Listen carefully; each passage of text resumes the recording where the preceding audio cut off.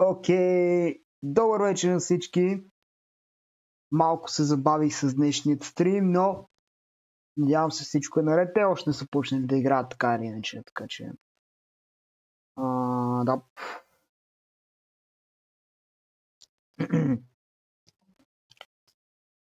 Чат, днес е време за втори ден на LCQ. Вчера беше доста добър ден. Буквално обърках 2 предикшена и то бяха навързани. Реално, ако го броим като отпадане на отбор, познах и последните отпадане. Закъсня. Брат, те още не са почнали да играят буквално. Не бързах днес, защото вчера пуснах стрима по-рано и ги чакахме 20 кусур минути да почнат да играят. Вече са минали 17 минути и манята все още излизат на сцената. Делтърн стрим. Когато ми се доиграе Делтърн, пък като гледам много не ми се е доиграл. Всъщност наскоро ми се доцъка, ама... да знам, не е чак толкова много. Пък и сега като са по 3 стрима, нали, няма... Предпочитам да е нещо, което ще се гледа от повече хора. И ще ми е по-интересно да го правя. Така, ето е мен официално. Що не се вижда? Чайте, другия екран. Я да видим този екран.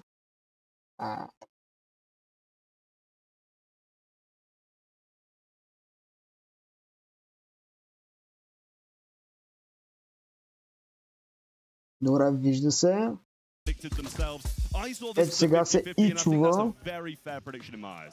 The first 4 matches we're watching today are the ones for the teams that haven't lost a match yet. So both of these yesterday had a phenomenal day, and now we're heading into the first map of the day, day 2 of LCQ. We're in New Horizons, a fairly new knockout map, and Trev, we already have some bangers banned out here, some brawlers that I would love to see. Angelo, Jean, so good on knockout, Bonnie as well, and then a lot of aggression banned out from the side of Team Electros. Obviously they have lost. Byron, първи пик, аз съм видях какво цъка, ама... Ще разберем. Knockout New Horizons. Fair enough. Не знам дали отново не е sharpshooter мета, защото така изглеждат поне нокаут игрите, които играят напоследък.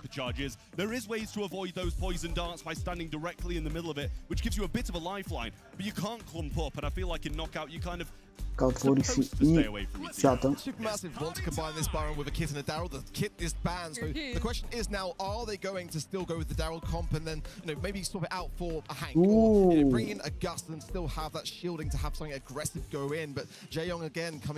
Чат, за кой си тук между другото? Аз съм си за Електрос. Макар и Папара също би било. Рано виждам този матч като win-win. Или предикшена ще ми е верен и Електрос ще бият и Диего Геймър ще е една победа от Worlds, или европейския отбор ще спечелят и ще са на една победа от Worlds и Електрос все пак ще имат втори шанс да се върнат. Така че аз съм и за двата отбора, честно казвам. Може би една идея повече заради Електрос, заради именно историята, че Диего Геймър и цялото нещо и втория шанс и така нататък.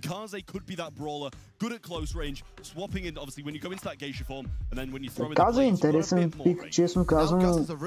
Очаквам Електрос за търд пикнат нещо от сорта на танк. Не знам каза колко е добра срещу танкове. Но пък...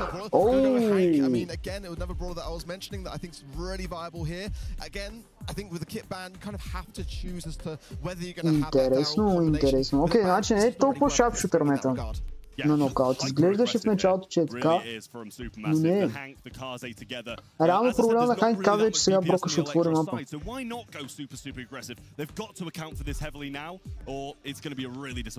do agree with that. We definitely need some more DPS. I wonder what it's going to be for the side of Team Electros.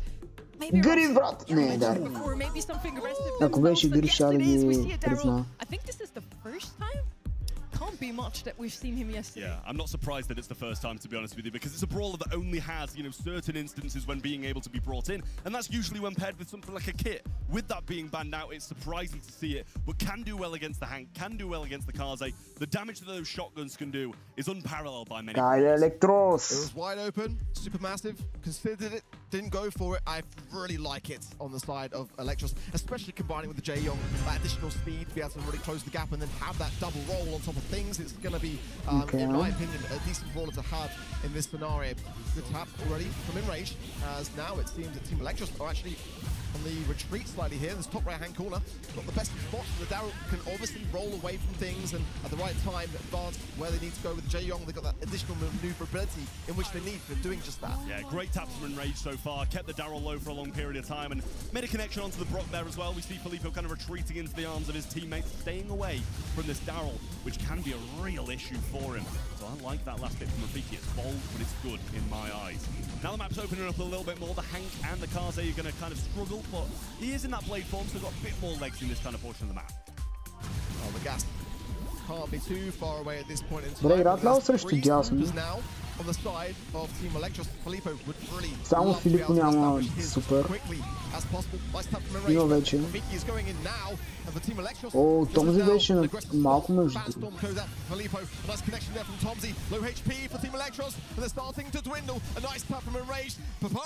Добре. Добро начало между другото, наистина very close round. И мапа вече турбо отворен, междувременно имах танкове маняците. Expecting to have a bit of a tough time, at least one brawler go down, but there wasn't even a trade there from Team Electros, and that worries me. Не знам защо са толкова назад. Electros. Team Electros choose to go back into the spawn side.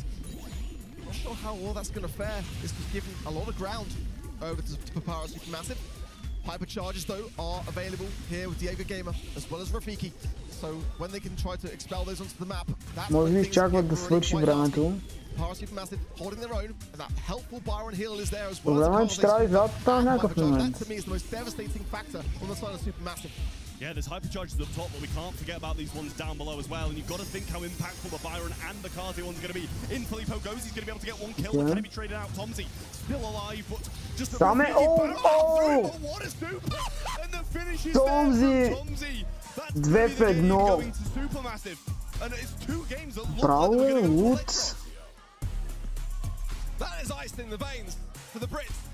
No doubt about it. I was certain that was going to be an Electros win there of the round. For Papara Supermassive, this is how you want to start the day. Разсъква си момчето. Добър вечер, Скот. Добре дошли на стрима. Как е живота? You're in a good position when you're in a bad position and you come out on top. That's the thing. Because then you're in a very safe space. But when the Daryl comes rolling on in, he hasn't really punished so far. And yet again, a wonderful start and great positioning from Supermassive. I'm still just a little bit confused as to why Electros seems so at home in this back spawn side, but it hasn't really given them too much opportunity. Окей, Рафики влезе за кил. Найс, Диего завърши втория и сега са 2-1. Can he get some connections here? Using the invisibility. That was wise here from Electros. Oh my word. Rafiki rolling away, but I think the support was there from Diego regardless. And around an important time now for Electros to be able to get some momentum. Yeah, really bold move from Filippo and a much better performance from Rafiki there, I will say as well. The Daryl really showing his impact in that previous one. With a couple of supers still available from Electros. We see as Libby switching forms, now going to be providing some healing as well. Rather than throwing down those Filippo, dashing straight into a Brock shot. And now it looks like Electros, a mounting attack going in. Here's the hypercharge from Enrage. Hasn't thrown it just yet and used it defensively rather than offensively. Yeah, good heals there from Enrage. Brock hypercharge will just get rid of some walls and some bush, but not too much more. It's this separation that worries me slightly here as Tomsy and Enrage push down to the bottom right. The top side of things, Filippo is a one-man band, and in a game mode like this, it's not always the way to go. Rafiki going on the aggressive, finds one. It's a 3 versus 2 now, but a great connection from Enrage, and the dodge too. He's keeping the dream alive. The trickle of the poison will be there slightly. Filippo has got a hypercharge. This is actually doable. He can just land these shots. 1 down, a 1v1 now. Who's it going to be? Rafiki still roll in hand, and that's going to be dangerous for Filippo, but he's going to be able to change forms, dash away from it. Now choosing to go back in, baits out a couple of ammo from him, but he can't get it done. And Electros will hold. take that game and even О, 1-1, добре. То матч ми е интересен между другото. Мисля, че то матч е доста близък.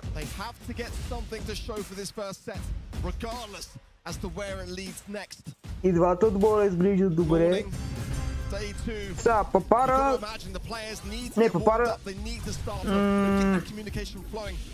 Папара мисля, че нямаше да са тук, ако европейските тимове не бяха спечели първо и второ място на Бралка. Oh, risk it for the biscuit! Can't quite get the job done, and Filippo misses that dash out. But it's a 2v1 situation, and when you're a Daryl like this, you're gonna have to wait for that late game. But I'm not sure that's something he can win either. That was wise there from Filippo. Just get away from the scenario. Ensure the 2 versus 1. With Enraged there for the heals. I don't want to speak too soon, but little should go wrong in this kind of scenario. Мисля, че Рафики може да ги победи, ама трябва да изиграят перфектно и те да направят грешка. The heal is going to be there too with that splash, so whether or not it's going to do too much, that's the question. I feel like for Filippo and Enraged now, they've got to ensure are communicating effectively to ensure this takedown. Yeah, gotta stay together, but not being punished by staying together. That's the issue. Splash was used there by Enraged. He's just keeping them low, and Rafiki going to eventually accept defeat. Got a bit of super along the way and a bit of hypercharge too by just waiting and staying alive in that bush. But that's a great round win for Supermassive to get, and only one more needed for the entire set. Надам се, то още един рунд Supermassive бият. Така.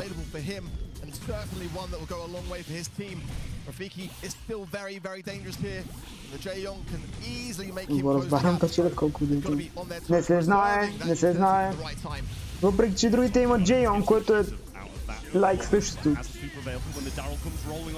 Не бе брат, Рафики!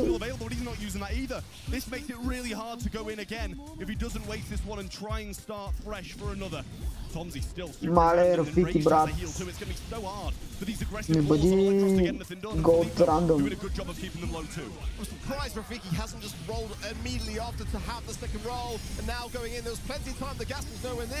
Диего не можа да върши работа. Отляво двамата електори са на много малко. Диего е сам.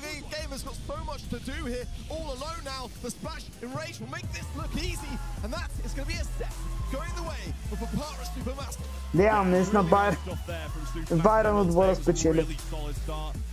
I won't lie, it seemed like a more dominant set than what the scoreboard showed.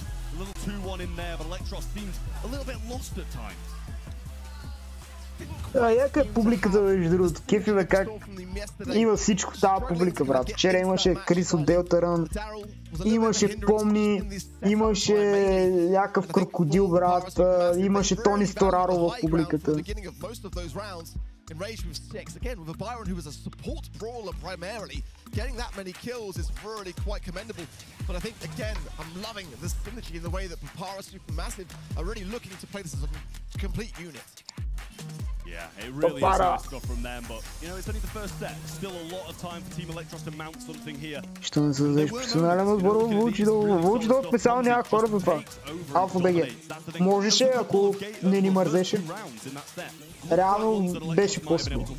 But as I said during it, if you can win in situations that you shouldn't be, you're going to be flying in other games.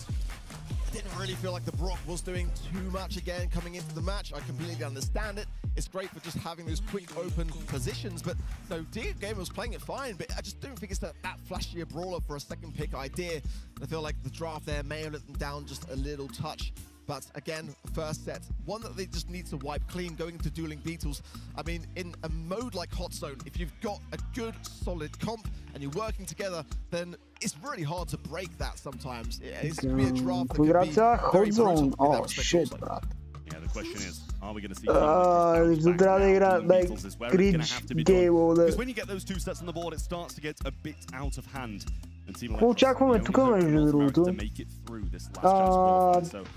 Отис, ако не е банът, очакваме Крол, ако има хилър, който по принцип почти винаги има хилър.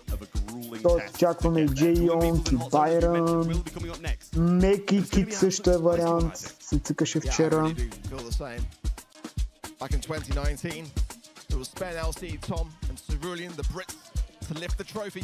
Дърго на колажа стрим, не знам. Как няма хора. Ицком, пирамидко, тоягата и жив компота ще са... Не са ли хора, бате, те са най-добрите на Brawl Stars, наистина. Бери, Кроу е банна, това ме навежда на мисълта, че Електрос искат да билднат хилинг комбо. Така че супер баси би трябвало да го забележат това. Или да ги бият с повече хилинг, или да помислят за вариант, в който да ги изконтрат. Мисля, че избраха по-скоро изконтращия вариант. Тинкс реално има добър деймидж срещу танкове, но не мисля, че е перфектен. Може би Джей Йонг с Драко, примерно. Или Байрон с Драко. Драко със сигурност очаквам да видим. I was expecting to see more of Finks yesterday, honestly. There is actually a Finks cosplay in the building. I really hope the camera... Yeah, Finks cosplay in the building. Said that it was awesome. Ето го Дракото. Another dragon coming forwards. Draco, again, so dangerous in this kind of meta. И някакъв хилър, брат. Джей Йонг бих казал. Като гледам какво се цъка по принцип. Ето го, Джей Йонг. Драко и Джей Йонг е опасно комбо между другото. Ама... Гледам, кай им трябва още един танк каунтър или пък танк. Не знам дали Биби няма да е добре, ама е много рисково сетеш. Така че нямам идея Супермасив какво ще пикнат сега.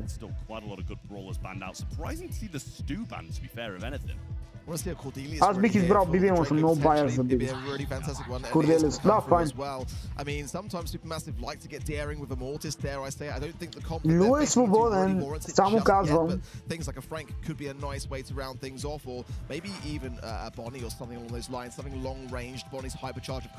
Какво е това, брат? Крава и това нямам идея откъде е.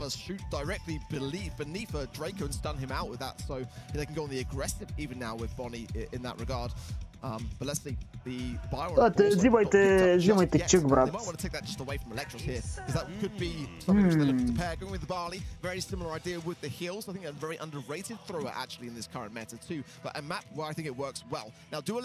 Не мисля, че Барли има достатъчно демидж. Въпреки, че работеше веднъж като хъмбъл го игра, така че нищо не се.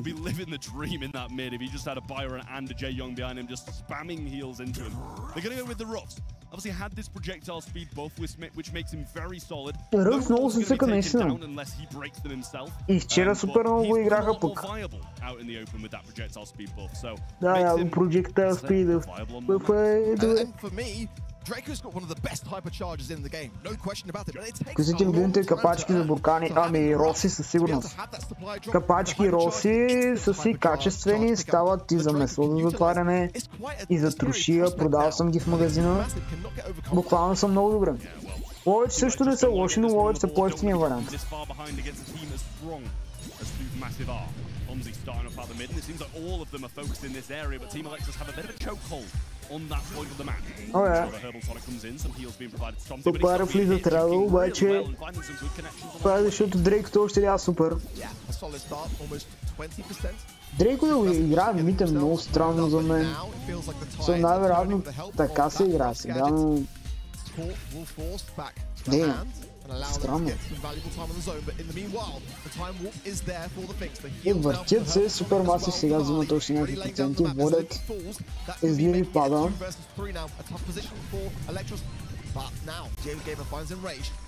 О, Диего е сам. Езливи ще вземе някакви проценти, обаче не може да остане за дълго в тази зона. О, Диего с nice kill.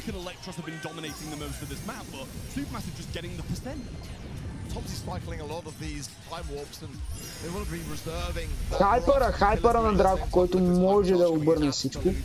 За съжаление е в зоната в Shadow Room. Така.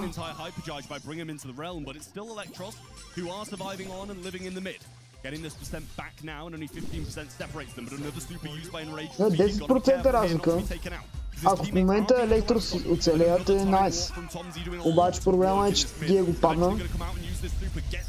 Dragon breathing fire, but Tomzy is overwhelming with these time warps, and Filippo with a hypercharge zoning well. He's just opening so much space up there for Supermassive every time, as long as Tomzy's getting value, and he is tapping so well. Hypercharge now as well as other things. It's just cycle for the Brits, and they get that game very comfortably in the pocket there. I mean, they didn't really seem in the game at all. You see, I didn't think they seemed out of it, to be honest with you, but Бате папара ще бият Електрос, май.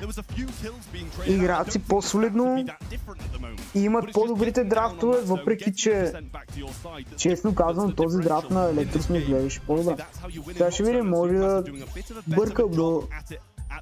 Истината е, че това Барли буквално замразява лейновете за някакво време. The golden goose realistically here on the side of Team Electros. As the below will fall as well. A great follow-up as well as Rafiki is the man to leave Diego Gamer all alone now. And look at it, oh my god. I mean, they barely took any damage. Yeah. They took out all three. And now the spawn cycle's completely off, and Team Electros gonna have to regroup. Well, Rafiki coming forward, instantly gets Realm, not going to go down just yet, as that last call won't make an effect in the Realm, but some Rage will get him. He takes the jump straight over the wall and finds another two, and this is just dominant from Supermassive. It really, really is. I mean, we didn't get to see, Supermassive изглеждат много добре. Again, I spoke a lot to the squad. They were so confident, and you can see why. Rafiki in the realm are going to come straight out in front of Filippo and get a couple of taps more for himself. Now's an opportunity. Nice last call there for Rafiki to stay alive and in the question, but they've got a lot of work to do on this objective. Tomzy playing so well here, gets Can he make it three? Has the hypercharge, but doesn't. Tomzy буквално си ги изчисти между другото. Rage in a very aggressive position, gets the super off, but surely will go down, and actually doesn't. Rafiki out the game, the other two of them pinned in spawn. This is surely a Supermassive set. Rafiki so low now, and an easy bottle from Insane! 2%, ама то 2%, брата, и сега ще влезе Корделиуса и ги взимам.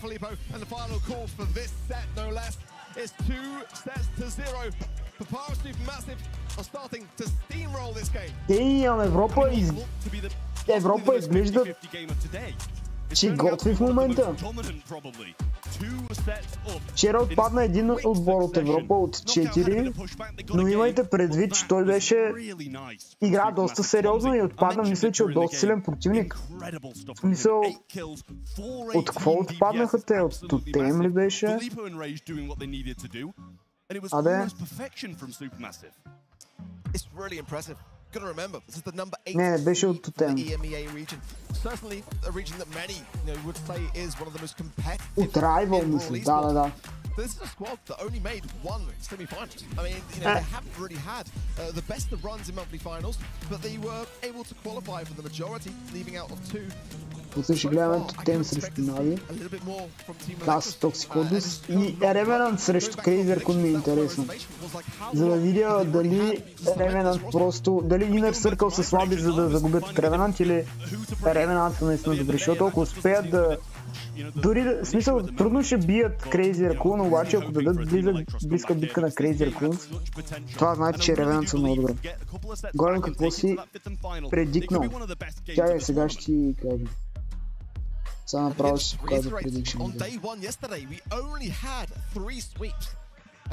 Аз да какво се вижда, бе. Стой.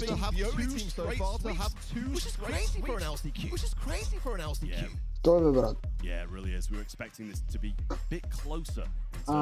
Чай, аз съм молил старите предикшени. Ей.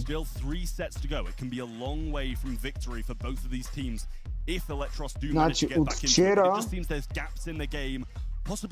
имам реално две загуби, една истинска и една, която просто нямаш как да предигнем, защото са свързани.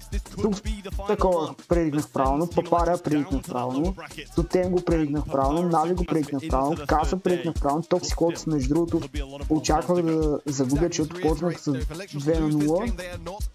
И ето това ми е първата грешка тук, след което това го предигнах правилно. И съответно последния мач нямаш как да го предикна правилно, въпреки че пак предикнах, че New Hype Gaming ще загуби. А иначе за днес...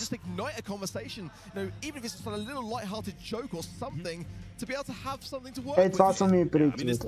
Електрос, Нави, Лотус, Крейзеркун, BC, Тотем, Каса и Inner Circle. Доста рискови предишни, доста по-рискови тия, така че ще видим. I welcome that friendly banter. I wish we had more of it in Brawl Stars. I really do. But as the draft gets underway, има доста голям шанс дори първия ми предишен днес да игришен, което е хубаво. Over on Team Electro's side, they get rid of the Kit, the Mina, and the Lily. They don't want to be Рико, цъка ли се още на този мап между майн? Но пък би трябвало Ръвс да е много силен. Ето. Again, the hypercharge of that kind of brawler to be combined with Ollie, who takes a long time to get set up, it's going to bring a hypercharge more frequently than not. It didn't work previously. You know, the Cordelius was the answer in the last set, so for Supermassive, they can still count има продължение ли бе си? Yeah, they can. Ollie, a great brawl to have early on, and as we mentioned, the Ruff's hypercharge providing super hypercharge charge to a brawler as strong as Ollie at the moment can be devastating. Нищо, все едно. Getting into this game. Kenji gonna come rolling on in there, and I really идеята на предикшените е да направи по-интересно самото гледане, ако мога да променя през цялото време. Все едно аз така не че не искам толкова бал.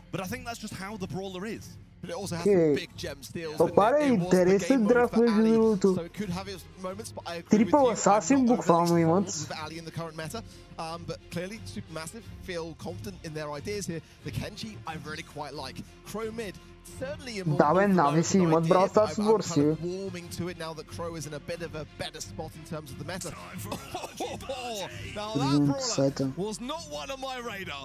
Да, ама той е много гнусен сайт за гледане, брат. Не можеш да го направиш на голям екран и излизат ти някакви работи постоянно, не ме кефи. Особено от телефона е дискъстинг интерфейс. Освен това ползват плеера на YouTube, не знам защо го има този сайт въобще. How are your thoughts regarding Sam and the current meta? You know, that's the question. No, you don't need to ask me. When Sam came in with the hypercharge, it was completely busted. We had to get it from, like, you know, not moved, but emergency nerfed a day later. And since then, it's kind of not been visible. But let's see what Rafiki can do with it. I mean, it's in the right hands, no question about that. Yeah, well, Ali, you see that upside and the downside straight away, just gets traded out instantly, and Rage doing a good job here against the... И Нави мисля, че са печели световно на по Brawl Stars, ама не съм сигурен. Ако скоро в чата ще кажа. Не знам дали като спечелиха играчи от Нави, ростера беше на Нави или беше на нещо друго.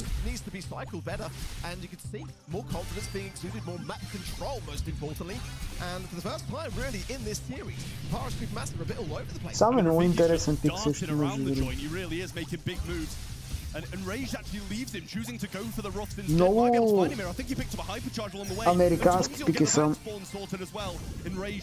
Да, много се цъка в Америка. But that won't stop Tomzy from stealing these gems off the Electros side. 3 gems for the taking. I'm surprised Diego Gamer didn't go in there. I think it was a prime opportunity knowing that the... Oh, Filippo! Wow! He's going crazy here at the moment.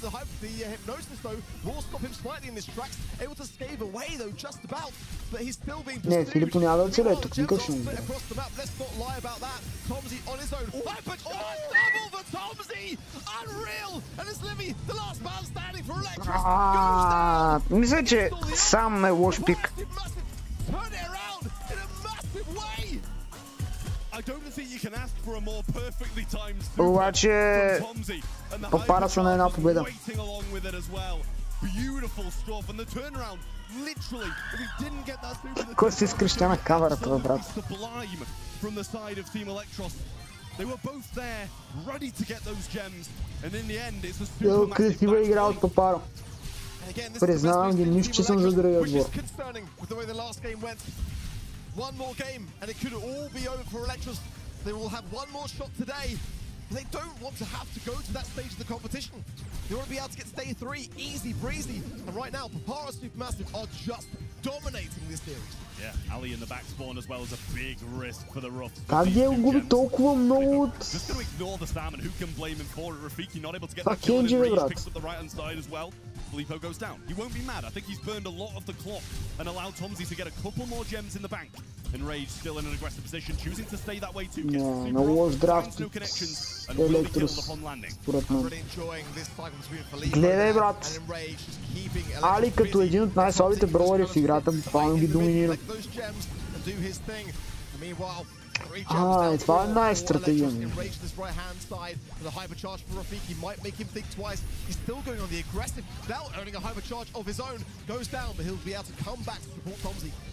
Ali's just barreling towards that gem carrier as Livy. Rafiki in a good position here with the hypercharge to make the moves, but does go down. Tomzy has one of his own, and Rage will drag it right into Tomzy, brат! He gets hypnotized off in time, and Diego Добре, Диего взима gemовете. гемовете. In the bank, but only one more needed for count of Supermassive. И сега трябва да пусне хайпер, да. Не, мисна! Втори мис! Не, Рафики играе ужасно, брат, с този маняк. Защото този ме старе с много да знаеш, че не. Защото преди ще ми игреше ни на мен. Ще да попара ми май да. Не ще освободня този месец да гледате планът, който ще ми зачим точка. Ти не питаш мен, да, няма, не знам за какъв шах турнир този месец говориш. Алекс, ти е казал, разбирайте се с Алекс. О! Браво, Диего! Не, браво! Добре! Добре, Рафики държи. Все още няма да дадат по парата, мисля. 8 секунди, 6, 5, 4, 3, няма какво направят. Добре.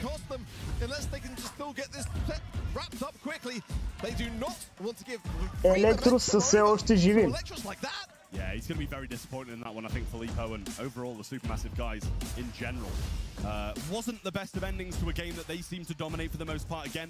I really liked some of the Sam plays in there though as well. I will say keeps a lot of pressure on that нямам търпение, Diego Gamer, second best. И... Пачи да си направят отбор. A lot better in this one. Got the hypnotize when it mattered.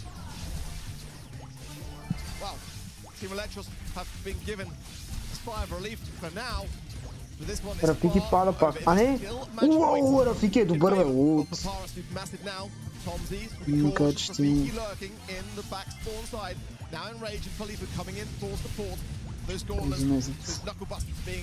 В момента Алексато се чувства като мен, като... сме спаме, кога ще има турнир. Филипо, брат! Добре изиграно от Диего. Успя да взема 2, обаче... Рафики къде отива с 2 джема, бе, брат?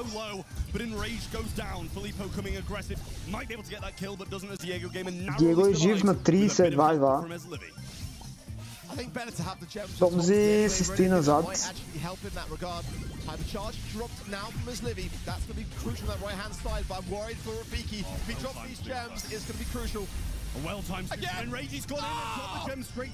Рафики защо не ги занесе? Смисъл, разбирам, че играят по-агресивно, ама мисля, че не трябваше сам да влиза.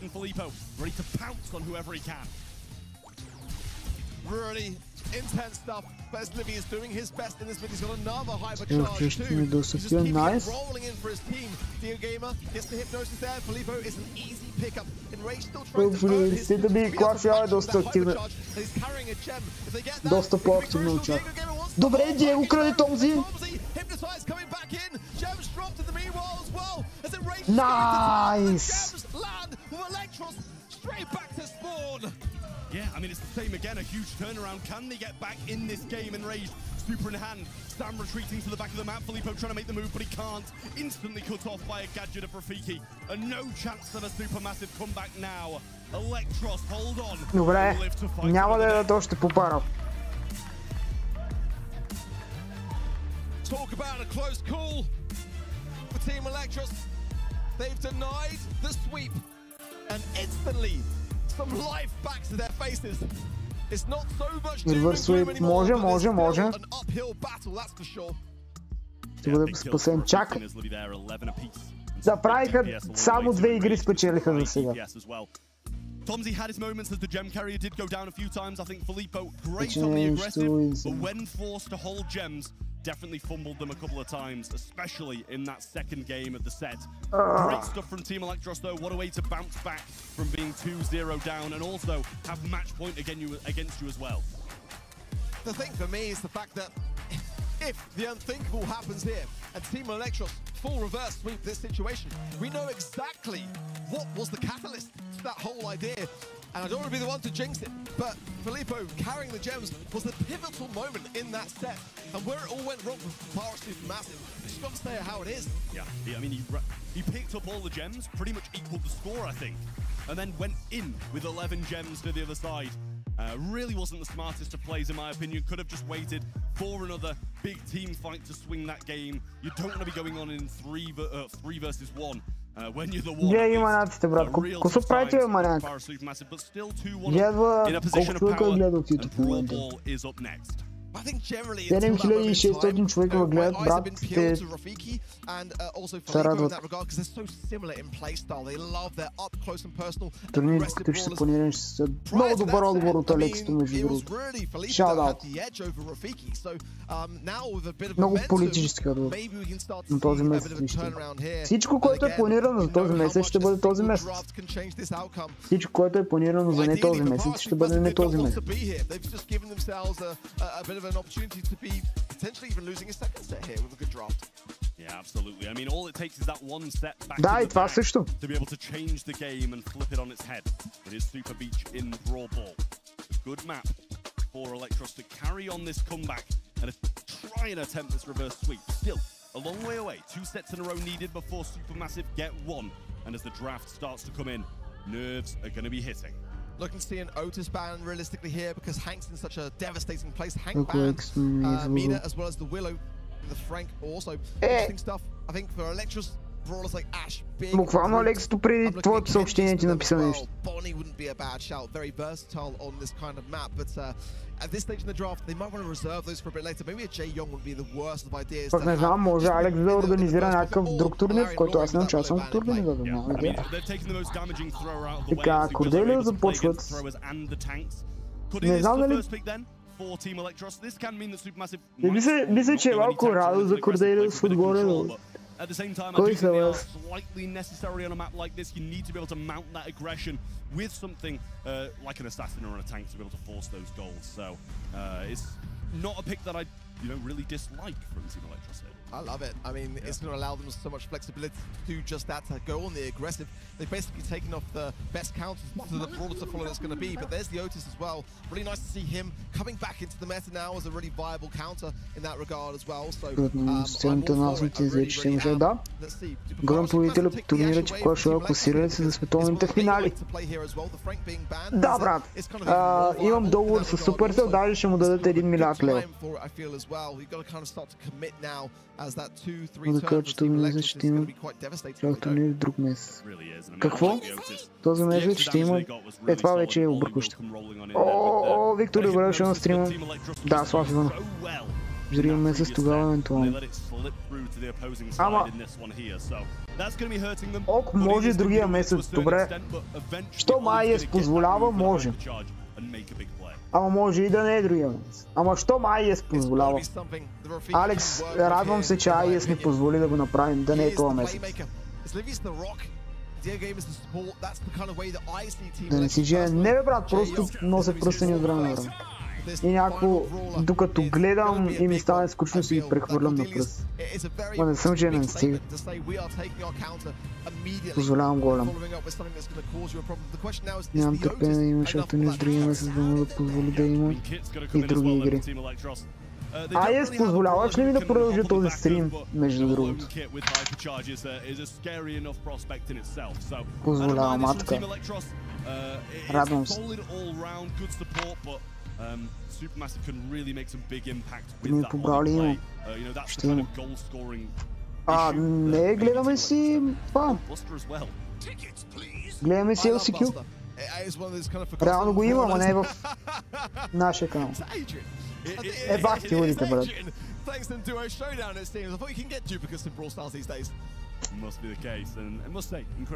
Да, интересни комбото, брат. Кит не ме кефи много от страна на Електрос, между другото. Супермасив ме кефят повече и мен. Оженен за YouTube буквално, между другото. Нещо такова. Всичко позволява така. Само с KSG няма, да, няма. Добре, щом всичко позволяваш, мога ли да обера банка в момента?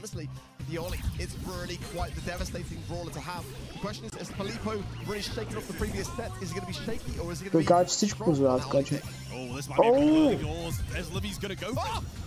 Браво бе, Филипе! Браво бе, Филипс! Rafiki leaves himself in a tough spot too, and Diego Gamer just coming around the back will go in for the super, and I believe that will trade out Filippo. But in this position, they're giving up control. Ако загубят скип Джейонг Корделиус. Реално не виждам много връзка между тия бровари. Мисля, че ако вместо Корделиус имаше танк или дори вместо Кит имаше танк, ще да е една идея по-добра.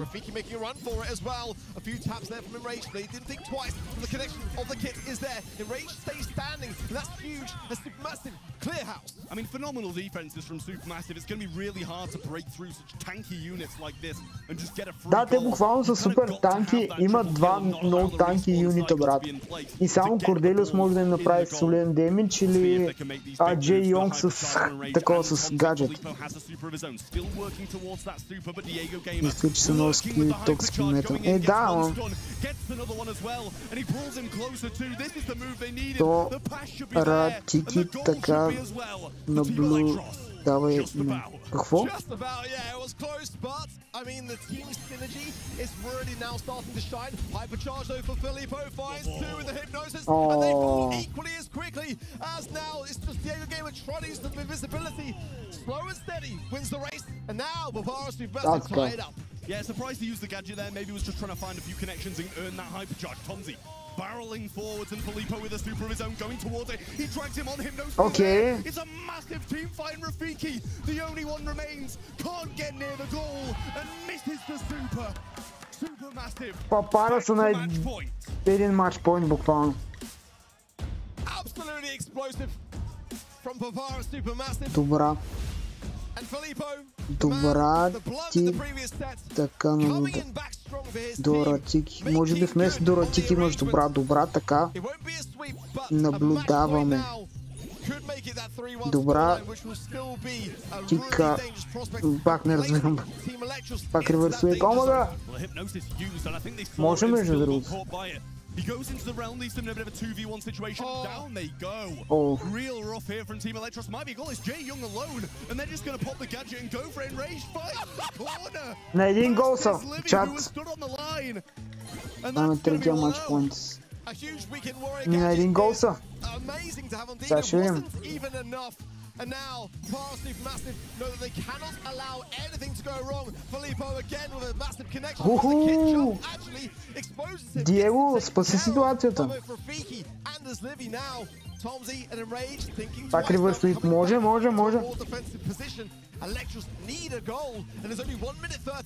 Между другото, чат май тази вечер има и някакъв футболен матч в България срещу Турция или нещо от този сорт.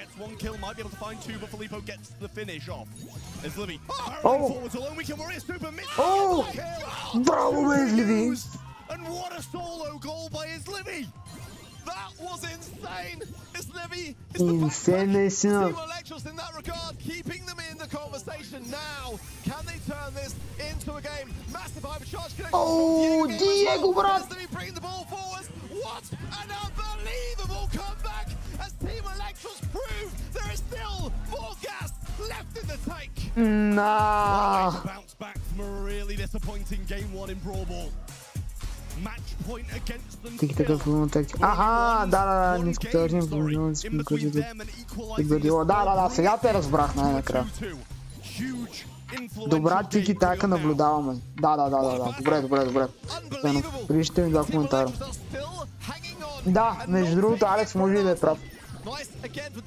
Но сега ще видим.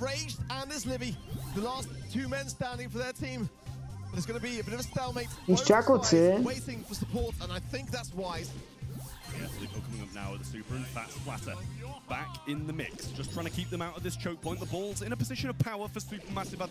Целият отбор на Супермасив се е в един храст.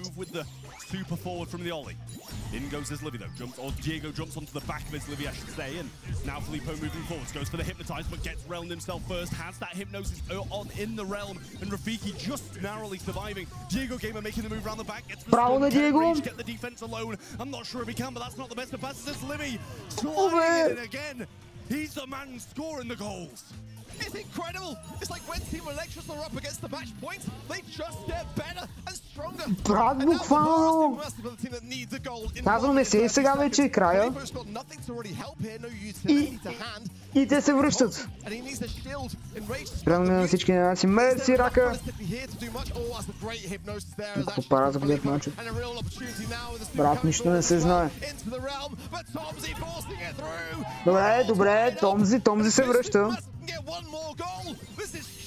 Приятно плува. Синема, да, доста синема е този матч, няма да лъжа.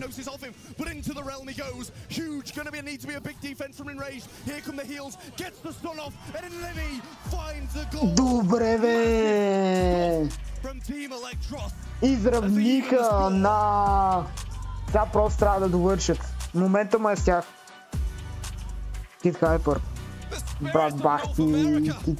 Хайпер, не са Кит Хайпер обаче. Ще спечелят, като видя много скил, знам много скил. Дейм, беше прав, Дейм. Брат, но той изглежда грешно, как така ще имаш два съпорта и Асасин, чиято по принцип мисия е да печели едно в едно без съпорти. И ще победите.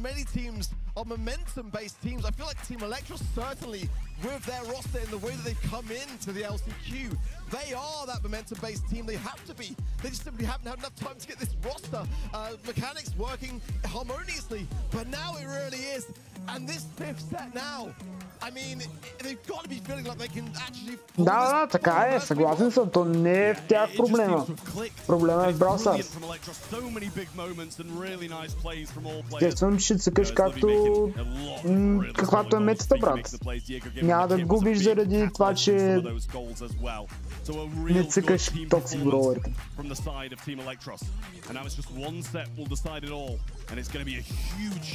Това гол беше много яко тазливи, защото всички си мислехме, че ще подаде на Кит, а той си вкара сам.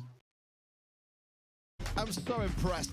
At the beginning, in the third set, I felt Papara Supermassive were just the team that was just so dominantly going to take this one. And look at this. Look at the difference, the night and day difference of Team Electros on stage. I mean, in that third set, they were head in hands. They were doom and gloom, nothing to say to each other at all. Now they're standing up. They're not hunched over. They're talking. They've got life once more. And Papara Supermassive are the team with their head in their hands. Yeah, they're really looking down on the left-hand side there. Need to pick it up for this last one if they want to stand a chance at this stopping, should I say, stopping this massive reverse sweep that's coming through from Team Electros. Kaboom will be the deciding set in height. It's going to be a massive, massive one for both of these teams. Искам да видя дали днеска играят България срещу Do they play that game or do they just go all for it with something like the chuck, the melody, something like that just goes? Which is what we've tended to see more often than not in LCQ. I want to see a Chuck ban.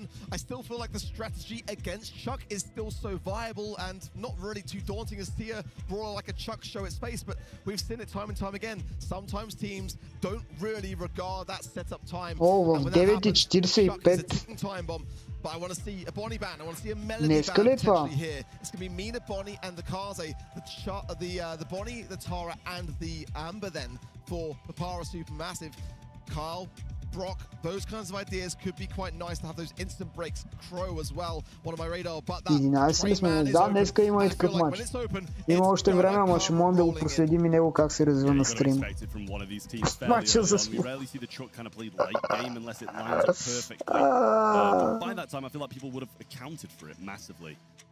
Бейва стартер. There it is, it comes through early on.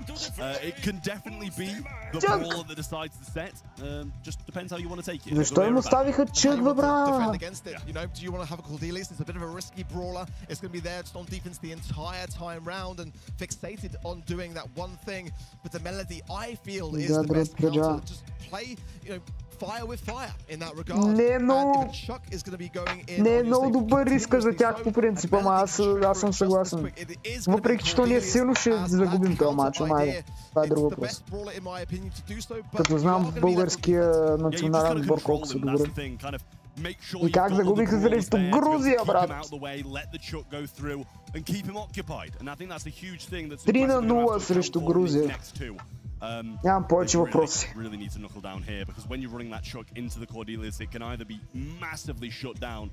Така че по-скоро де.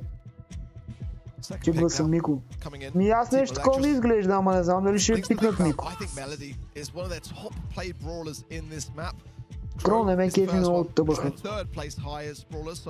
I feel like it's not a bad shout, but leaving that Melody open, I don't think Papara Supermassive would be bold enough, surely, to combine their two, would they? I mean, that is a real dangerous prospect. Finks is going to be there. Да, те ще играят чък и дефенс. Yeah, but how well did they play it in that first set? That's the thing, or second set, I should say. Sorry. Обаче това Анджел според мен също е голяма грешка. Това вече е Нико според мен. Go over that water and make it a bit easier off the start. Team Electros now need to select this third brawler, something like Brawl, to break up that map. Може и Карл, между другото. Вчера Карл работеше, мисля, че на същия мап. Melody. It's going to be Melody, and I'm super happy to see it. The only they haven't got much to account for it as well, that's the thing. Yeah. Like, they haven't got that much defensive capability. That is the thing. And the Melody did have quite a low win rate for them, actually, at 37%. But I feel like it is the best brawler to place off against the Chuck. I think that you've just got to go for the base rate. Мисля, че Нико ще да е по-добре. Мисля, че Карл също нямаше да е. Melody малко не ме кефи. Да, може да бъркам. Не, брат, защо той е от Диего! Изтроли 7000 човека тук що. Аз го чух, чат, не знам дали вие го чухте, аз говорих и май не го чухте.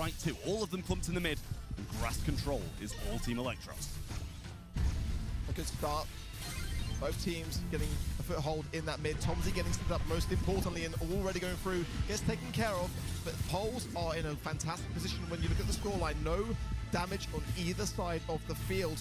If Tomsy can just get forwards again and buy some time up top, get a pole down, which he does. Мисля, че вече се билдна. Back to the fixture of Gadget there as well. Not going to be doing too much. And the nice tap from Enrage, all double tap coming in off the spawn, helping hand things, but that first stage of the safe is cracked. Yeah, well, Chuck's set up now, and this can change the game massively as Livy and Tomsy still in the realm together.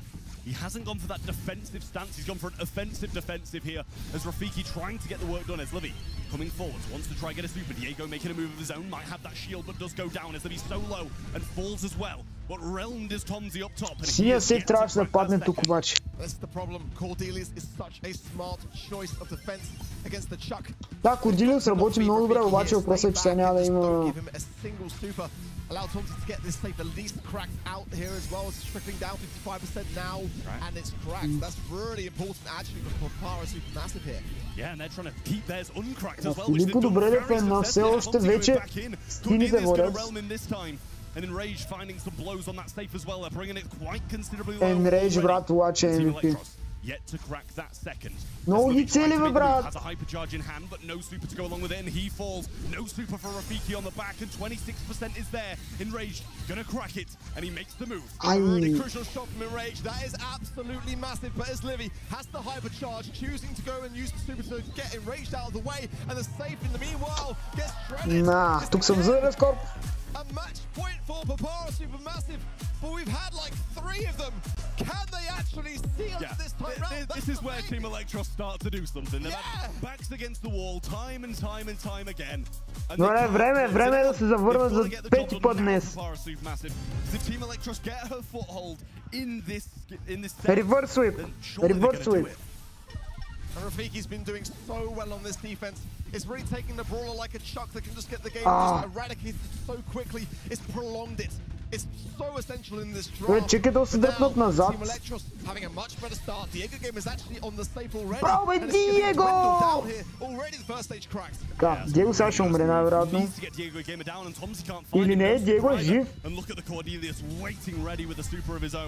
Enraged needs to try and gain some ground along with Filippo here. Now he goes forward, tries to get the kill along with it. Does actually find it. Чък взе кила. Pops the shield. Diego Gamer coming in, but they've got the defensive players there. Tomsy now going to be able to get set up as a result of that takedown. It was really, really important to get that. But it's down to now Filippo and Enraged to defend. И беше много затруднен 2 в 1. Enraged, брат. Enraged трябва да е MVP тук.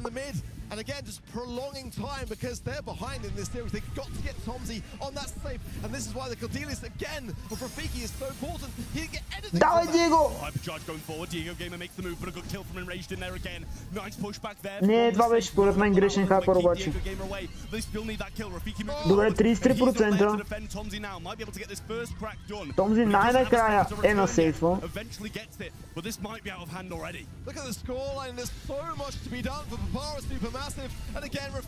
Браво на Рафики! Engage е мъртъв.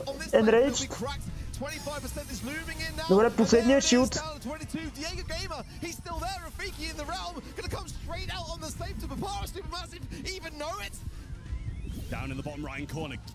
И как го мисля това бе, Рафики, бе? Добре, те не могат да оставят Рафики сам. Диего ще дойде тук. Не, това е GG. Добре. Вата, ако сега бият Електрос, просто... Аз не знам как Папара се чувстват в момента. Папара в момента преживяват едно дежавю за трети път, брат. За трети път същото дежавю. И сега въпросът е дали ще се повтори цялото нещо. Брат, Диего, защо пускаш този пин, бе? Окей, чеки от другата страна, това ще ги изненада малко електросите.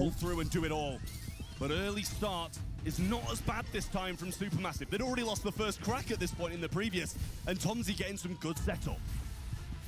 Добре, лошо начало за Електрос този път.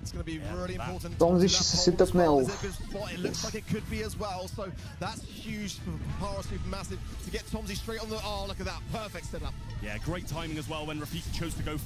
Диего е напред. Ай, този шот. As Livy low now as well, and this should be a first crack as Tomsy comes barreling on in. He just about has the super, and Enraged not focusing on getting this last first crack down zone. Истанбул 2-5, какво е станало Истанбул 2-5? Добре, най-накрая умря този пич, обаче проблема е, че синия сейф е на 100%. А чък е сетъпнат. Трябва им чудо!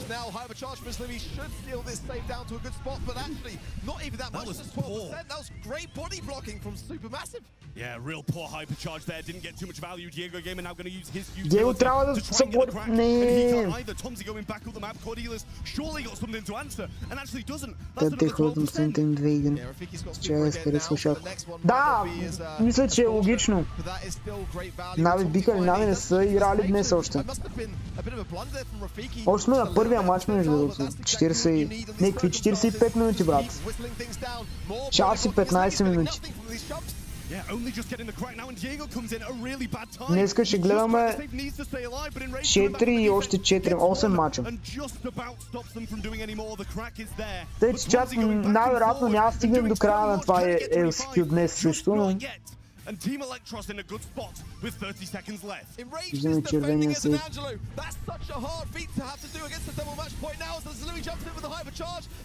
Добре, изравниха нещата.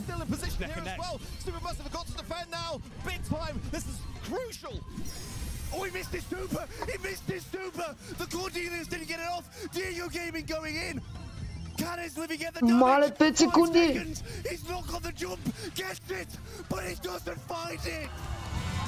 16-10! A Supermassive hold! Успяха! Чакай, този скок не можеше да е много по-добър, бе! Can his Livy get the damage? 5 seconds! He's not got the jump! Gets it! But he doesn't find it! Ако беше върху сейфа, не правеше ли деймиджа?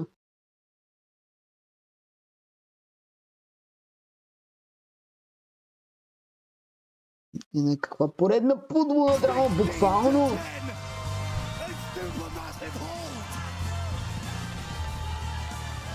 Добре, предикшънът ми е грешен, но поне виждаме колко са солидни реално европейските отбори.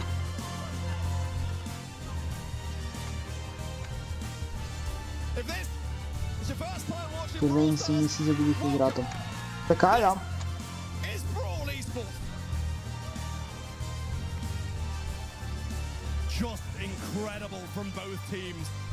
Глобална какво? Of the LCQ, and Electros head in hands after that loss. Papara Supermassive teammates in arms as they take this win ahead to day 3. Ами ще гледаме Електро срещу BC. I can barely believe Май. what we've just witnessed. Или това ли беше? Absolutely unreal. The Brits did not lay down. They kept on fighting. They've earned that cup of tea. What a showdown to conclude this series. We had to go all the way to set number 5 and Papara Supermassive finally brings the match point home. They go to day 3 unbeaten, taking the first seed of their group, meaning tomorrow they're going to face the second seed of Group B. Just incredible, it really is, and we saw the stats there as well. 20 kills it was from Enraged. Incredible stuff from Supermassive. You won't want to miss the next match either. It's Totem versus Navi. Tune in again. Okay, they're coming to you. They're coming to you. They're ignoring me. Are you fine? I can hyper bow. Got it. Got it. Go. Are you fine? He's coming. Мале колко са ги такова. Реално.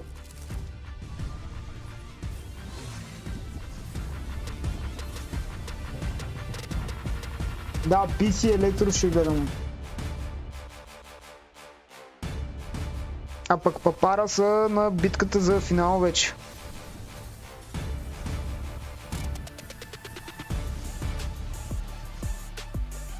Стабилка. Тегъл. Само... I think Navi is one of the best teams coming into LCQ. They have a world champion in their team and we faced them already many times and we know that they are really good. О, скоро Нави ще цъкат. リプライトーテムと戦うときは去年負けてしまったんですけど、今年は Айде, Чапито! World Champion Difference. If you just tune in now, you better head back around 40 seconds and rewatch the ending of that last match. We're now heading over instead of NA versus EMEA to East Asia versus EMEA. We're watching Navi versus Totem. Цвятна пътна маркировка е бял. Виждал съм и жълта, ама бялата пътна маркировка изглежда много по-добре. Тук буквално няма значение кой ще бие, защото не вярвам някой да загуби от тъпскор долу. Все пак си рутвам за Нави тук. Нави! Айде, Нави! Ако знаеш, правиш шах турнир, окей? Виж сега, така ли че ще направя шах турнир в някакъв момент? Така че окей.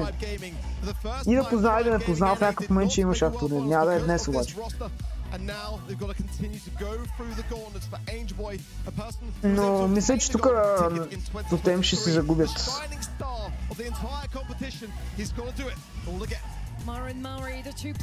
Simple ще играе ли? Кой е Simple? Не знам за кой говори. А, Чапи е two-time champion. No way, брат.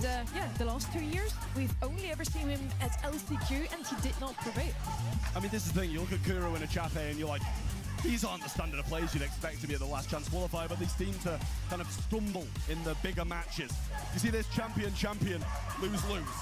And I think that just goes to show the current form of this roster. They've been not good enough to go all the way. Ми хубаво, добре. Така иначе няма как да стана. Още сега ще загубят. Брат, защо си че са да Тотем, бе?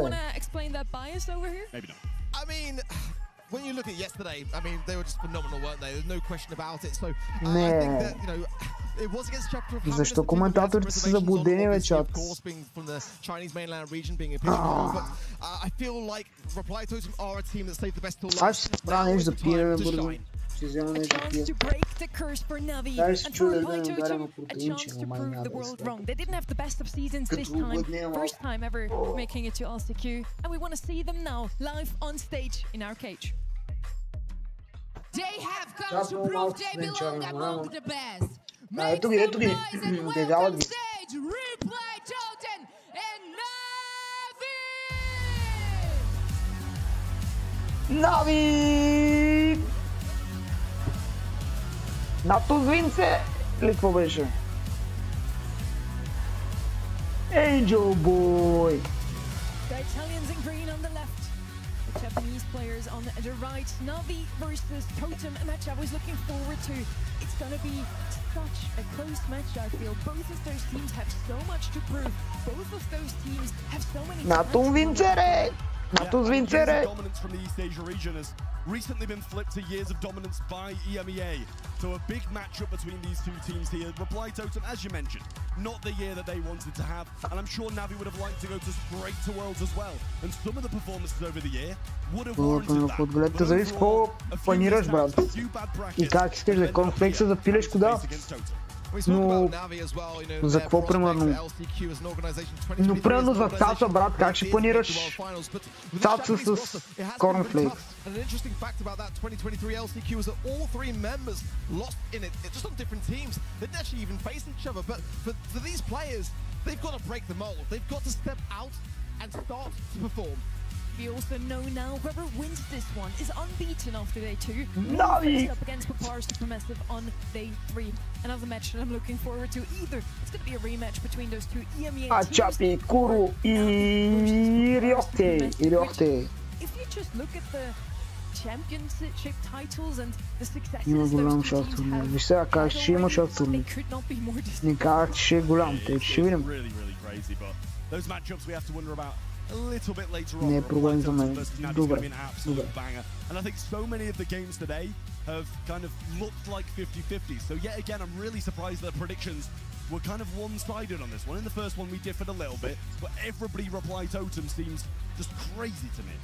And Reply Totem can be hit or miss, that's got to be said. And when you look at their performance this year compared to that of Navi, I mean, Navi have made 2 grand finals in monthly finals. I mean, Ще се тази го гледам по-еско. Добре, Бабо Ванга. Definite inconsistencies, and the question is that in regards to EMEA and the toughness that it is to break through into a monthly final, or are they just becoming that team that are no longer the team that perform at the very end of the year, but the team that don't even make the end of the year? Electro Wizardry! A little bit biased, but watched Electro Wizardry! Reaction! They looked as strong as never. Брат, защо Electro Wizard там? Against Chapter of Happiness, a quick 3-0. Yeah. See if they can repeat that today. I kind of have a feeling that this one isn't going to be as much of a stop. Yeah, I mean, this is the thing. It's like Reply Totem are just a different animal event.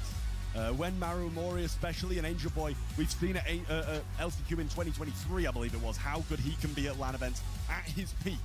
So the three of them together, with so much experience in this kind of environment, not that Navi don't, but I think we've just seen a real high end from Reply Totem at LAN. Света знае! Picked up MMA at that LCQ like it was nothing, and that guy's a fighter.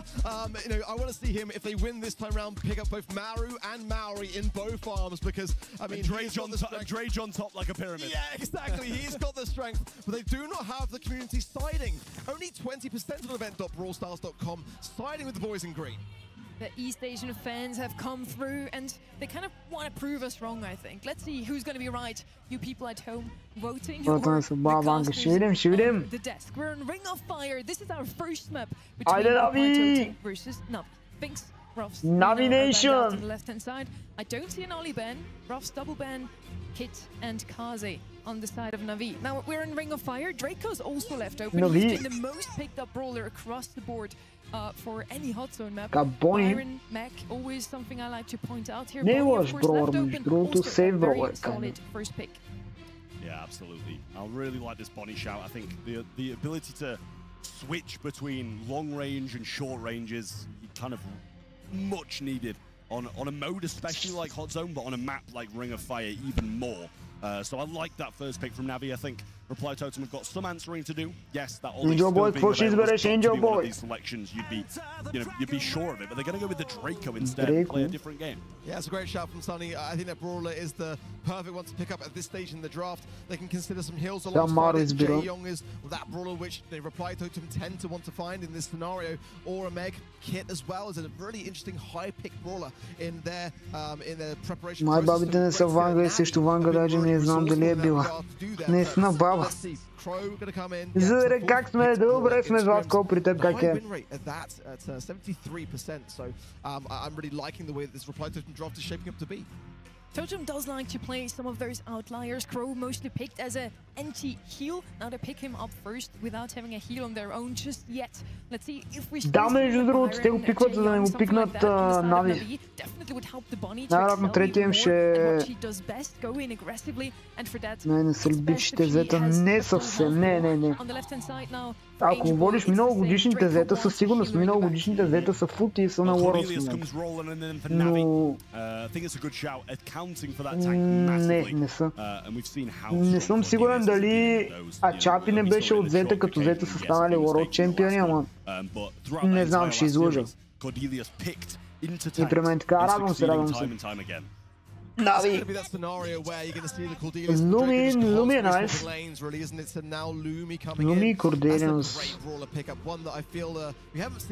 Да, това ще е много механически едно в едно. Ако Корделиуса се свърши работа и вземе Дрейко, няма шанс. Обаче, зависи, не знам дали тотем ще вземат хилър. Ето Jae-Young, добре.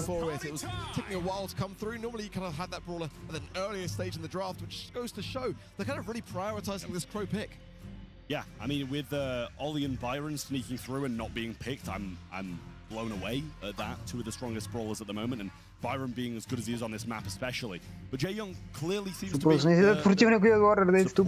preferred Totem, so can't really blame them for it. We'll see how this one plays out as we get into it. If it's anything like the last, it's going to be special. I mean, what a way to start the day, right? I mean, and I hope that this is much the same. Fire Totem straight into that mid, and some good taps already. Angel Boy, but there is the ice. Okay. The Lumi forces them back slightly, but not too much to worry about. Ryohei, though, kind of low here on this top left-hand side. Бони, защо не цели хитове? The Jae-Young of Maori keep coming in.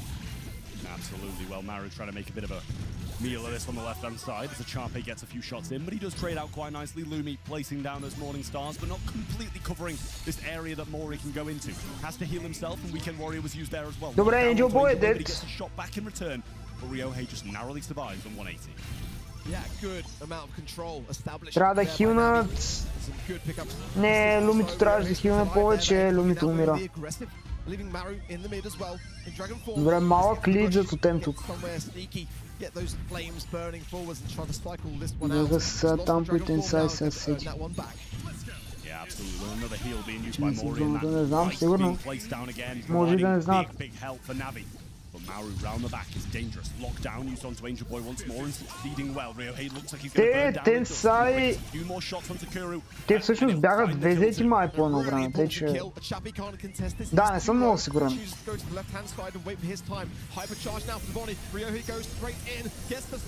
Мисля, че бяха две зети. Едната беше на Тенсайд, другата беше на Сайд Тампо. И да, тогава вече половината азиатски играчи бяха техния ростър. Окей.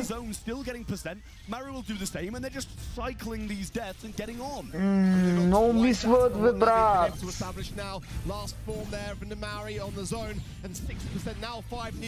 Не, никакъв шанс тук.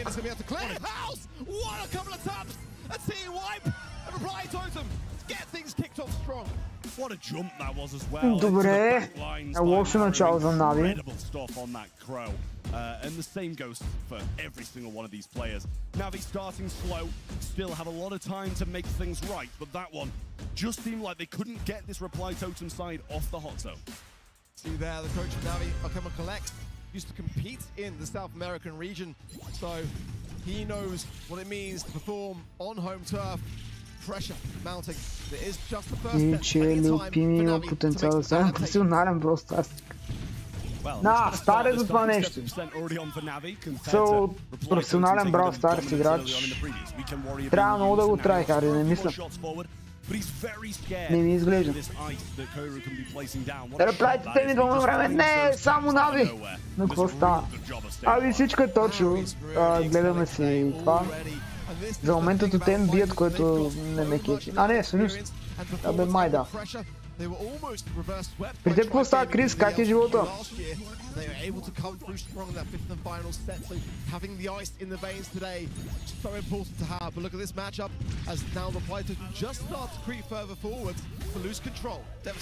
Кача,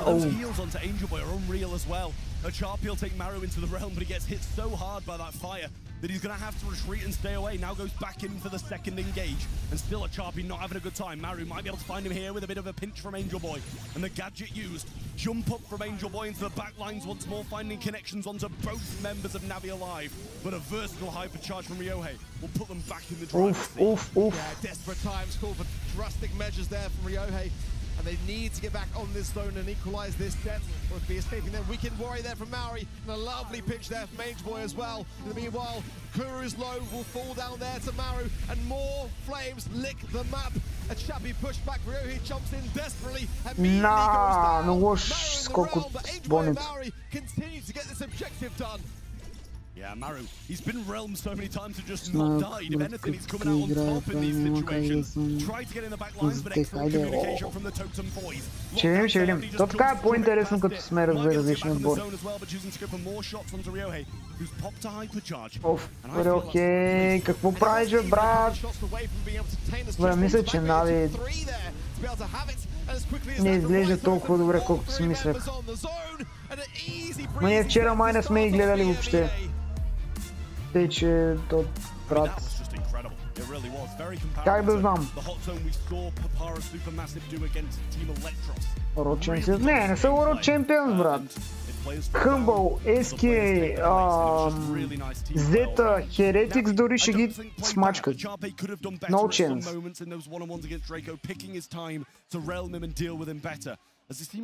Пък има и преди, че това първия рунд и драфта им не беше най-добрия.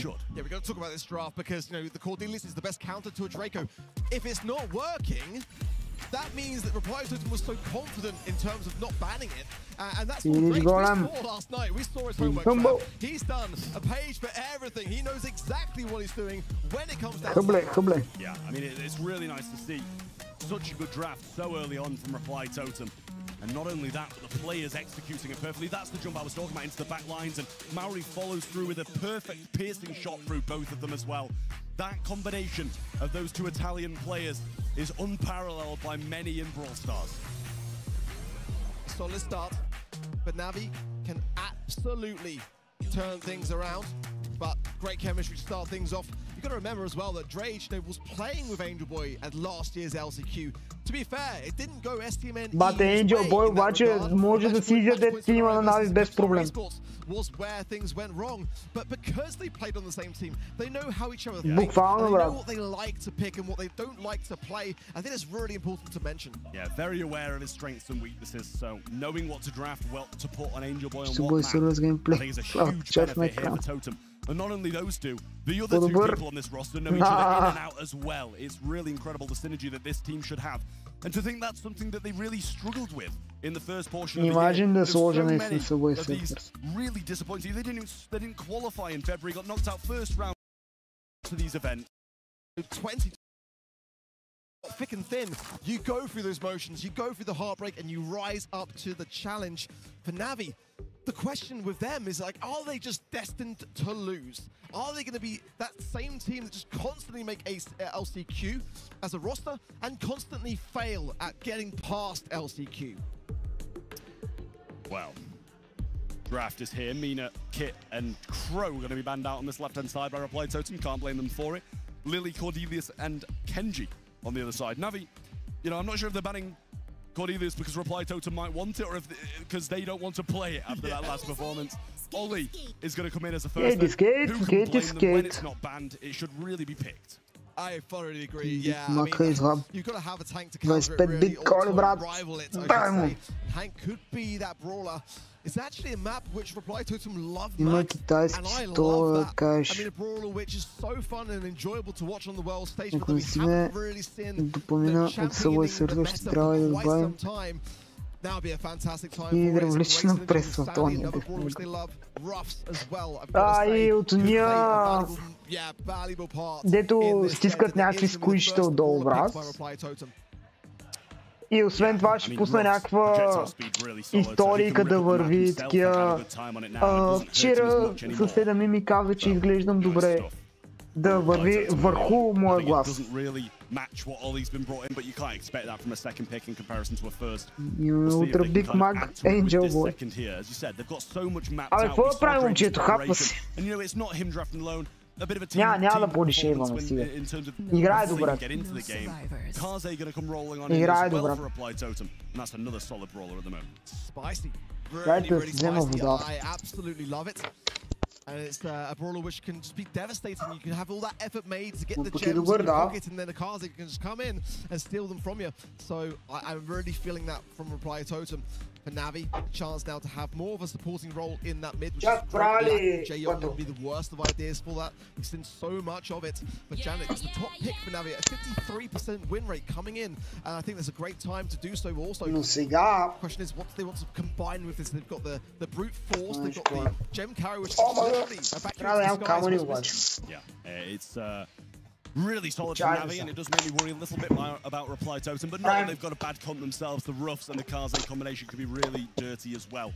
But yeah, Janet, not only a really solid brawler, but a frustrating one for your opponents to face. Just, 10 seconds on the clock, I'll just take to the sky and you're not getting anywhere near me. So kind of got to ensure with this composition that she has all the gems, or as you're leaving your teammates to just die.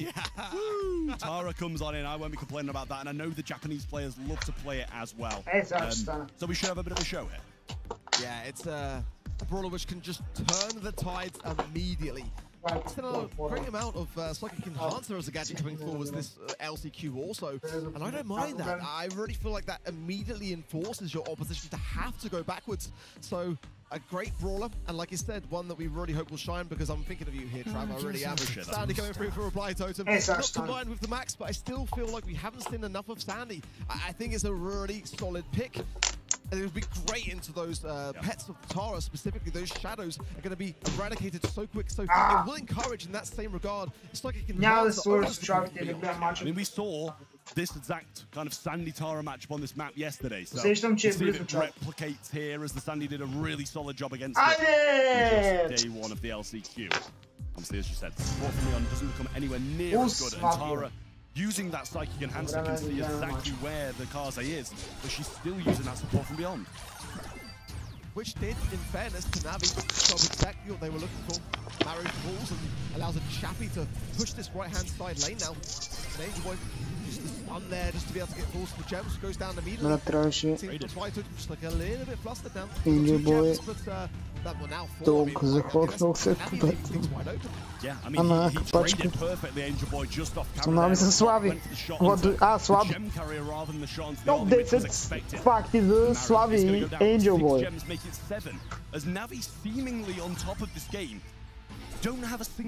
Правиш нещата. Брат, не мога да го направя по капачка, никога не съм можел. Трябва да падне ей така, ама то буквално... Това е, че ми е много хлъзгав в бюрото. И няма на какво да падне, няма как да стане. То може да пробвам другата почивка, ама не вярвам, че мога да го направя.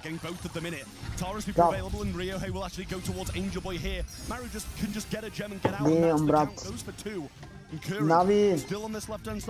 Тягай да се Нави! But he's going to be coming back from spawn. Tara super use up top and can't get enough done. And now the super comes down there from the Ruffs, makes no connections, but I don't think it's going to matter as Reply Totem take game 1 of Gem. I'm very, very confused. Like, why is Ryohei using Ollie to go for Angel Boy, who's not carrying any gems, when you haven't got time to re-establish that super, to make the mark, to get the reset? Айде, Нави! As well, the Tara super towards the end. They're not targeting the right people. Navi are just kind of playing things out. They're not winning Не because they're not сложиш playing the извинете objective. кръгла. You've got to be a Омага! bit more, focused on the objective and the players that you need to eradicate. Yeah, well, Angel Boy's got the matchup that he desires now as well. The left-hand side with Много бързо хръмбъл. Нави. And Maori getting some shots through mid, not finding any connections on Kuro just yet, who seems to be pinching down on Angel Boy, but he gets the grasp of this portion of the map. Maori will go down in the back spawn. Angel Boy still fighting. Не, все още могат. Просто... Страги от Angel Boy. Ето в момента Нави водят. И вече не водят.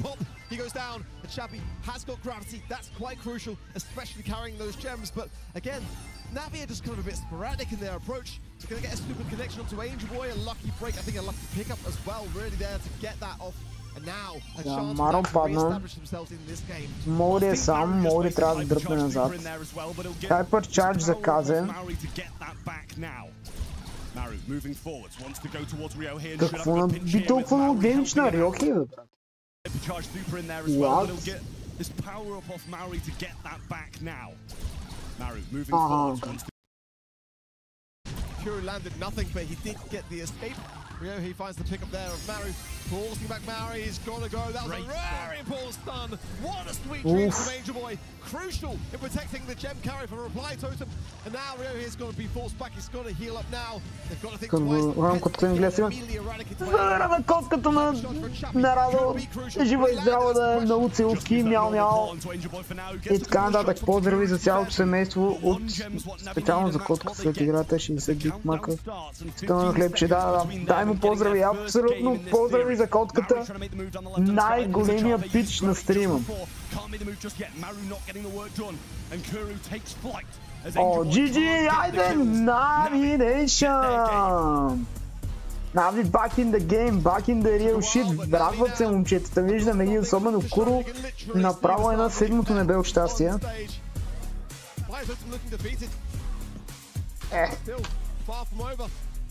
But already taking a bit of a battering in that regard. I really did love the way they focused all the attention on the Navi side onto Maori towards the end. He had hypercharge. He's so devastating in that ninja form, and if Защо е с джива, брат? an easy reset. I say easy lightly, it's the LCQ, but the gems will split, let's be honest. Yeah, they really were. Maori picking up 3 early on, one off the opponent's side. Angel Boy eating shots to try and get a super of his own. Ends up feeding quite a lot, and Maori's going to go to no avail yet again. Air support from the Rust goes down. Nothing really to worry about on the side of Kuro and Ryohei. A break just of the bush there from Maori. I'm not sure if that was actually intentional. I think every time I've seen him do it on this map, it's always been to break the bush. To break the wall. So, a bit of a question mark there. More air support as Angel Boy creeping this right-hand side, but it's 5 gems to Navi. Kuro's got that escape mechanism, and Ryohei, everyone in fact in Navi has got super, so Bitch, be humble! Yeah, well, sit down! Be humble! Gonna get that hypercharge, and Maru gets the job done on the left. Maori trying to move forwards, get some of the gem, equals the scoreline.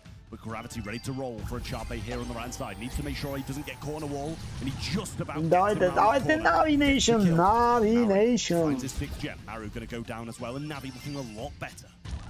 I just don't really feel like the reply totem spirit is there right now. They've got the good amount of gems, really, considering that Navi has got the 7 there. Ryohei now the hypercharge might change that though. He goes down immediately. Angel Boy has got hypercharge and super here as well. Forcing Ryohei back here is the play. The gems are safe and sound for now, but Navi have got 8, and that was almost a drop. But a Chappie stays alive at 128 HP. Yeah, it's gonna be big for a Chappie. That's the 9th they need as well. Kuro gonna jump straight away and power up provided into the middle. Maori doesn't need it, so Angel Boy should probably go towards that. The Gravity going to be missed now on the right-hand side. Плay за Chappie. Chappie трябва да оцелее, което е проблем. Ready to go, but Kuro can get to safety. And I don't think there's... Oh, he just about gets the reset. Maori might be able to get this from the mid now as he kills Ryohei as well. And that has changed the tide. Absolutely massive. Ay. And it was in the hands of a Chappie. What a valuable reset.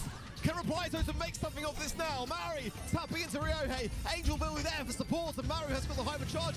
What a time for an amazing sandstorm now. The pets are going to go down immediately.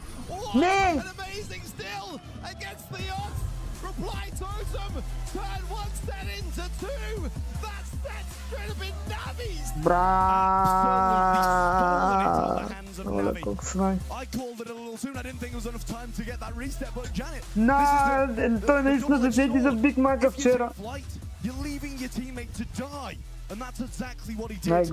Not that his stats are bad by any means, but that last second is brutal. Сега за Angel Boy мога да се съгласявам. За другите двама.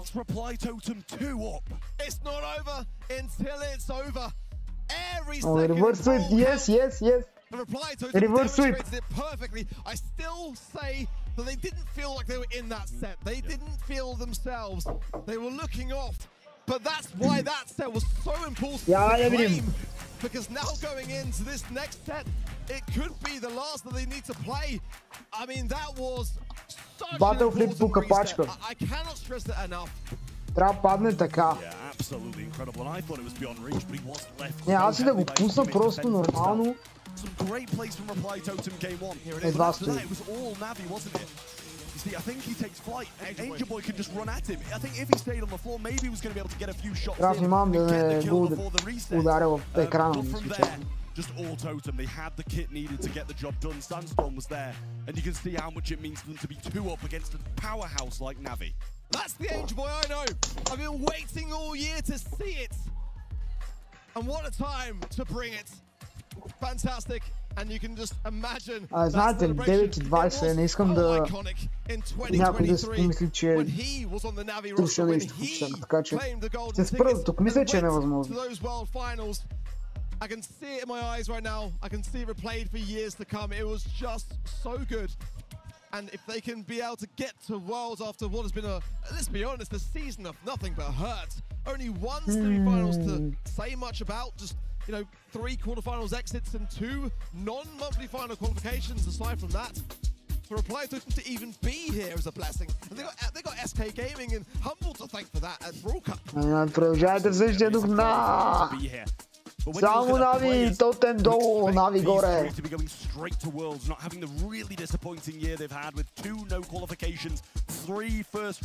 Айде, Нави Нейшън. Добре. Време е за реверс свип. Ход за All Ring of Fire, Jin е дабл паднат, което е интересно. Казва веднага. After that really disappointing loss in the previous set. Wow, Angel Boy. First pick here for Reply Totem over to the side of Navi now. And such a crucial time to really get this right. Не, реално няма много голямо значение кой ще бие тук. Единственото е предикшените. Но реално който и да бие тук, ако случайно загубилия падне срещу обскор, ще бъдам наистина много изненадан.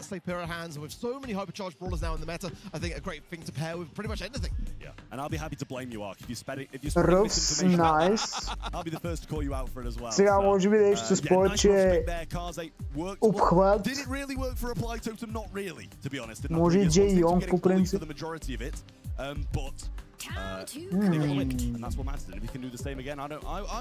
Ева интересно. Не знам колко ми харесва. Естеника да... Нито. Прилича на момче. Какво? Китай? Какво не разбрах? Знаеш, че Георги от групата ни има и... О, мага, наистина ли? Кой прилича на момче, бе? Или... What are you talking about, man? Какво? Very bold indeed for Navi as they pick up the Mortis to go along with the Bell and Ruffs. And I think it was a Ringer of Doom! It was, yeah, and it's funny because Reply Totem's top pick is a Mortis. And I was thinking to myself, I really hope they didn't pick it because at this stage, you don't want to be doing that. It kind of reminds me of how Reply Totem have been all year. Он е или оная с русата коса. Не бе, момчета са и тримата Нави. Мисля, че са момчета и тримата. It could be the play, but Navi could also be exceptionally dangerous with it. I mean, I'm a little worried actually. What the fuck, Mortis? Then it will be a delight. I'm ready. I'm ready for it. Well, Kaze beats the Mortis for the first stars, but that's half of Mortis' reasoning. So Blue Star starts with the Reply Totem, and if ryohei wants to make any moves, earn his kit, then he's going to have to feed Totem along the way, and that's going to give them a chance to defend him out. Already, oh no, it's Totem cooking, and that more to the ryohei's low, a pick up of a chappy, as they just keep dropping on the side of Navi. Това не изглежда добро начало. Не го работят перфектно. Мисля, че това е малко повече от гол. Колкото че мотив рингъра отдолу.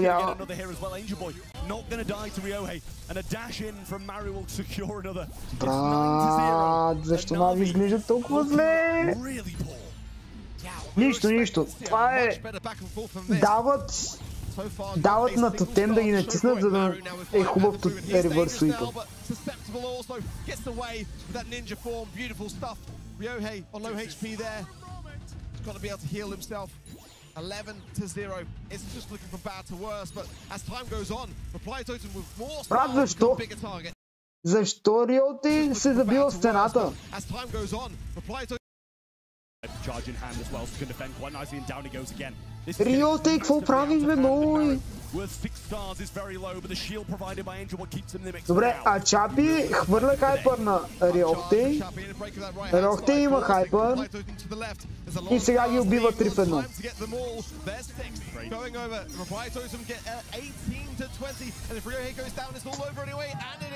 It's a match point and the most convincing game so far of today.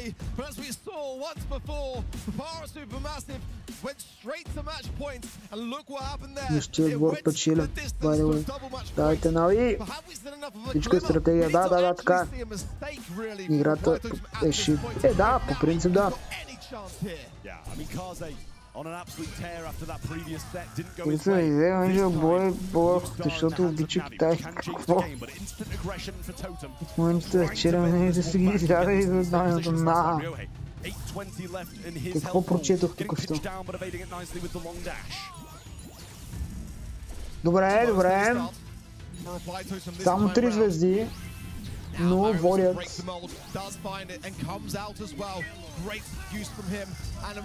Не.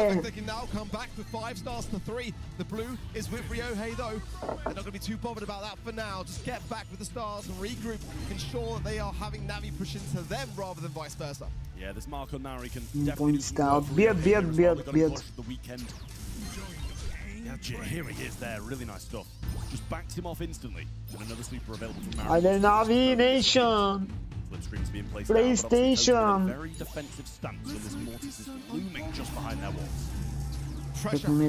Между другото... Не, според мен... ще си минат на финалната фаза.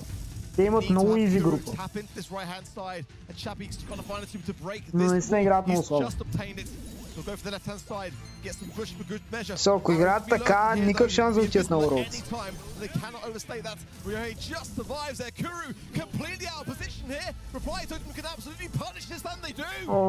Куру, брат, къде си наврял в ъгъла? Омага взеха кил. Пратим друг старш, между другото, не е фатално.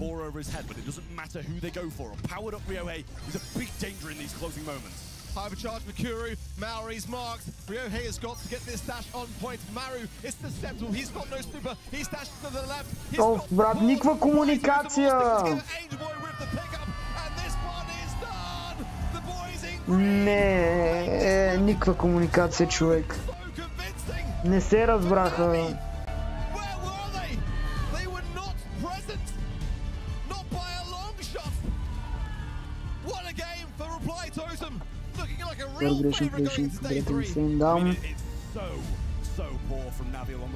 Не ставате, Нави.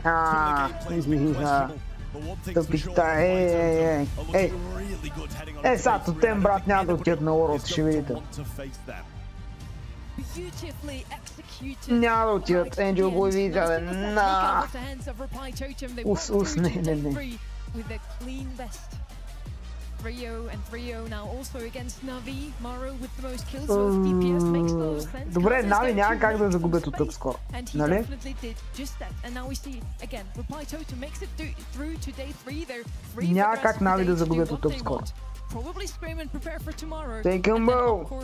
is versus Navi later today. Yeah, you would expect that. I think Navi, if they perform like that, it's going to be a close one versus Upcore Esports, which is a game they should be absolutely sweeping through. But they're going to need to go away today and get in the right mentality.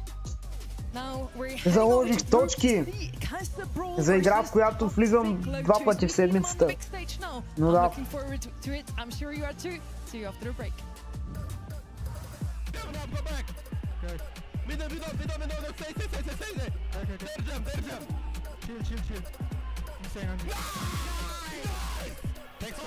Мале, брат, защо така я рейпват, бе, брат? Така ли си говорят по време на играта? Чат, искате ли аз така да ви говоря? Дай! През цялото време. Това не е нормално, брат. Тук.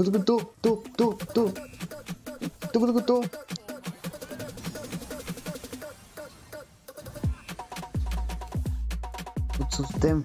Може. Добре, брат. Що може правим? Peak Communication, брат. Ама и вчера беше така. Вчера пак даваха някакъв отбор, не беше пак същия отбор. Звучаха по същия начин. Те момчета пари за microfone ele nem A Tox Lotus já enfrentou ele já ano passado e eu acho que é um time bem divertido de jogar contra, porque a tática deles aí é um time muito em família, gosta de jogar bem junto e a gente sempre é um embate muito divertido de jogar porque é algo muito parelho e também com bastante dificuldade de habilidades. 我想对卡萨说，我们在去年 LCQ 输给了你们，但我们今年会报仇。 Значи, тук има и някаква историка. Нали като Бигман, добре чат. Не, как ще стане като пица. Това ще е интересен матч, но мисля, че как са сготвени. Дъбаха. Виж сега, не вярвам Toxic Lotus да загубят от каса. Ако си предикнал каса обаче...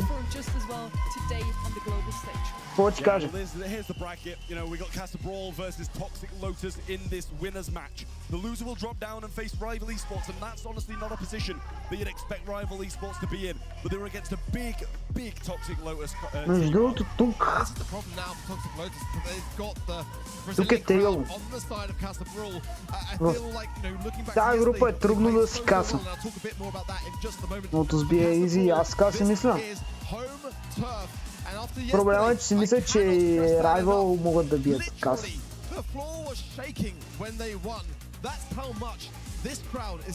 Доритос! Ека и мохте!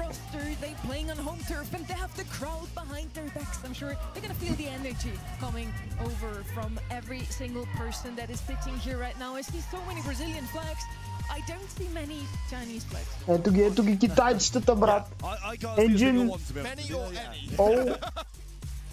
But yeah, I mean, they're a team who, you know, have had some real difficult years, and especially just the region in general. But after Brawl Cup, nobody's underestimating them anymore. Буквално, брат.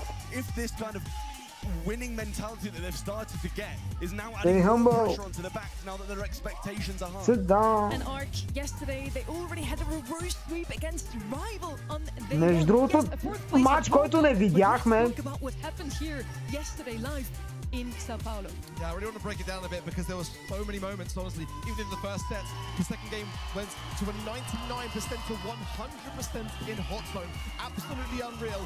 The starting hand really was the Kaze, which was the difference maker. A bit of an outdraft in the first set as the B really laid into the Meg and the Frank of... В самия им регион ли имат 100% win rate? There was a split moment in Bounty where OU went through the wall with a meeple in Bounty and just got the set. And it turned from there really. Не, това мисля, че е само региона им, защото не че бралката им го разваляме. Mainland China Qualifiers. Това е на квалификациите 100%. Сет win rate, между другото. Нямат загубен сет. They're rooting for Casa Brawl, an all Brazilian roster. Most people in the crowd here are Brazilian. You wouldn't think that. So they of course are going to Крауна, между другото, 100% ще се вика за Каса. But they had lost one match. Casa Brawl is their bringer and carrier of hope today. Yeah, I mean, it's absolutely crazy. The crowd behind us, and you saw Каса е много амбициозен, наистина, между другото. sticking with her home crowd as well, because everybody here at BGS is going absolutely crazy for these South American rosters. It's going to be a big, big boost for them, and I think, to be honest with you, they might gain a little bit of an advantage from it. And now it's time to not only bring out the home crowd favorite, but also Toxic Lotus, who have performed already on the international stage this year. Now it's time for Toxic Lotus versus Между другото, Toxic Lotus отстраниха най-добрият тим на Южна Америка на Brawl Cup, само казвам.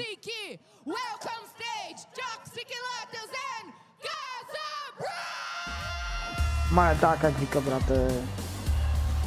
Каса Брау!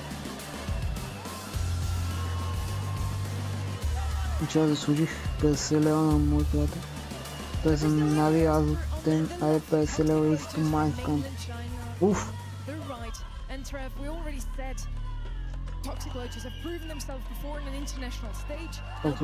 Не, не мисля. Има шанс реално, погледнато. Но не чак толкова, че не са ми фаворити. Но има шансове, да. Каса според мен няма шансове да спечелят World, дори да отидат на World. Би било бахти интересното, неочаквано нещо Каса да спечелят. In my opinion, this is going to come down to draft, and Star Dragon is just absolutely phenomenal. A man who cried yesterday after achieving that reverse sweep. That's how much this means to him. And I feel like for Toxic Lotus, if they can just break through this first set and just unhinge things, I think they're going to revel in the idea of being able to upset this home region. Because those crowds can die има шансове, не са ми фаворити. They've been performing super well in their own region all year long, and yet still we didn't really believe in them. Въпреки че аз смятам, че Tribe ще бият, които са още по, нали, underestimated. As said, she's sticking with her home. Very understandable, to be honest with you, at this point. But yeah, I think Toxic Lotus are the stronger team coming into this one. But Kasparov obviously... Гледай, бата, цялата зала. Бразилчетата си викат за любимия отбор, който ще бъде победен 3-0. Пак беше там, ще да ги даде. Добър музик. Какво става, брат? Защо публиката са ретарни, бе? Ако на това се залага и залозите са с такива, брат, знаеш ли колко много пари ще се изкарат от това? И аз така, Алекс?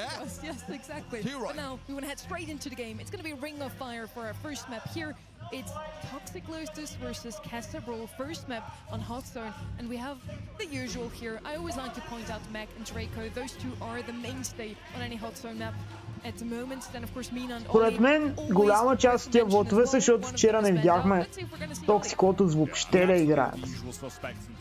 И реално хората забравиха, че са добри. A very South American pick, I will say at this point. So intrigued to see how this one plays out. Obviously, range is very nice on a map like this. I just feel like there's better options for range. I mean, South American picks, talking about them, are we going to see B Juju? Мислех си поне 65 плюс за Lotus. South American region comes out a lot as a thrower of their choice, and I don't necessarily Брат, взимайте Чарли. Event long though, and that's my reservation. I think there's better things to consider, and that's Jaeyoung, добре. Jaeyoung kind of come through for Toxic Lotus. Something like a Grey would be the worst of ideas, but then they quite like that kind of combination. I feel as well. The body left open here is definitely a pickup to suit them, and pretty much their rival will be as well in that regard. Yeah, I like the Jaeyoung pick, I really do. We saw how strong it was when it was played by the Totem boys as well on this map, especially. Crow slipped through as well, so we will see what's going to happen if that one gets picked. Same with, you know, as Sonny mentioned, Ollie being a brawler as well. I can hear that before even And Lou's going to be the selection here as well. The coverage is really Много nice. интересен драфт. Honestly, we didn't see Lou in such a long time, but he has always been one of the best bowlers in Hot Zone. Ever since he came out, we already were talking about what could be his strongest modes, and very quickly we were aware that also Lumi, for the same reason with those ice rings, are super good on Hot Zone. Now, I don't really know why he fell off that much in the meta, but I'm glad to see. Защото е трудно да се хилва, да се хитва. 5 seconds left for the last pick of Kasa. Is it gonna be a thrower? It's And the gonna be the bosses! thrower that you mentioned, Trev. I like that one. I kind of expect a Ruffs now from either of the two sides. Ruffs, да, Ruffs звучи логично. Въпреки, че Ruffs го взимат главно заради хайпера, пък... Брат, колко много хора имат там, бе. Изглеждаха по-малко напред. Бони, окей.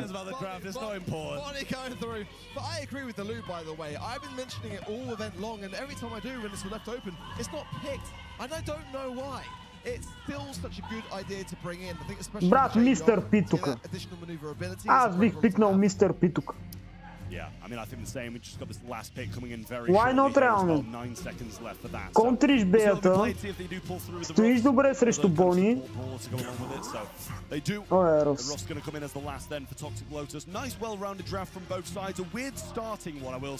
Добре, Сенджел бой, добре, си той Енджел. I think that, honestly, Ruffs with those sandbags has always been something that's decent against me. Yeah, again. Но трио не познавам.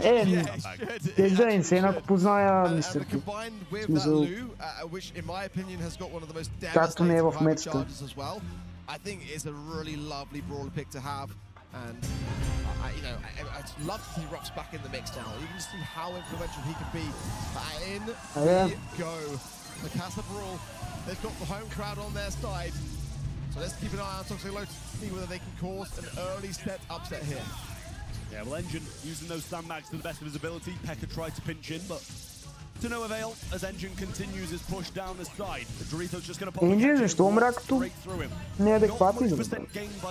Either team, but Kasa starts to run away with it a bit more now. No way, Kasa изглеждат по-добре в момента. Slow and steady start. Kasa staying on their feet until that moment in time. Dorito's forced. The good break on that top right-hand side there from the Ruffs. Helping hand, Toxic Lotus with a little bit more money. Ай, чат, служи от тъпано зарядно.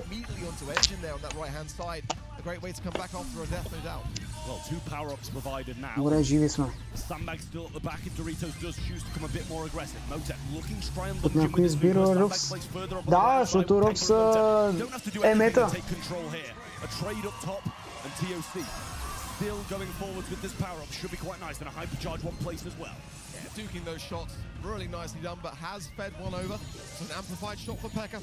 No follow up though, so the hive there going to be protective to allow him to push into the objective. Let's see now. Jump for the Doritos is there, but a bit of a miss there. Was it the hypercharge was done after the super? Yeah, I'm not sure. I didn't actually catch that, but Motep. Добре си, така си, по-добре обаче. Няма чак такъв лид, между другото. Мохтеп с пинк. Добре. Now the hypercharge of that Lu, they can buy time. A good flow though from Pekka does do its job. Now Toxic Lotus with the help of Jae-Young getting back on the zone and back in business. Публиката поорява обаче. Няма да познаеш много днеска, майда. Давайте Лотус, айде Лотус! Being provided heal speed by Jae-Young, really making a big difference. Doritos goes in, gets 3 connections on the super. Буквално почти 4 имам грешни, така че... And a jump comes in from Motep, who will get another kill. And the percentage about even. В смисъл ти, това е, че като объркаш първия матч и втория ти е грешен автоматично. Добре, има шанс все още Toxic Lotus, ако толкова успее да си зареди супера.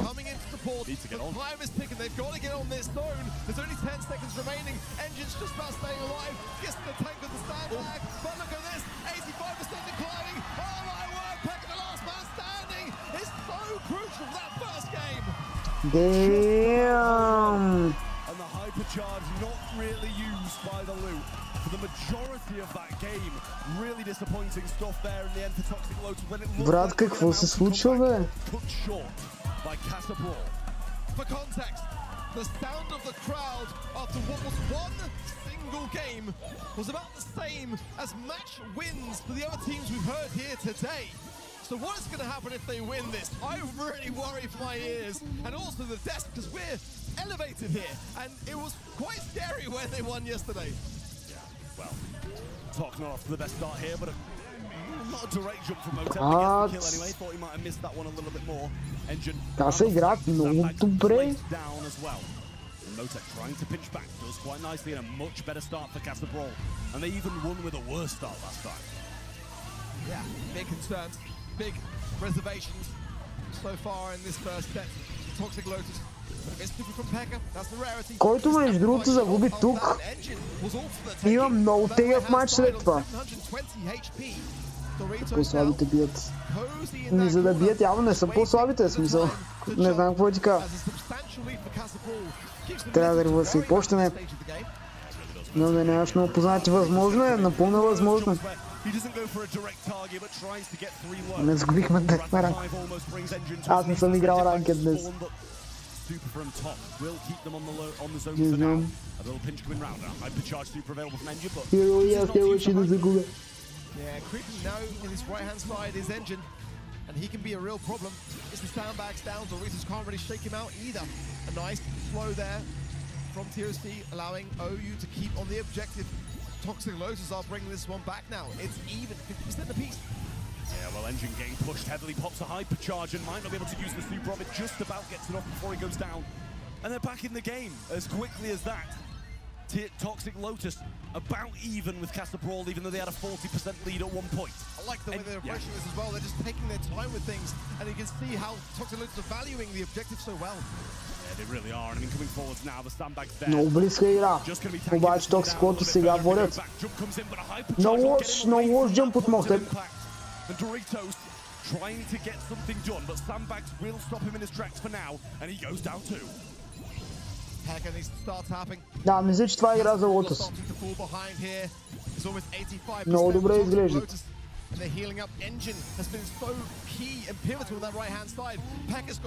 Брат, Пека между другото си доджва. 89% for Toxic Lotus there, 11% away. Doritos now back on the zone, but Casabrawl, they're floundering. Не мохте! Okay, questionable jump then, but that's going to keep Toxic Lotus in this game and keep them on top. Very odd little jump there from the Bonnie late game, but I think they might have been out of it by that point anyway. Няма, не е толкова бързо, не ме отписвайте predictions. Even things out, and despite a slow start in game 1 and a slow start in game 2, they managed to get back on the board.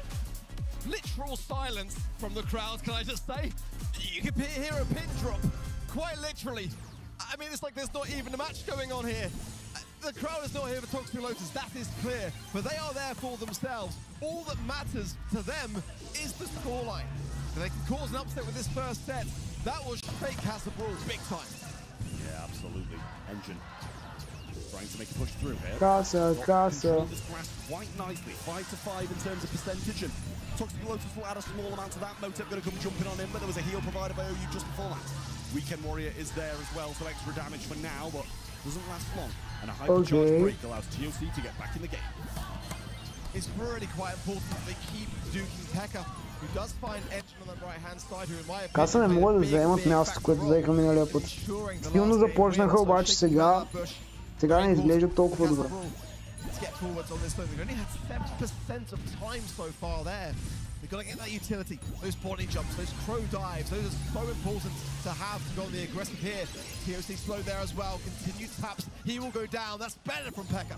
Yeah, he thinks better of throwing down his super though, he considered it, but decided it was a bit of a waste considering Toxic Lotus have control anyway. He's been using those as a kind of a deterrent, but when he goes down and when Toxic Lotus aren't in a good spot to not bleed too much percentage over to Casa. And the sandbags back on the zone again, tanking so many of these crow shots and giving Toxic Lotus a massive lead now. О, добър кил от О. Пека само в мид, няма какво направи, трябва да се дръпне. Пада енджин обаче. Въпреки това 15% делят токсик от победата. 12 вече.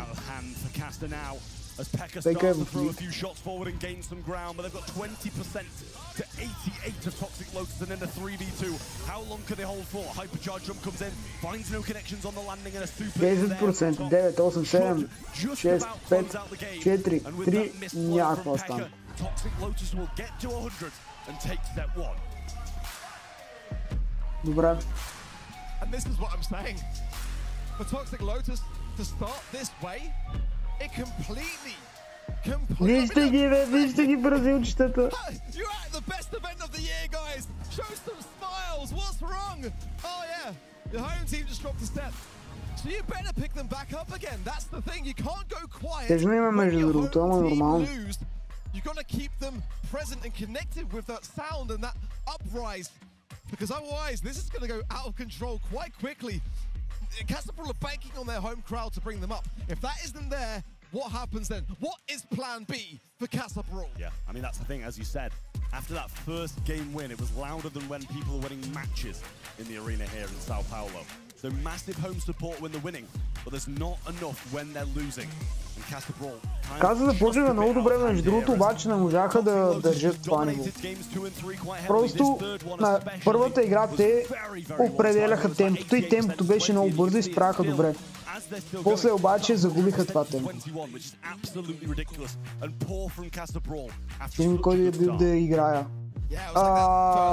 Пробвай дамски гамбит. And they did not get deterred by it. Now they're cheering, but we need that during the game, and we need that during a Casabrol game. Или английско начало също е интересно. That is what is going to bring them back down to earth, and it wasn't there. Death Cap Trap up next, and for Casabrol on home turf. I mean, we talk a lot about the crowd being a way to maneuver yourselves into a better position, but it's also a ton of pressure to perform on the day. Everyone there. For you, the expectations couldn't be higher, and now Casabrol are feeling the sour side. Нямам идея какво е това, но може да играеш и Aliens, какво беше? Aliens Gambit. Casabrol definitely in need of a set win here to put them back into this game, because the last two have just not been good. As Toxic Lotus take set 1 in quite a dominating fashion in games 2 and 3. But Gemgrab can be a different story. They can go a lot more aggressive with a little bit less punishment, I feel. Yeah, an important draft. I want to see a bit of a notice, an Ollie ban here for me from Toxic Lotus. It's Casabrol's top brawler pick. 18 instances in scrims. Not the highest of win rates, 50%, but nonetheless we know and have seen this event long just how prominent that brawler can be here. Otis for sure as well. Definitely up there for Casabrol. Toxic Lotus, they were winning yesterday as soon as they got their hands on Kaze. When Riot Releasables had those first two sets, they had the Kaze pick. And as soon as Star Dragon was able to get that on their side, they won every time. It is banned out by Casabrol. That's a great thing to see. The Mina ban as well, I think it's a good thing to see. I would love to see her in Brazil, but obviously, I think for good reason, banned out of those stats from this morning. Давай, човек, искам поне един път да видим Мина в този турнир. Toxic Lotus then with the first pick. We'll see what they do choose to come up with. Possibly something like an Ollie that seems to have slipped through quite nicely, and that is exactly what they take. I promise I didn't just listen to the voice line that preceded just before it. And Ollie really, really solid. The ability to just use the normal super and have good plays, gadgets, no matter which one you take, is solid. Hypercharge is unreal. And skate. Yeah, but I mean, I just kind of wonder why Casabrol didn't ban it. They clearly wanted it, and I think they were just hoping they would be left open by the end of it. That was not the plan. Casabrol now with some thinking to do. Janet first pick. Interesting stuff. Yeah. We spoke about it before, and we've seen it in motion. A great thing to have those gems take to the skies, but you're leaving your teammates. Дайте нещо по-интересно, защо навсякъде се цъкат лайк 2-3 броуъра, които не спират да се повтарят. Сега Otis, брат. Otis, казе, боже, белът. set, Toxic Lotus championed it and played it really, really well. So we'll see if Casa Brawl can do the same here in set number 2. Back over to Toxic Lotus' side for the next 2 picks. They've got that aggression that they need. Maybe need to pick up a mid across one of these next 2 picks. We'll see what they do. Доста хора има обаче. Sounds like a crow, and it is. And I like that quite a bit.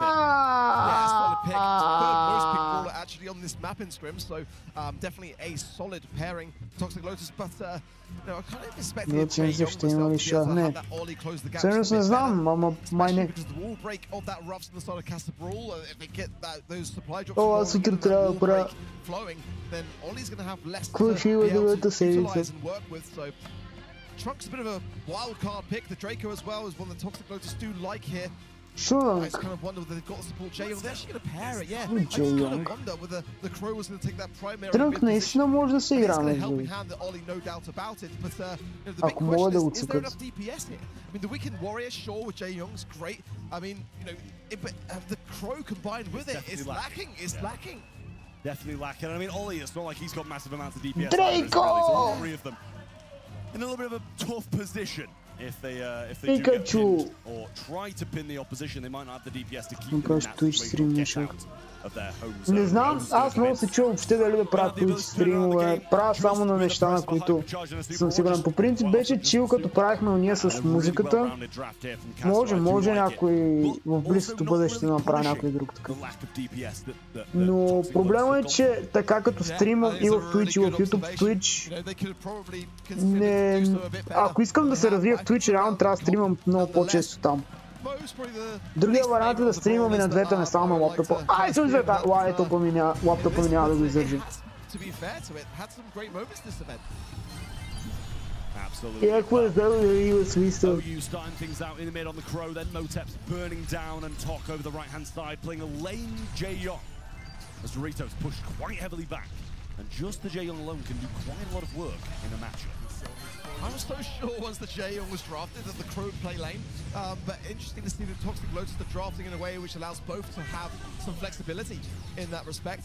But it's the Gems so far just sided there with the 4-2 in favor of Toxic Lotus.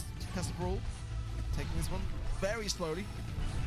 Motep trying to find an angle there onto Tok and can't, but Pekka meanwhile does it straight. Oh, брат, Токси цъка. Digger there and does clear the left hand side. Yeah, nice from Mo. 5-3, малко предимство за Toxic Lotus. Ще е интересно, но може. Мен преди съм и научил за тия стрими, ще ама ще видим.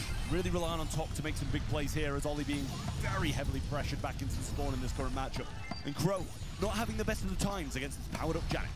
Yeah, Motep's being very suppressive in that regard, but some good pairings between Tok and OU there. Did bring him down slightly. The Raiders trying to find these wall bounces as well. As the range of Motep is dangerous. Engine goes down, the hypercharge wasted. Pekka gets some great value here as well. As now Casa Brawl starts to gain some momentum. It's still very close in terms of gems though, that's the thing. It's behind by 2, but that mid-control now. Pekka surviving most importantly. We'll keep it that way, maybe into a countdown. Yeah, well, Engine. We know what he can do with this brawler, and that's not what I was expecting him to do, but it gained a bit of ground back and stopped them from getting that 10th gem, which is absolutely massive. Now holding this position is going to be difficult, but a nice gadget there from Engine. Gets the Hypnotize underway and brings him back. Still, a winning position for Casa Brawl here. I actually don't mind that from Engine. You can see how much it allowed them to get some time on the mid. I think Engine needs to die here. He's buffed up in that regard, but he's going to stay alive and try to heal himself. Что крестят като улит я ворот. Him going in. Motep taking the skies now. There's a gem spawning in. They get the reset, but can they do it now? It's going to be able to jump. Insane. Добре. Много добре изиграно от Кас. The countdown is theirs. The first game of this set goes the way the South American team. Слушай, стрим, но играш добре, не тролиш. Ма това е, че вече не цъкам шах толкова много време. В няколко години... Не е години, бе, от стига, ти пък. Лайк, най-много година, ама не е години. Ти кога, че цъкаш солидно и няма да тролиш. Или това да не го очакваме. Години, не е години, what do you mean? It's not deterring them from the job at hand so far. I'm not overly convinced on this draft as much though. That's my concern. So we've got to see more from Engine. Да не го очакваме. И аз така си мисля.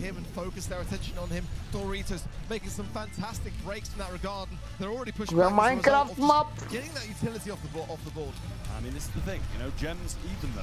As Toxic Lotus got early one off the Casa Brawl side, back to even now. Alex, кога Майнкрафт мап? A push from Engine here and Top doing a good job. They go for the fast-paced rotation with a bit of these slipstreams.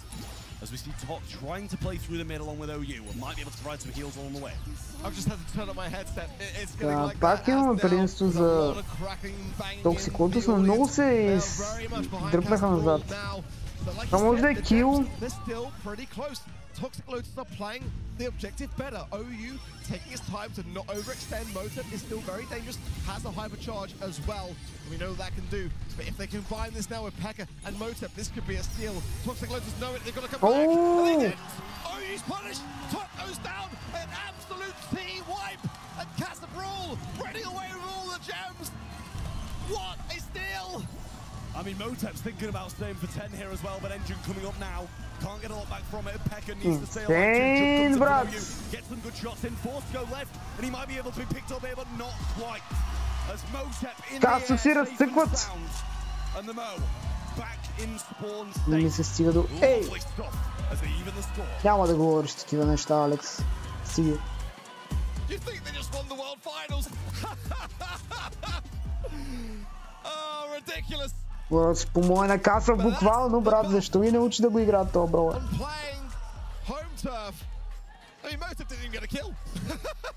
Who needs skills? Who needs skills when you got Pekka as well? Who needs skills when you got Pekka? And also who needs skills when the other team are getting 1-1 and 1-2? They're not really doing much themselves on the side of Toxic Lotus, so a much better showing from Casa Brawl in this second set. Much needed as well, considering how the first one went for them. But Pekka making big moves. Но Casa, брат, играят много добре. Много по-добре, отколкото всички очаквахме. Мисля, че Brawl Cup създаде един такъв вижен, че Северна и Южна Америка са много назад и че отборите им не стават. И мисля, че в момента се личи, че не е точно така. Да, примерно Северна Америка нямаме много отбори, тук имаме Electrus, които нали не се представят по най-добрия възможен начин, но Casa, брат. Casa изравняват на Toxic Lotus, което е лайк добре.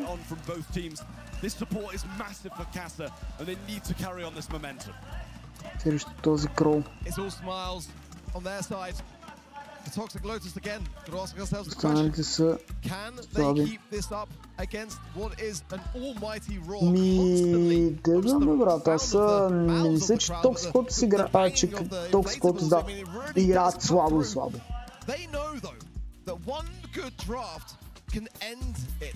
Смисъл, не е толкова просто. How they can fare. Star Dragon yesterday, I mean, against the toughest of scenarios. He was able to mastermind the draft.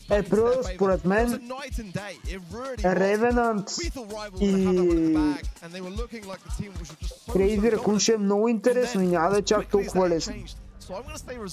Ето, тук очаквах Toxic Lotus да бият 3-0, но те не биха.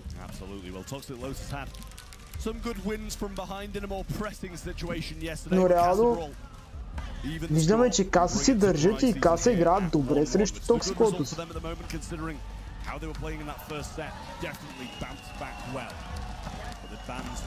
Пък и нека не забравяме, че Toxic Lotus да победиха най-добрия северно- и южноамерикански тим, но нямат победа срещу европейски или азиатски тим. Не, всъщност срещу азиатски вече имат Tribal, но да. Нямат победа срещу европейски.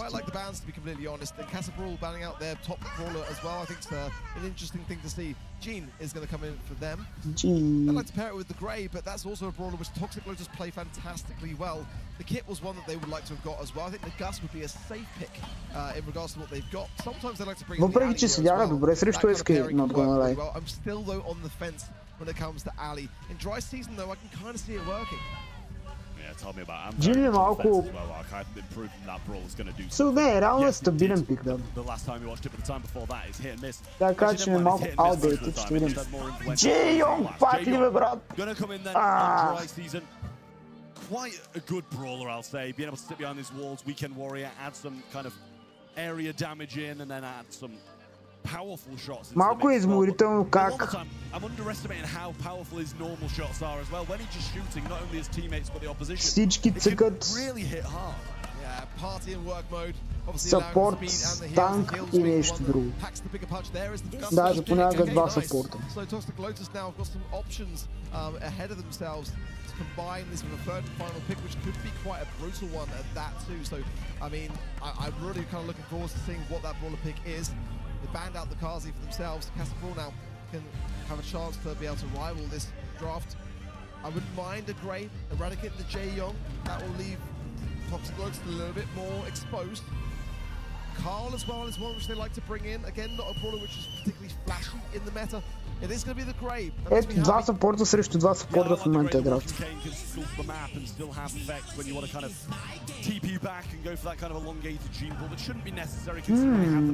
Ало е интересно. Пикнаха мен, чат! Carol is mine, Geology is mine. Toxic Lotus just need to round this out well, and they've got a chance of getting this second set on the board for themselves. When you get a Carl in dimensional doors and a flying hook even beyond that, you can get completely behind this comp immediately. And, you know, Castabrawl are dangerous with Carl. I mean, P.E.K.K.A is such an assassin as well. I mean, it's really quite a rounded comp. The Toxic Lotus, they're going to go with the Brock to break. It's not the flashy brawl that I was expecting to see. They're going for the sharpshooter comp. And again, the crowd erupting. We haven't even started the game. Yeah, I mean, it's crazy stuff here. As we get into it, the support from Castle remains after a really solid set. The crowd backs them once more. But can Toxic Lotus overwhelm Честно казано, като драфт, малко повече ме кефят Каса, ако трябва да честен. Заради Карала... And he will not get the kill. It's 3-2 at the moment and a really solid start for Castabrawl. Но пък то Брок доста отваря мапа. Defensive lines. They can afford to be. They've got a one-star lead. The Blues still though with Toxic Lotus, so if they can just find one kill. Но определено е много по-близко, отколкото всички очакват. Leaving motive susceptible speed now from Tilt. Trying to push the way forwards here. Get some early pressure, turn things around as quickly as they possibly can. Absolutely. Well, Engine coming quite aggressive down this right-hand side. With a few of the walls broken down, it makes this matchup against Grey a bit easier. But got to be cautious of that dimensional door, making a big difference. Little swap of modes and the dimensional door through, and Brock is punished. Докато нямаш пул. But that would have happened on the left-hand side. Good tap there. Не, че да, не е най-забавният герой. Ама не, че Гъс е най-забавният герой или... Аре, Джей-Йонг е най-да повече. Shield available for OU. Rocket Rain with the G Magic Hand does find one. It's 8-5. Добре, що е дабл пул, бе, брат. Напълно не нужен беше. Not to the track by Doris, a bit of a misfire. That was a far left. Doris was the prime target there, surely, and it was so far wide. Yeah, I mean either that or hold on for a little bit later because they've now got a lot of pressure. P.E.K.K.A между другото с доста добри доджове тук. Shots or supers to come in. P.E.K.K.A low on the left-hand side, and they are 3 behind still, but being backed off by the dimensional door. Vengeful Spirits there as well, and P.E.K.K.A will take the TP to get some heals back. But Control, still the Toxic Lotus and the push needs to come through. Super's there, but so's the pull. Big damage and a massive few kills. Talk might die, and he does. I know you. Get the refrag. The South American crowd screaming. Не мога, брат. Продължават тия маняци да ме изненадват.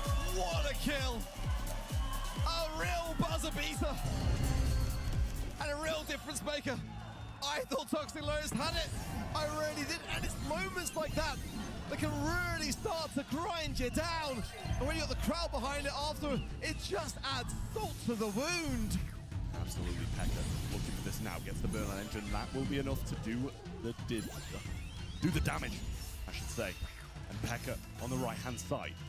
just retreating to a defensive position now as they did really well here in the back lines. You're expecting them to be pressured down and picked off one by one, but survived on.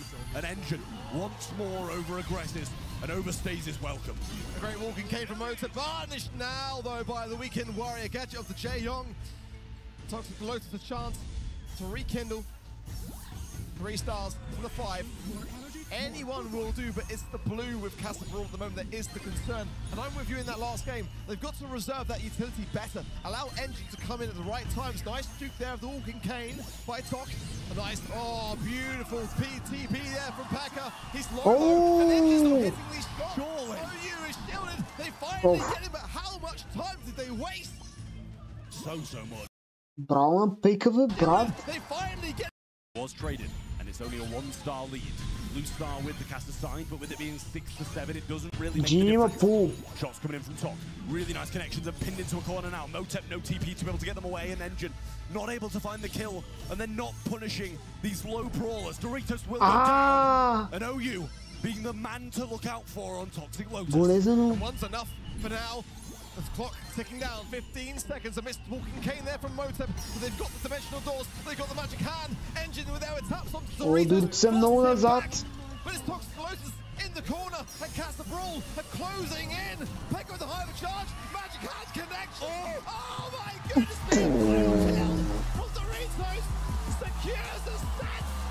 And Castabrol. Брат, как им окна само. Как им окна само. The second was tankable too, but he just could not quite get the angle to stop that before it hit.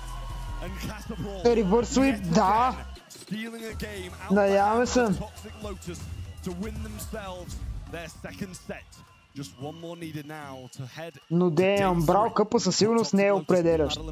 Защото в момента виждаме как сега малко и мъкна на Каса, обаче виждаме как един от най-добре представилите си отбори на Брал къпа губи от четвъртият отбор на Южна Америка, който цял сезон игра супер зле.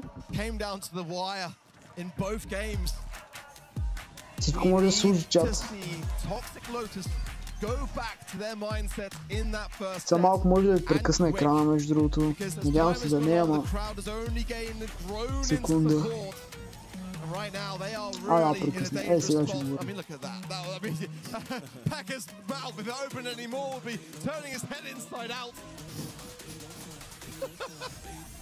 Yeah, you made me laugh at that one, Ark. I'll give you that. Thanks, man. I appreciate it. Absolutely. I don't get them off. It's like a black hole down there, honestly. Look, it's like constantly his mouth is about as open as it can be, but the emotions coming out of that man, and obviously the crowd behind him's putting all emotions at an all-time high too. And look how packed out we are. You can see the back of me and Ark here. Absolutely packed here at Brazil Game Show. And Castabrol ahead in this one as well. So real good atmosphere, and we're heading on to Hot Potato, which might be Castabrol's last game of today, but in a good way, as they'll be moving on to day 3. That's the result of some serious back day at the gym, by the way, just to solidify that. You can see by my glutes as well. They keep on going back to this camera angle, just show it off. No, you didn't go there. So Hot Potato, let's leave that where. Moving on. Leave that in the past. По принцип, мисля, че Toxic Lotus са по-добри драфтъри, така че би трябвало да бият тук.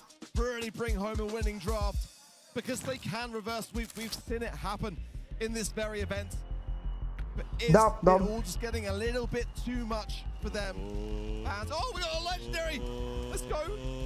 Давай, бровър.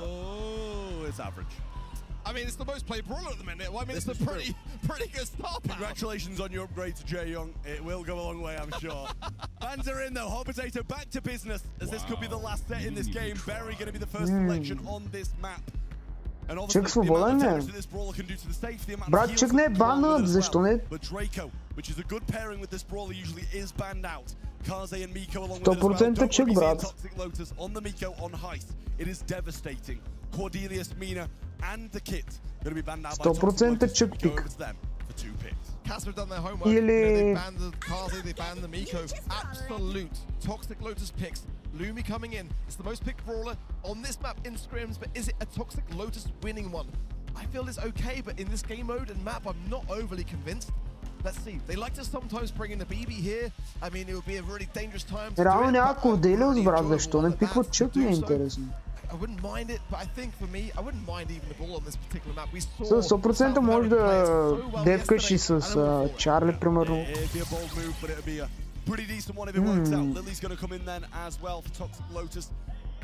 I like it. The hypercharge has been really good to that brawler and the super in general as well. Gadget be able to get up towards the реално са в лоша ситуация каста, защото или взимат чук, или трябва да вземат каунтъри, а пък няма да могат да изкаунтърнат Лили така. A pathway to so many different comps and even can work on its own. Second pick. Coming in, cast the brawl. It's going to be a Bonnie. I don't mind it. I think that Bonnie in Heist can work really, really well, but it is very slow going up the map. That's the only downside. Certainly the hypercharge, the stun can be devastating. Sometimes Casper will bring in a Rico here, but I think at this stage in the draft, a bit of a risk thing to do. Pekka's an incredible Rico player. It's a fantastic map for it, but you know, the wall break is a real threat there on the side of Toxic Lotus, so I don't really recommend it. Is the ball? Yes! In the hands of South America as well. They've got to have an answer for this, Toxic Lotus. This is a winning draft. Yeah, it's very good, I will say. It's really nice. Bonnie's aggressive tendencies. Не знам дали чек е правилния вариант. Мисля, че може да работи, ама там да имате по-добри варианти. And so little answers for Toxic Lotus. The Lumi, the Lily, forgetting Brawler's names, mate. It's been a long day. Too much noise coming from the Brazilian. Got a match after this, mate. I know. Too much noise coming from the Brazilian crowd, and Shade is going to round out that Toxic Lotus roster. I like it. I think it's a really solid one and should be able to just kind of batter down on this berry. Не, мисля, че чек ще да е по-добро от Shade. Не знам. The berry is, I think, the brawler that scares me the most, which is a strange thing to have to say in amongst a draft like this when you've got a bull coming in. It's just the ice cream can linger with the gadget so long on the safe, and it can just shred through the safe if left untouched. I am worried for Toxic Lotus. They've got to come into their own. They've got time now, not on their side. Мисля, че Toxic Lotus малко си прецакаха драфта. Тъбаха.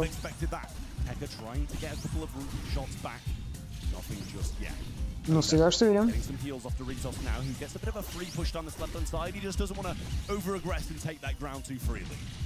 That left-hand side lane, it's got to be on lockdown for Toxic Lotus. They cannot afford the Ritters to push forward. Now, Engine in the realm gets straight onto the safe there as well. Да, Engine направи damage. Ток справа добре. One there it is. Well, Motor comes in with a very swift clear up nonetheless.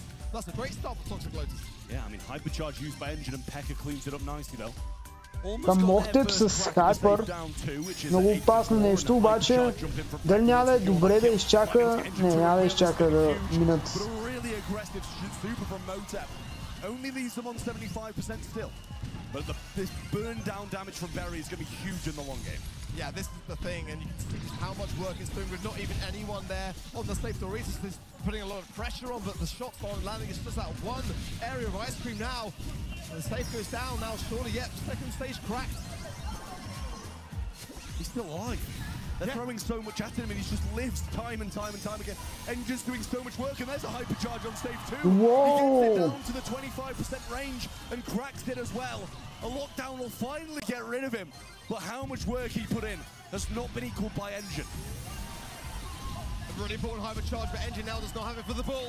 Ай-яй-яй, това не е ли един Berry гаджет? It's go, go, go. There's so much work to be done. The stage still left to crack here for Toxic Lotus. Narita sleep. And he's going to the left-hand side, pushing his way forwards. He might even be able to do the damage in which they need. And they've left him wide open. They can't go for a base race. It's just OU. He's just one man. It's not going to be enough. That ice cream is going to shred the safe down. And that is the game. And the dangerous spot now. Damn, една игра и обърква ми това предикшн. And Cast the Brawl are about to bury them. mean, this is huge for Casa Brawl. Coming to this one, I'd argue, as the technical underdogs, but brought back by this home crowd, and now in a position to put Toxic Lotus down in that will be played later on today.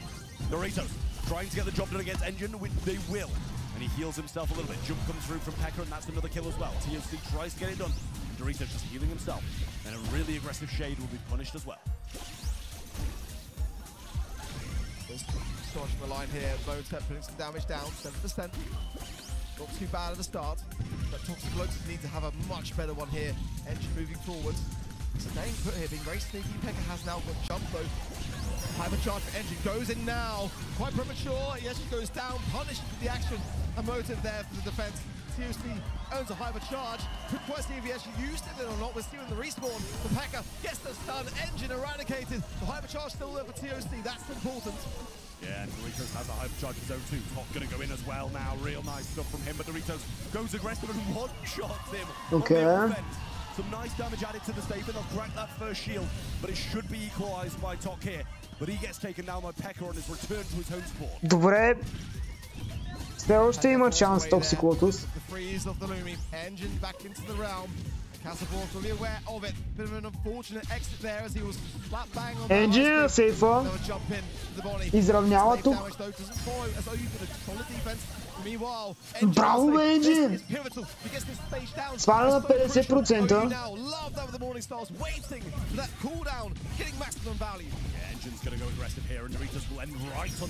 Охо-хо-хо! Ето това е вече China Mainland, който очаквахме да видим. Gets the kill. There's so much damage coming through, and that's the last percentage need for that last crack. And Engine still wailing away on safe, and even gets a great gadget in two.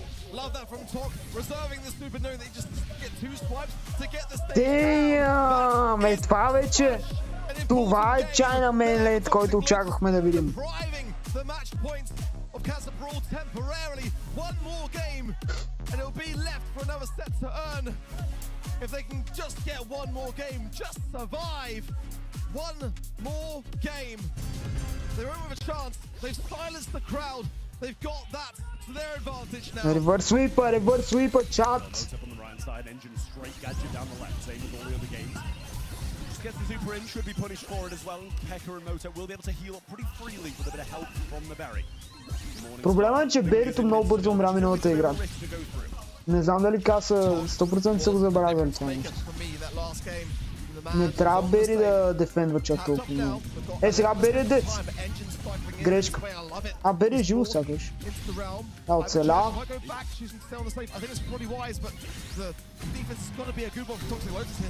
Yeah, they just left him, and that's a really smart thing to do with the berry up top as well.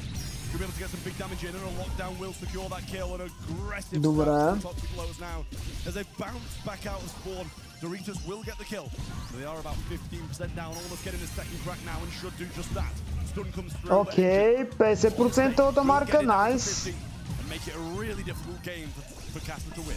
Doritos is forced to use a lot of that utility on their defensive lines. That's not where he wants it to be. Now OU coming through a hypercharge, but look at this, Doritos and Pekka, they're ready to strike. Getting TOC down is so crucial on that left-hand side now, allowing Motep to come through potentially on the right. He goes straight forwards. He should be on the safe. This could be big damage, but OU gets the defense. Yeah, still up top as well. We see a nice move coming in. Engine should lose that matchup as well, but Top gonna go straight for Pekka here. Cut short by Motep, who goes straight through the wall and tries to mow him down, but can't. And a shot will get the kill and allow близо 25% марка. to remain. Yeah, huge from Pekka, but now Дорито също ще помогне тук. Долу обаче! It's 24% either side of things. Pekka jumping in, more damage raining down, and it looks like Casa Brawl on the cusp here. Can OU get a stun? 7 срещу 12%. Over yet. Motep's got a super as well, coming down this right-hand side. Can they get the finishing blow to Toxic Lotus? The stun's there, the cycle, he's forced to defend right. Doritos comes in. Done for Casa Brawl. Toxic Lotus sent to the elimination bracket. And Casa are going day 3. Какво се случва, бе, чат? Трети грешен. 3 ли станаха вече? Да. MVP. Мисля, че... Чай, кой игра? Май Мохтет беше най-добрия. Пека.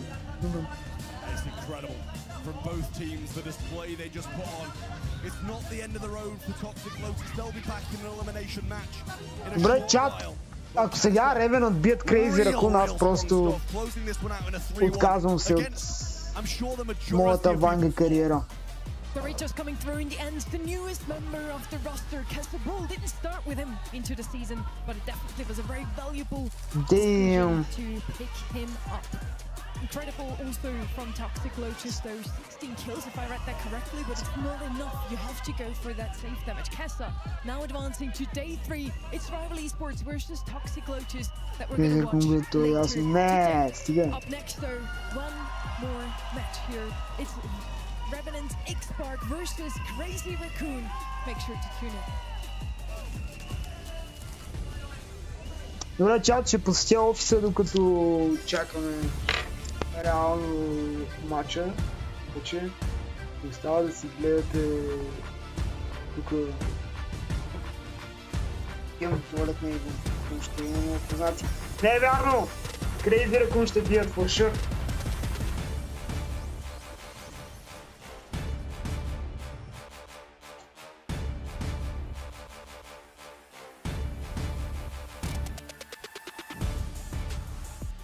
I think everybody knows who Crazy Raccoon are because there's Tensai obviously has won Worlds twice, and it's not like it's the first time that we're facing them. We've actually faced them multiple times because we have been competing in Asia for the past few years. And just last year, even though we didn't make it to the LCQ, Response and I actually took CR down in the May monthly finals. So we're definitely not afraid of them. Like, we know they're strong, but as long as we play our game, we're very confident that we can take anyone. Revenant X-Spark は同じアジアから来て、個人技も高くてチーム力も高くて警戒をしてるんですけど、自分たちの方が勝てると思っています。We're back in midst of the Brazilian crowd. They have been super loud and they carried Casabro to their win against Toxic Lotus. Most of us at least, believed that Toxic Lotus would take that one. Carol believed in them and she was right. Casabro took it 3-1 in the end. Up next is Revenant X-Spark versus Crazy Raccoon. Another match I'm really looking forward to. We are now in a group Group A, that some also call the Group of Death next to Group C. Both of those have been super tight. We see it here. Inner Circle versus Revenant X-Spark. They went all the way to step 5. Yeah, I mean, Revenant X-Spark managed to cut that reverse sweep short and come here to face off against Crazy Raccoon. Obviously, it's a likely repeat of that game in round 3 down at the bottom there, as you're kind of expecting Crazy Raccoon to come in with some dominance in this game and take down Revenant X-Spark pretty easily. But I'd love to see Revenant put up a heavy fight and possibly even get a win on the board. Revenant X-Spark, very dominant on day 1, Sergeant with many kills, the most notable Indian player in that roster, and he did super well. Now, will he do super well also against world champion Sark? Yeah, he was a phenomenal player on that trunk yesterday. Everyone talking about it. And as a squad, they've really dropped 8 sets across 5 monthly finals this year, which is honestly incredible. When you consider that, Response is a world champion as well. And for someone yesterday who I felt played particularly well, Trav, you're going to have to explain this one to me because I don't really kind of understand what I'm saying. You're seeing Sergeant as a Giga Chad. I'm just a humble boomer, you know? The Giga Chad of Southeast Asia with 41 kills on his first day. Big plays from him. And I mean, as you said, the trunk is one of the main things that we've been seeing all over social media. I'm back! How well he's oh my god, new kill! 41 kills over 5. The gold! The gold to Brawl Stars, Tensai! Right? What are they doing here? Tensai 2-times world champion. Why is he То тим има много аура, чат. То тим има много аура, няма да ви лъжа. 2021 чемпион, 2022 чемпион, 23 трето или четвърто, 2024 второ място, топ пич, не е излизал от топ 4 в предните 4 години. Как сега и съвсем добре, надявам се и вие да сте така. Да не познаеш, няма как Ревенант да бият. Знам, че няма да е толкова близко, колкото всички очакват, няма да е толкова не близко, рано, но няма как. Чакайте малко чак, ще си направя протеинов шейк пред вас.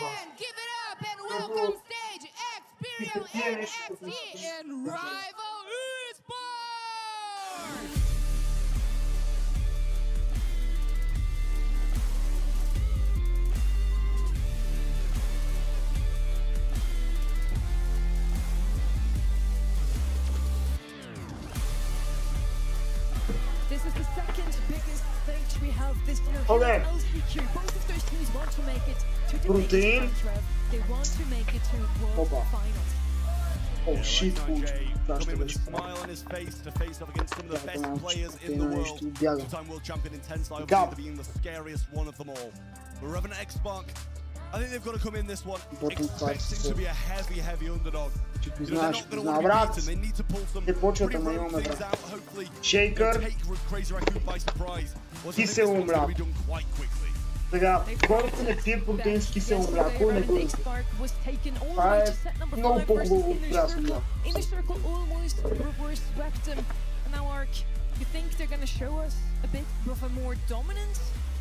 Picture today, or is Crazy Raccoon going to stop? Alright, yeah, boy. Yeah, boy. Знаеш. I feel like it's not nearly as clear as, oh, you know, it's Tensai, they're going to win. People are asking this year, has Tensai dropped off even? И взимаме една лъжица суровата, не суроватъчна. Той е протеин, защото разкрихме алергия към суроватъчния при няколко месеца, което е много странно. Една лъжица соя.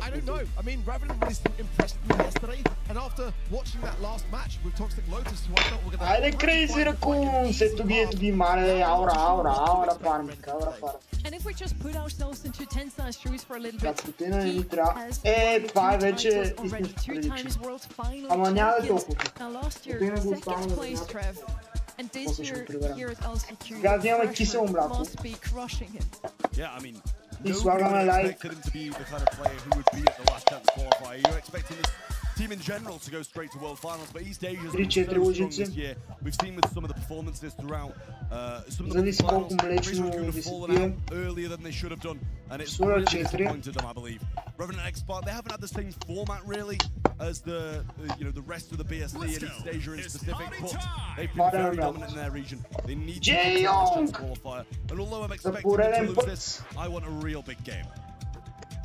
The draft flying through now. Mina, Kit and Ollie Band on the right. Squeaky Byron and Bonnie Band by the left. First pick of J.U. Revenant X-Spark. Ще изчезна съвсем малко да побера.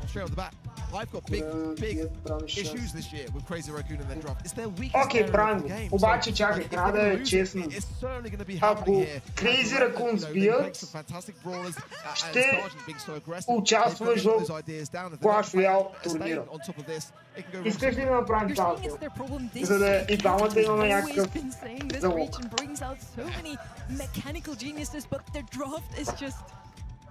Not good, let's put it that way.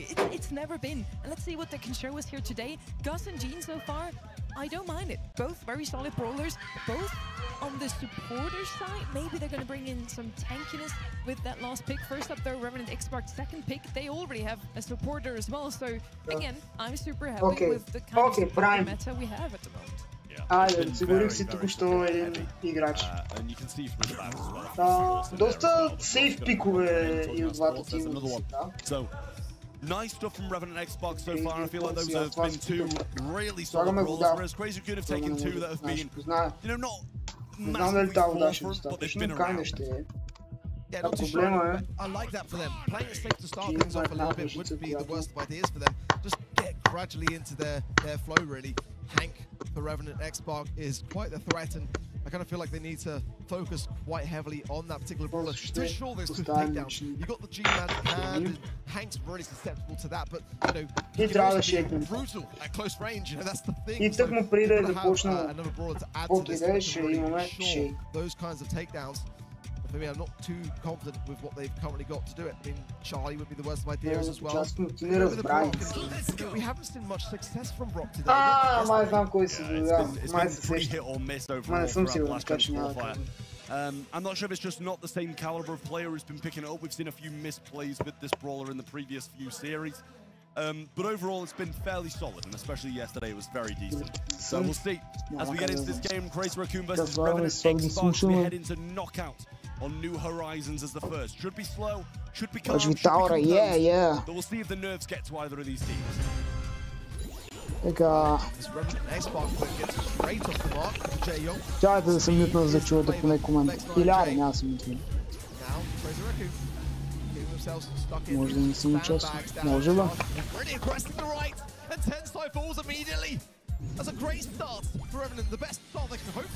Insane! Continuing this push forwards, he's picked up a power up as well, and being the player that he is for this roster, I mean, he gets right down, they're going to get the kills nonetheless, and that's a very fast, strong start from Revenant. That's ridiculous. Yeah. I mean that's the speed run at this rate. Crazy Raccoon are actually not even present. Like they got to slow things down, get a magic hand connection, making that 3 versus 2, and slow the pace. They are really flustered, but now looking better. Getting into position, if Moya can land this, and maybe even get a bit of a break in the process, would be massive for him. Exposing some Crazy Raccoons already of breaking open the map. This is why it was a great start for Revenant. They know that the early game is where they can thrive, but once Milbrio gets stuck in with breaks, защо? I mean, this is the thing as well, as Sergeant was breaking up the map. Защо Тенсай е най-скучният герой на игра, просто Макс. Getting some heals in the back of the spawn here, getting some good shots out and using that projectile speed to his advantage, but pinched so heavily there and punished for it as well.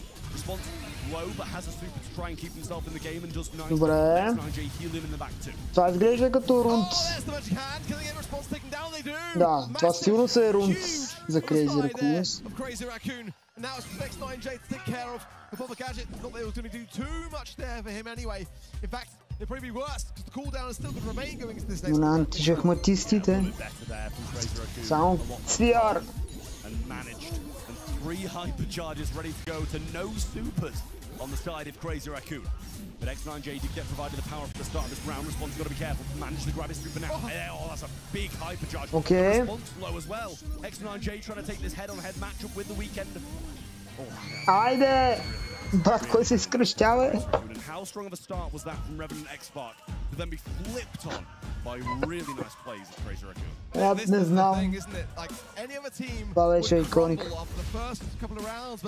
Не знам дали при вас се чува, ма... And not seem to get too flustered by it.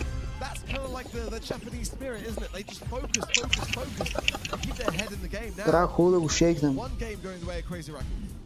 И да сме сигурни, че няма на дъното. We get this fast start from Revenant again, or if it'll be Crazy Raccoon keeping the wave. Response very low and the pulse going there. Не виждаме много. Да, беше видим. For now, but a few more shots and a great rocket fuel from Milbrio gets the killing blow as well. Moya just baiting out a few shots and Tensai gets the kill. This is gone from very good to very bad for Revenant X-Spark, incredibly fast. Yeah, and to be honest, you know, the Ruff's pick, it's not really a Sergeant special. Не, според мен Crazy Raccoon фен беше това, защото той се извика щастливо. Ама как се извика, брат? And in a 3 versus 1 regardless, what are you going to do? You know, straight to the gas, surely. You don't want to feed anything. It's time for it, now finally. And I think that's the wise call in circumstances, but it's dwindling. This set's almost over at this rate. Absolutely. I mean, this would be a fast round or set of knockout, I should say. If Crazy Raccoon I'm sure have a little bit of fight left in the tank, and Response needs to make sure that he definitely does. Has the super available, so heals can come along with it as well, and the snipes at long range. Pulls there for Moya, but he knows if you're grabbing Response, you better get that kill before he can get the super off. Oh, Response just staying alive there with the help of the torpedoes from the heel. With these hypercharges in there for Tensai. Moya with a fantastic pull. 3 versus 2 with the Response. Tanking shots continuously slow. There's nothing a Jae-Young Hill can do about that. And look at it.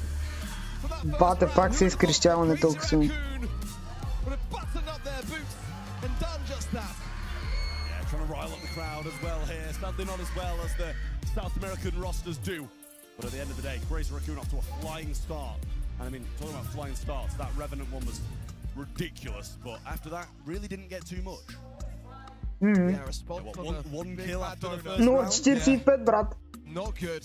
Not good at all for Revenant. 7 for Milk Rio, and I mean, takes us back to what we were saying coming in, doesn't it?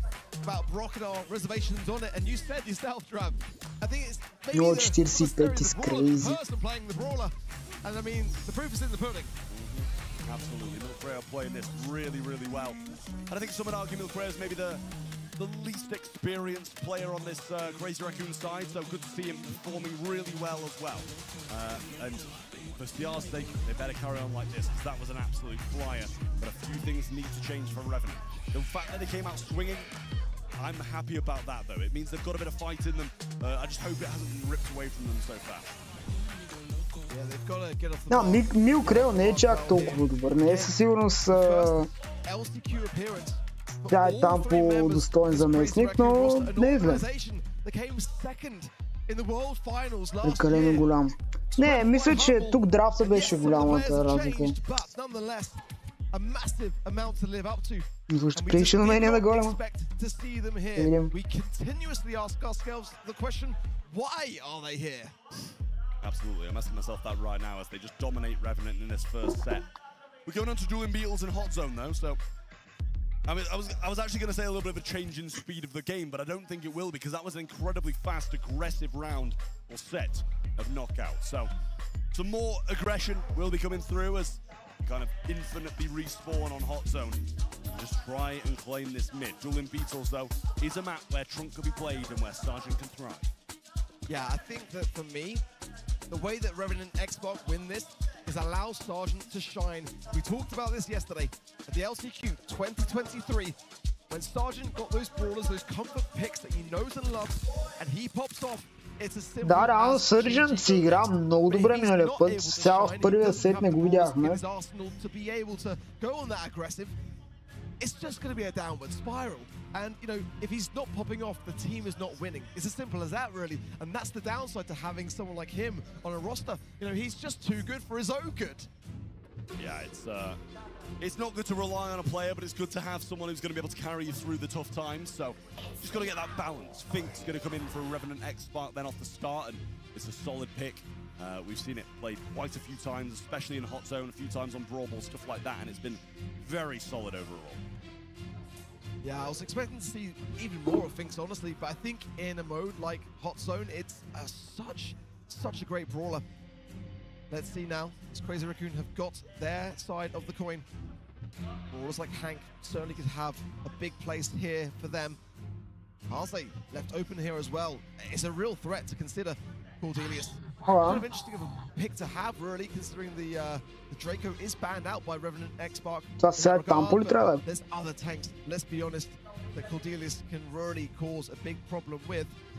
So I don't mind it necessarily. On this kind of map, I think it's going to place with that mid-area being so closely knit together. Yeah, absolutely. Well, Bonnie's going to come in as well. A bit more range down some of the sides, can play through the mid as well with the jump. And she has a super hypercharge so strong. Да вземе героя, но преди него ще видим Surgeon и другия пич от Revenant. It's definitely stopped them from going tanks. But then again, we have seen today, you know, the tanks beating the Cordelius in certain moments, but I think that's another issue of the player, not the player. Coming in for X-Spark, and the Cordelius is their second highest picked and played brawler in scrims, and it's got a 66% win rate for Revenant X-Spark, so I think it's quite a good brawler just to get away from them, and that's the Hank that Crazy Raccoon wanted. Revenant picking it up and just basically doing the exact same thing back to Crazy Raccoon. Both sides, for me, you know, being able to look at the data, really showing great displays of awareness and preparation coming into this match. So that's always a good sign. Absolutely. Well, the Hank може би танк against the stuns of Bonnie and the supers of Cordelius, but Barley's going to come down in as the last pick. Got to make sure that this Stu doesn't have it quite a lot of supers, or you're going to be under a lot of pressure. And also when Finks puts ако Стюто успее да отвори мапа, Барли няма да е чак толкова силно, но ако не го направи Барли видяхме вчера, че е много опитик. For what Revenant need to be a better showing than their last set. It was quite disappointing, especially when out the gates I thought, hang about, are we really underestimating Revenant X-Bark here, and Crazy Raccoon just immediately still, this could be a much closer game, not nearly as one-sided as many in the community think towards Crazy Raccoon. Well, Response just got absolutely battered by Moira off the start, and he needs to find this shot onto either Jay or Sergeant, and doesn't. So really nice there from Revenant. A few missed shots from him. He's going to be pretty disappointed about a field. The Grails super can't send it into that slowing portal. Plays down by the Victor. That ball comes in over the top. Sergeant just had so many supers so far that he's still hard to catch. Brio forced his X9J into the round. 680 HP there. Eventually goes down, but look at this start. Revenant have got 50% nice. A hypercharge now for Moya as well. Just choose to wait this one out as Sergeant's slow at the moment, but look at this. I mean, time is ticking so quickly. X-Bark really making this bet count early on, just leaving Moya all alone. He can get the stun up here potentially, and he overshoots it. Yeah, he misses and gets picked by the missile as well. Response just going to come forward, try evade it, but the last call keeps him at bay for now, so allows PR to stay in control. Sergeant can't use the super whilst in there, and Tensai not having the best of times against that slowing down zone of Jay again. Response, all 5 meals Rio, nice from him. And keep that pressure on that right-hand side. Moya's not tapping the shots either. And they take a long time to put down the 85%. This is Revenant X-Bark back to form. No sé pack. Hayde, Crazy Raccoon. And now is the time for Crazy Raccoon. They've got to knuckle down big time. Get these Barley Hills coming in. Get the hypercharge. The last call to shine of Tensai. And stay on this zone. They cannot afford to leave. X9J's going to burn. Bro, Tensai estava possuindo. Can Tensai hold firm? He's all alone. He needs his teammates now to be able to hold this mid. Well, get in there. Milcrow needs to get this one into the realm. He has to jump away. Dashing in now. Everybody on the side of Revenant. And surely that's going to be enough as Milcrow is alone. Бре, това е само първата игра. Миналия път първата игра. Не знам, загубиха ли.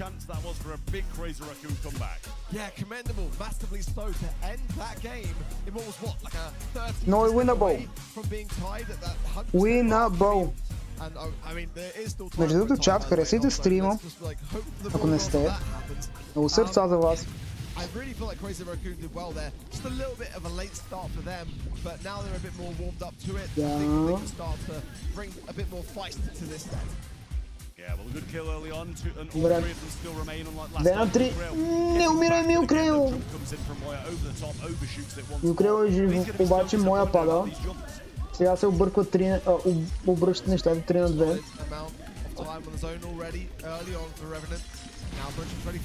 Сержент чупи много важна стена, която може да помогне на Crazy Raccoon.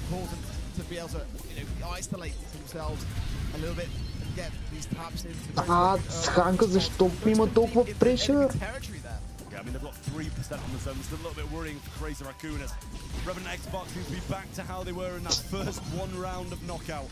And X9J just TPing back, turning back the clock and getting into those defensive lines once more. Response already back. Сержент играе много добре обаче. Moya's got hypercharge. You gotta go, mate. You've only got 20% left of this game. Go in and cycle your utility because you've got to get on the zone and you can't leave it. It's as simple as that. You know, you are now just looking down the barrel. This set's almost over. Crazy Raccoon have just been nowhere in this match. Държат се. Държат се. Държат се ръкулите. Не се държат.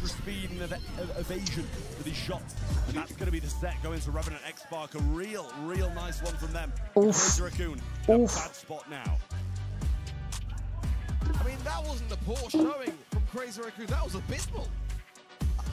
Имам чувство, че Crazy Raccoon играят в... Затворили се някакси, не играят толкова креативно, колкото ми се иска да ги виждам. Някакво затворили се в идеята да бъдат humble и да държат на драфта и междувременно не взимат броуъри, които да са им comfortable. Губят тежко. Буквално 1 на 1. Не смятам, че губят тежко, но със сигурност Бе, имам чувство, че няма го този спирит. Нещо им пречи да се отпуснат да играят, както играха миналата година. Just felt like to me, looking back at the data, like Crazy Raccoon were just banking on having that Hank, all the Draco. You know, they were all banned out and all taken. Братето е в Urgent хим, между другото. They just didn't really kind of have a plan B, it felt. You know, they just didn't really kind of seem like they were able to adapt on the fly to that draft, which again, as we've mentioned time and time again, has been a real thorn in their side for this, not just this year, but previous years also. I mean, reservations even at the World Finals last year, which they were able to put to bed. You know, that was the thing that they were able to do successfully well against Elevate in the end, to be able to continue forwards. But look at this, we are all tied up now. And now, Revenant Xbox woken up.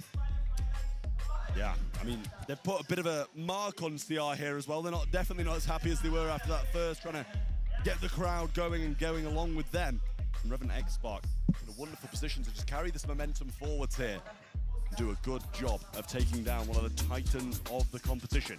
Many said they didn't even, well, they shouldn't even be here in terms of Crazy Raccoon are too good for this competition. But Revenant Xbox ready to bring them back down to earth. This might not have been for many the 50-50 coming in, but it was for me. This was a tough prediction to make. I had to really think it through. Backstage, we've already said, we were saying the same thing. The biggest reservation is draft when it comes to Crazy Raccoon. Надявам се Crazy Raccoon да си цъкат комфортни броуъри сега. This LCQ, we ask, why are they here? Well, maybe са буквално миналата игра ги биха механически, а Crazy Raccoon би трябвало да са едни от най-добрите механически играчи.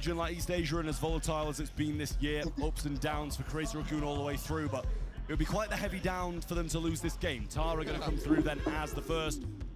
I like it, you know I do on Hard Rock Mine. Not sure it's a first for me, to be honest with you, but... It's always a first for you. What do you mean? Listen, what are you yapping? I'm happy. I'm happy with it. It's always a first. 68% win rate, in fact, for Revenant. So, their top 3 brawler. They think it's worthy of a first pick. They would have liked the Ollie or the Buster. The Buster still remains. The Ollie banned out, of course. So, over to Crazy Raccoon. I'm really liking the idea of a Ruff's first pick here for me now. Really a brawler that's demonstrated and proved its worth. Jae Young is going to be where their mind is actually going to be at. But now, Kaze open as well. Definitely a Crazy Raccoon special. I would quite like to see Janet ban. Брат, взимайте Shade. From Revenant as well as a brawler which they would love to have got their hands on. Ма пък ако вземат Shade, Revenant ще вземат тоя мравката, брат.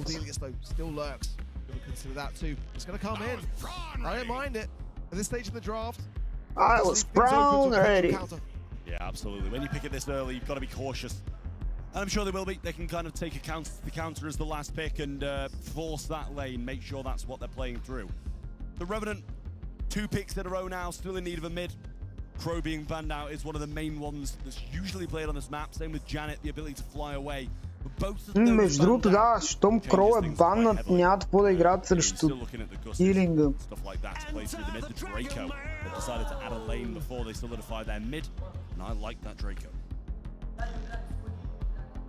I mean, Draco's just devastatingly disgusting. If they get the Ruffs combined with it as well, again, the biggest weakness is the amount of time it takes to earn that hypercharge. It's the perfect map for a Ruff. They go with the Lily though. Again, the brawler which I don't mind. It's definitely a brawler which could be Sergeant. He could play maybe the Draco otherwise, but I mean, either way you look at this comp, it's a Revenant Xbox comp. Crazy Raccoon взимайте Shade, брат. Как и Kenji също става. Just going with the dive idea, which has proved its worth in East Asia. But I prefer the roundedness of what Revenant Xbox are bringing to this table.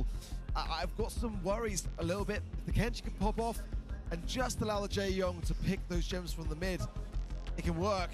I just worry a little bit that Crazy Raccoon are doubling down on the aggressiveness of their comp. Yeah, I mean, for me, like, they seem to be lacking a little bit of that solidified mid. Yeah, Tara's probably going to play through it. Много се скучни драфтовете. Но специално той е интересен между по принцип. Сега замислих колко много време отива в драфтинг. speed zones as he moves forward. The heals now being provided to Moya. Oh, ne, crazy! Under scrutiny. Response now low. Добре, nice. Добре, easy ground, easy ground. Much better start here for Crazy Raccoon. Now pushing himself forward. Тенсай с Assassin. Време е да видим дали краля е все още тук. Surgeon срещу Тенсай ми е любимия матчъп, който искам да видя. О, много лошо Милкрил.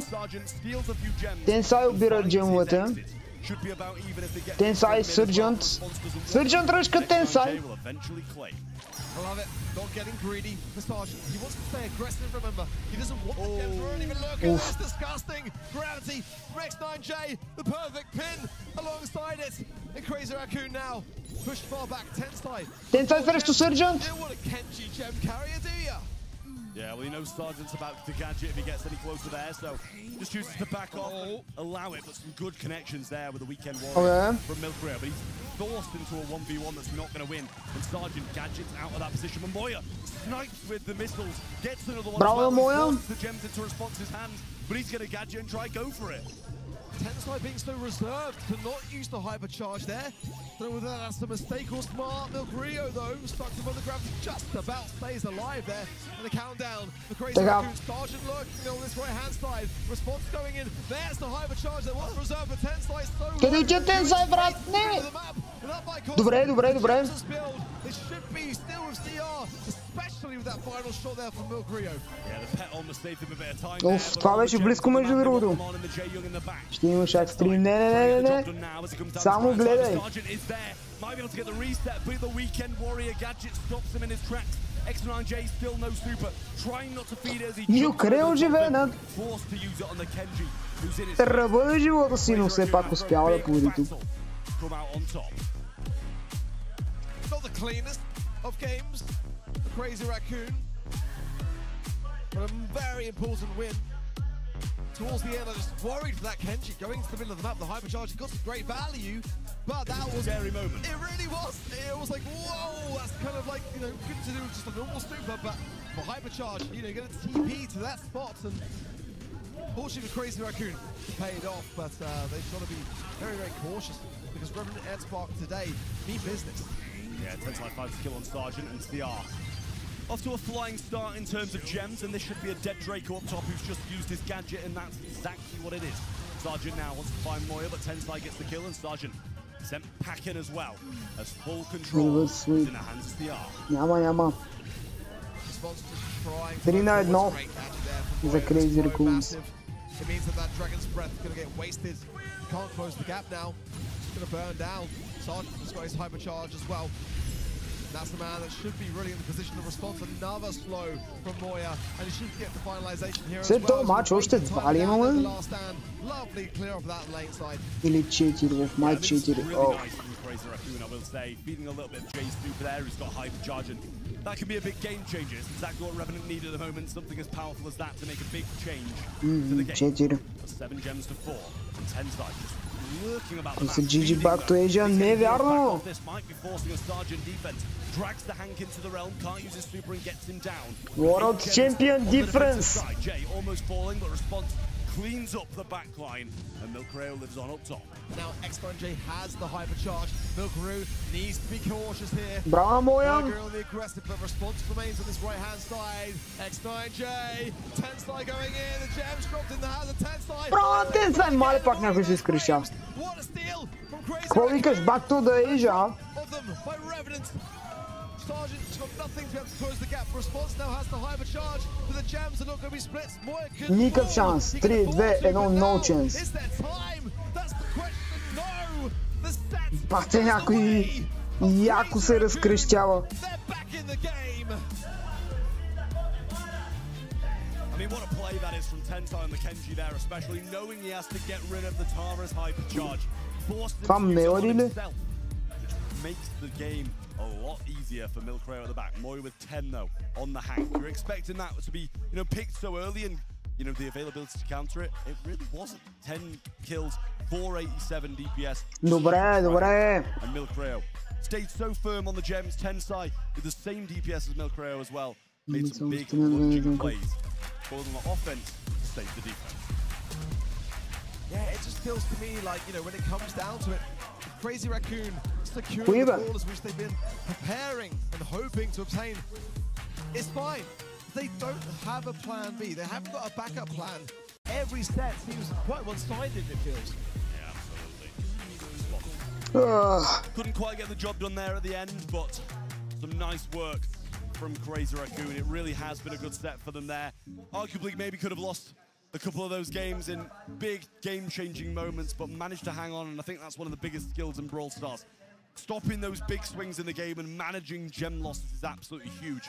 We're on to Brawl Ball next in Super Beach. Could possibly be the last of Revenants in the upper bracket. Might be sent down to reface Inner Circle.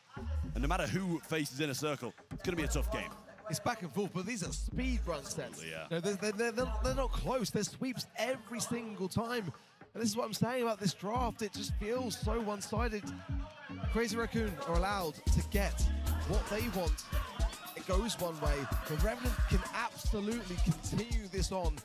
They've got the mechanics, they've got the skill, they've got the aggression, most importantly. Let's see, Super Beach. This is my reservation. Имат шанс наистина Ревенант да бият, защото вчера срещу Inner Circle мисля, че първата им игра беше Brawl Ball и беше, може би, най-добрата игра, която съм гледал цяла вечер.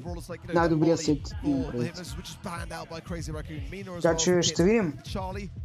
Все пак, Crazy Raccoon's World Champion Defense. Yeah, and running it down's been a big part of both of these guys' team plan here as well. It really has. And they kind of need to manage it a little bit more. Очаквам тая манячка да изпърля неща. Coming into this one as the favorites, it might help them to be a bit more calm, composed, let Revenant X-Spark play into them and be over-aggressive. Will kinda, може би Otis дори. Number one pick, Crazy Raccoon. And one which is going to be fantastic and Brawl to have. They're going to slow it down though. Take the Bonnie, which is the number one of Revenant X-Spark in scrims. A 50% win rate, 15 instances for Revenant on that particular brawler. So it does feel a lot like taking it off their hands, which I think is not the worst idea in the world. At this stage of things, the Willow is available here as well. Wouldn't be the worst of ideas to pick that brawler up as another safety net when it comes to ensuring the ball does not cross that line. Cordelius could be combined with the idea of something heavy. Let's go. It's party time. It's not banned. I don't think Jae-Young going to come in though. And that could be the great pairing actually. Oh, they banned the Hank themselves. They can't do that. But I mean, even a Bull, I wouldn't mind it. There's so many tanks left that they can go with it and pair with it. Even something like a Draco, something like that might not be as full on Brawl Ball as it used to be. But still, you know, pairing with a support brawler can be solid for any tank user or assassin. So we'll see what they do to choose to make sure. Surely I like both of the first two picks. From both Revenant X-Spark and Crazy Raccoon, I think it's solid on both sides. I think we're expecting this Bonnie to play through the mid and kind of jump. It's a very rogue one. Listen, I don't mind it. You said there's a lot of tanks to come in, Trav. That wouldn't have been the one that I'd have thought. It's like the bottom of the pack for you, is it? But Откладши явале? Мисля, че си ония голем бот ли нещо от този сорт имаш. Мисля, че си него. I'm a bit worried for you as well. I mean, for them, rather. Why are you worried for me? Well, I'm every day worried for you, mate. I mean, you struggle to get through a single day with me. You know, it's going to break a lot of things. You know, in terms of the goal line especially, I think the Premier is not the worst of brawlers to have. But it is a bit of a head-scratcher. I think with the Jae-Young, though, I'm kind of, I'm warming to it in that regard. But Revenant have got to convince me. I think this is a very good and potentially winning draft here by Crazy Raccoon. Yeah, it is. And the response not taking the best of starts either here as he gets pushed back. The heels coming in from next to Jay. Sergeant pushing very aggressive and getting off. Sergeant can slide that one straight in. That's the start they needed. And a really good one for Revenant. Now I see Sergeant on the Primo. I get a massive. Само са значи не знам. 23, where Sergeant popped off with this brawler. That is giving me some hope. Let's see now, the response is massive. CR now surely walking this in, but the body is slow. The shot was on point though. Брат, кой си крещи така на бакграунда? Някой умира в момента. Off a little bit of over-aggression from Sargent. Response come in really aggressive, but can't do the same as he can when he's not in that dragon form. Moya breaking up some of this map, making it a bit harder for the Primo, a bit easier for the Bonnie on their side. And this is the thing now, is the hypercharge cycle of that Rust over to that Draco, exposing the Primo. But Sargent knows how to play this brawler. He's going to use a lot of that damage to just further his utility. He's got the hypercharge now, waiting for the go of his teammates before using it, or just sitting back, because CR have got to make the move here. They are the team that are behind in that scenario in terms of positioning, now jumping in. Beautiful stuff. With the ball left behind, Revenant X-Spark going to bring it forwards. They do throw the lovely defense there. Oh shit! Perfect! Oh my word! CR was sleeping! And that's the goal, which shouldn't have happened. Yeah, I mean, I can't help but think that maybe the добре. Това беше впечатляващо. В смисъл, това беше много впечатляваща синергия.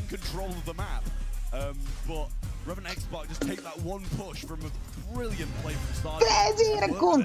Това лапе силно крещи чат.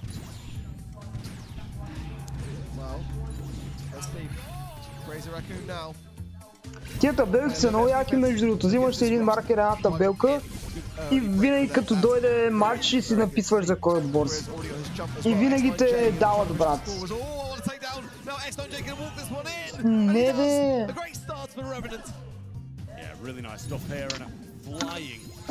Bit of play there. Moya Milgro jumped back and actually got obliterated instantly. Sargent jumping in, throws Tensai over the wall, finds an opening but can't get the shot through. This might be a bounce back now from the other side as response might be forced to realm someone. And Milgro can slot this one straight in the goal to even it out.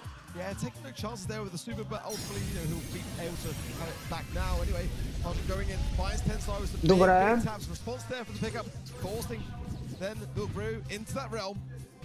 Slow pace. X9J not taking his chances, leaving the ball there and waiting for his team. Changing over to speed. Sargent with the hypercharge now. Goes straight down on Tensai yet again. Now the last stand. Tensai going to hold on firm for a little bit, but not long enough for Sargent to walk this one straight in. And that's it. It's done. Set for Revenant as quickly as that. Nothing short of a speed run. I mean, another overjump from a crazy Raccoon again. Just keeps on going past, overshooting those supers and really wasting them and leaving such an opportunity in behind for the Revenant X-Spark side. So it's 2-2. It's a big Не, сега ще се стигнем. Crazy Raccoon се стягат и бият. Не, между другото, ако нямам един верен prediction днес, това ще е crazy. We're going the distance. We're going to a fifth and final set. And ironically, the map pool is exactly the same. We've had the same maps. We went to the fifth final set earlier to Kaboom Canyon, which is where we're going next. Yeah, yes, Vanga. Ne, аз се случвам. Lose in the final hurdle. Heist is a brutal game mode to have as the fifth set. It really, really is. And I think the Revenant now, a real opportunity. Кай се буквално драфтинг. В смисъл, според мен, драфта има най-голямо значение в Хайст. Защото там имаш тези няколко много счупени броуъри, които керят играта. И имаш дефенс. И ти е много праволинейно. Who will be forced to play against Inner Circle and have that extra game today? It can be a bit of a burner on mentality. Възможно е, ама... Have to go those extra games and possibly even face a harder opponent tomorrow. Да, знам, имам чувство, че кай се повече. На Ходзон имаш съпортите си много щупени, но винаги може да изконтриш и винаги можеш да играеш по-добре и да се опиташ да... Целта ти е да убиеш другите играчи, ако играеш по-добре от тях ги убиваш. Тук обаче целта ти е да щупиш неподвижен сейф и реално, ако стигнеш до него, по-лесно да стигнеш до нещо неподвижно, отколкото до движеш се играч. Не знам, това е моят теория. Yeah, I'm not sure. I really don't know. It's a weird one for me. It's the deciding factor in a lot of the games. People might think they can account for it, but a singular mistake like that of Diego Gamer missing a super in a pivotal moment can cost you the game. Just get rid of it. Just get rid of it. No reason not to. Tensai is the GOAT! He's the GOAT! Oh, check it back. The Kaze along with it as well.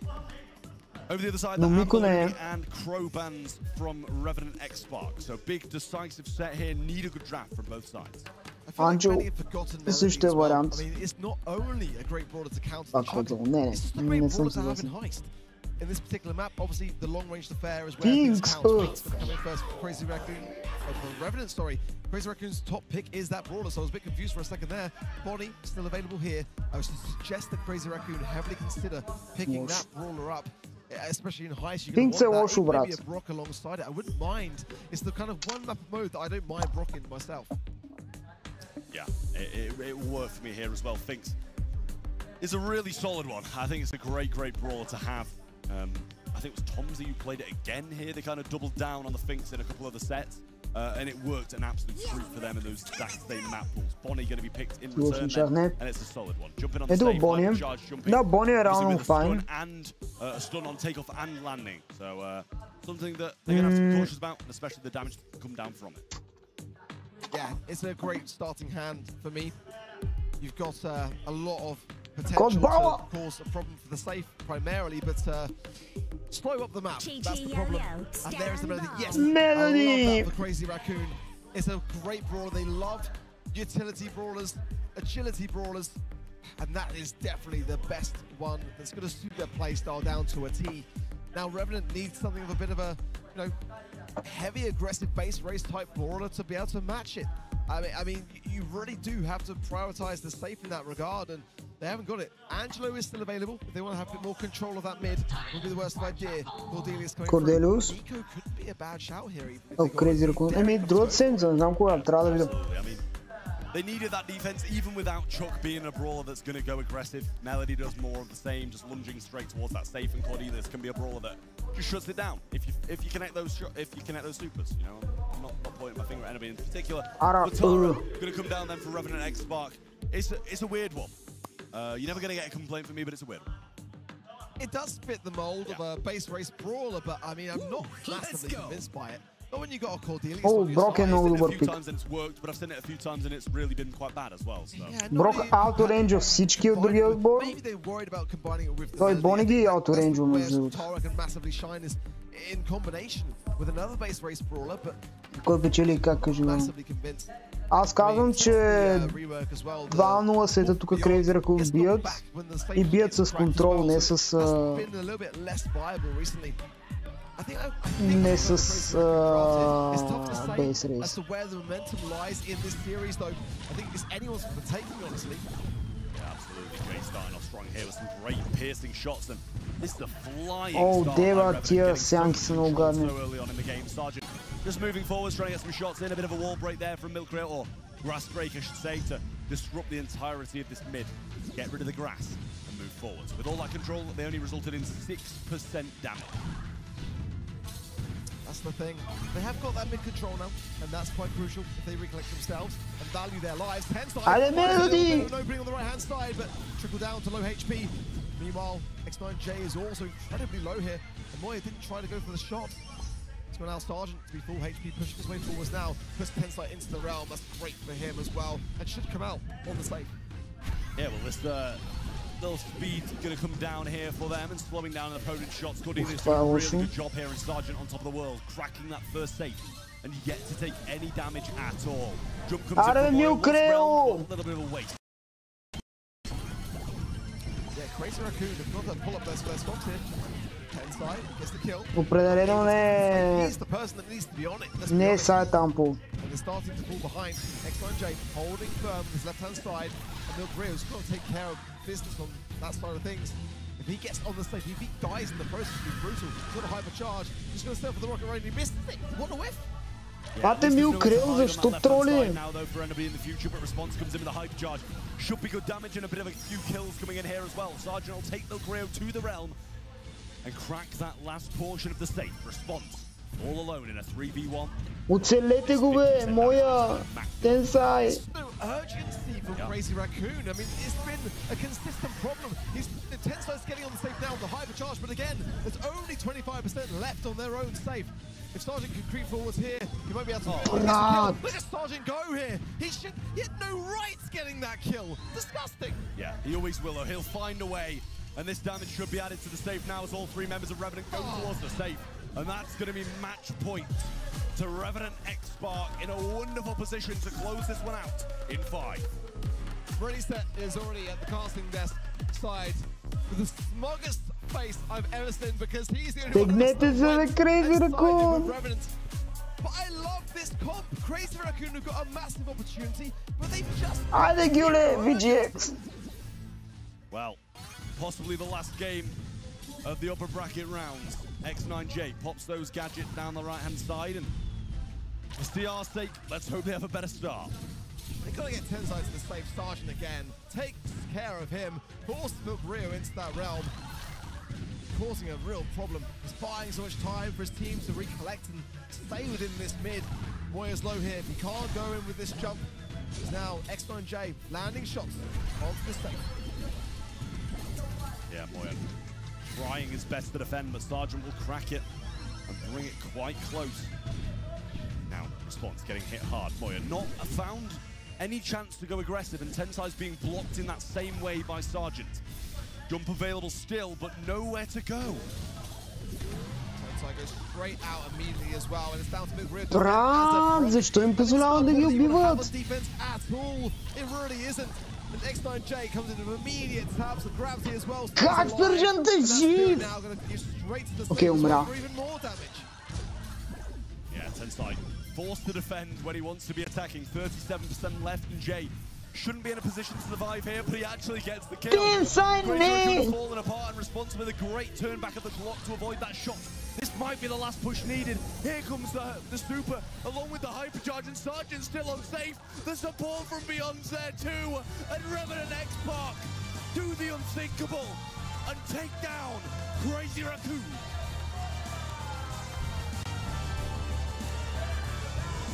A massive result for Revenant. We ask ourselves why Crazy Raccoon are here. They've just proved us what the... Because Revenant today, and for tomorrow, Crazy Raccoon may not see it. They've got one more shot today. But can you imagine? Can you imagine the shockwaves it will send through the community if they don't make it to day 3, let alone the World Finals? Kaboom Canyon. Just remember back to that Papara Supermassive Team Electro's showdown all the way to set 5. This time around, it's going to be Revenant X-Spark moving on to day 3. Crazy Raccoon up next. Как такава, брат? We're going to watch that match later today, and to one of those two teams we will have to say goodbye. Как такава? Right now at the groups. Navi versus Upcore Esports. Как за Бога днес нямам един познат матч? А вчера... to the Dream of Earth Finals as well as Team Electros and BC Gaming. And all of that we're going to watch later. 4 more matches today. Super exciting stuff. Tune in again in a couple of seconds. We need to fuck them, bro.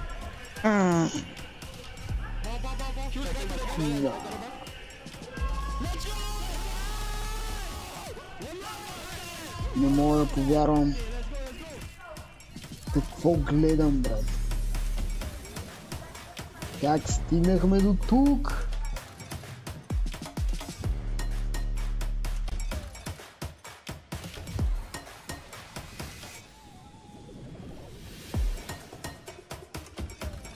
Много е готин да си прав. Damn, boy!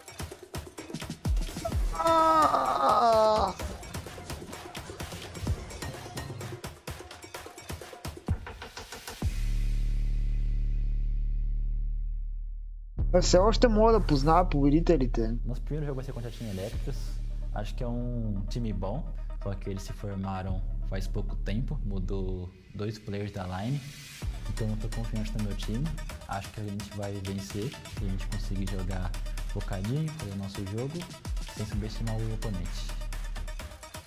I think because we're playing on BC's home turf, that most of the fans in the audience will be rooting them on, and I'm hoping that that doesn't get to Diego and Rafiki's nerves, but I think BC will be scary with all of the crowd behind them cheering them on, but I think we'll be okay. Не вярваш, брат? Как можеш да повярваш, че рандъми от Индия ще победят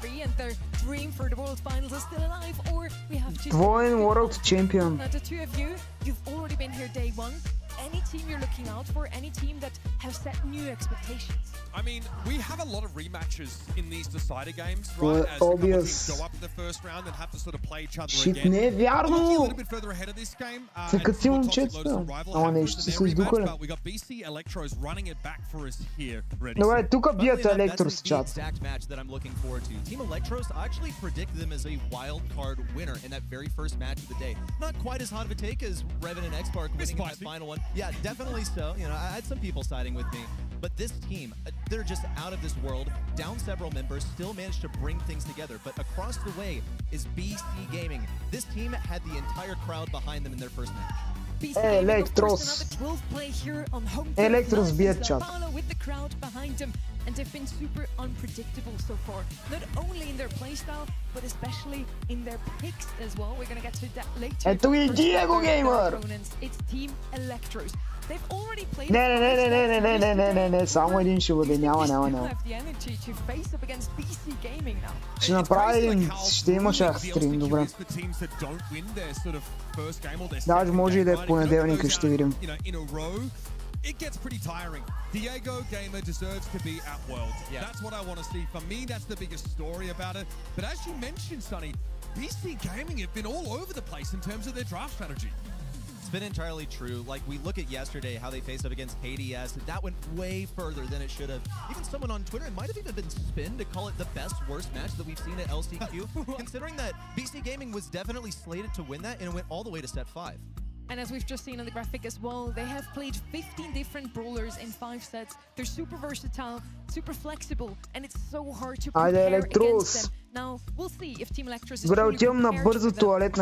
I think as Livy was living his best life earlier on today, some fantastic brawl stars. Diego Gamer as well. The nerves are going to set in. They need to be in the mix tomorrow. I think they've got it here. They've got some experience with this unpredictable BC Gaming team.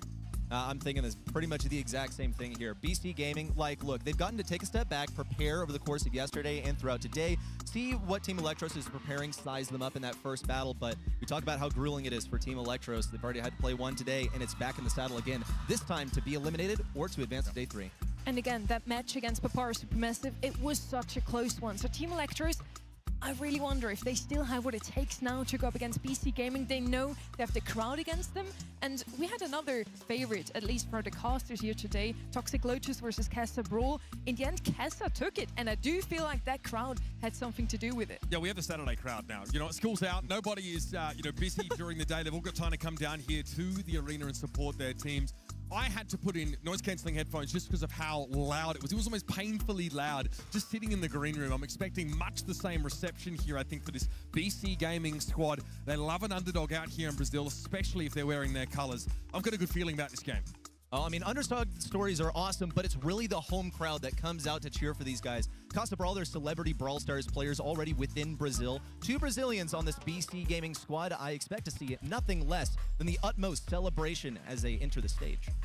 And we had some creative drafts here also overall yesterday already. We talked about the most picked brawlers. Jae Young leads the pool there. Yes. Yeah. And then we have Mina banned out 47 times out of 48 played sets. The one time she slipped through, it was in the Experience game, and that didn't go too well for them. So I wonder if we're going to see some more of that Brazilian brawler now from the Brazilian team. Depends if we get any bans where teams double up on bans, right? That's where sometimes Amina can sort of slip through. I think her shield gadget is honestly very powerful. Reddy earlier was showing me just the power of her star power, of course, when you can actually root people with that ability. I don't know if we'll see that at this level, but it is extremely troll.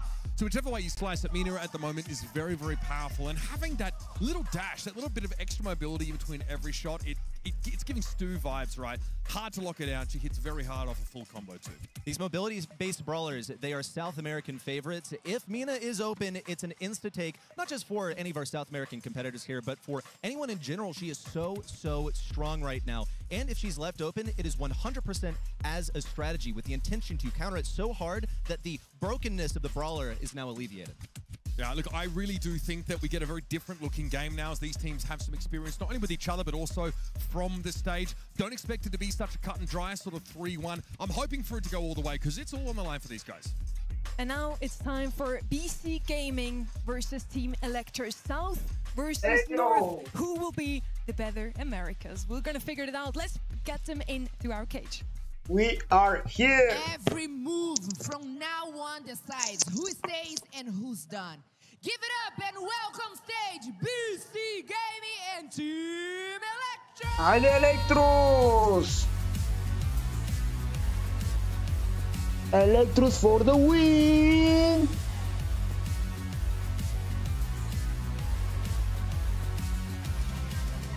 Once again, Team Electros on the right-hand side, BC Gaming SA on the left side. Team Electros was already standing on that side when they faced up against Papara Supermassive this morning.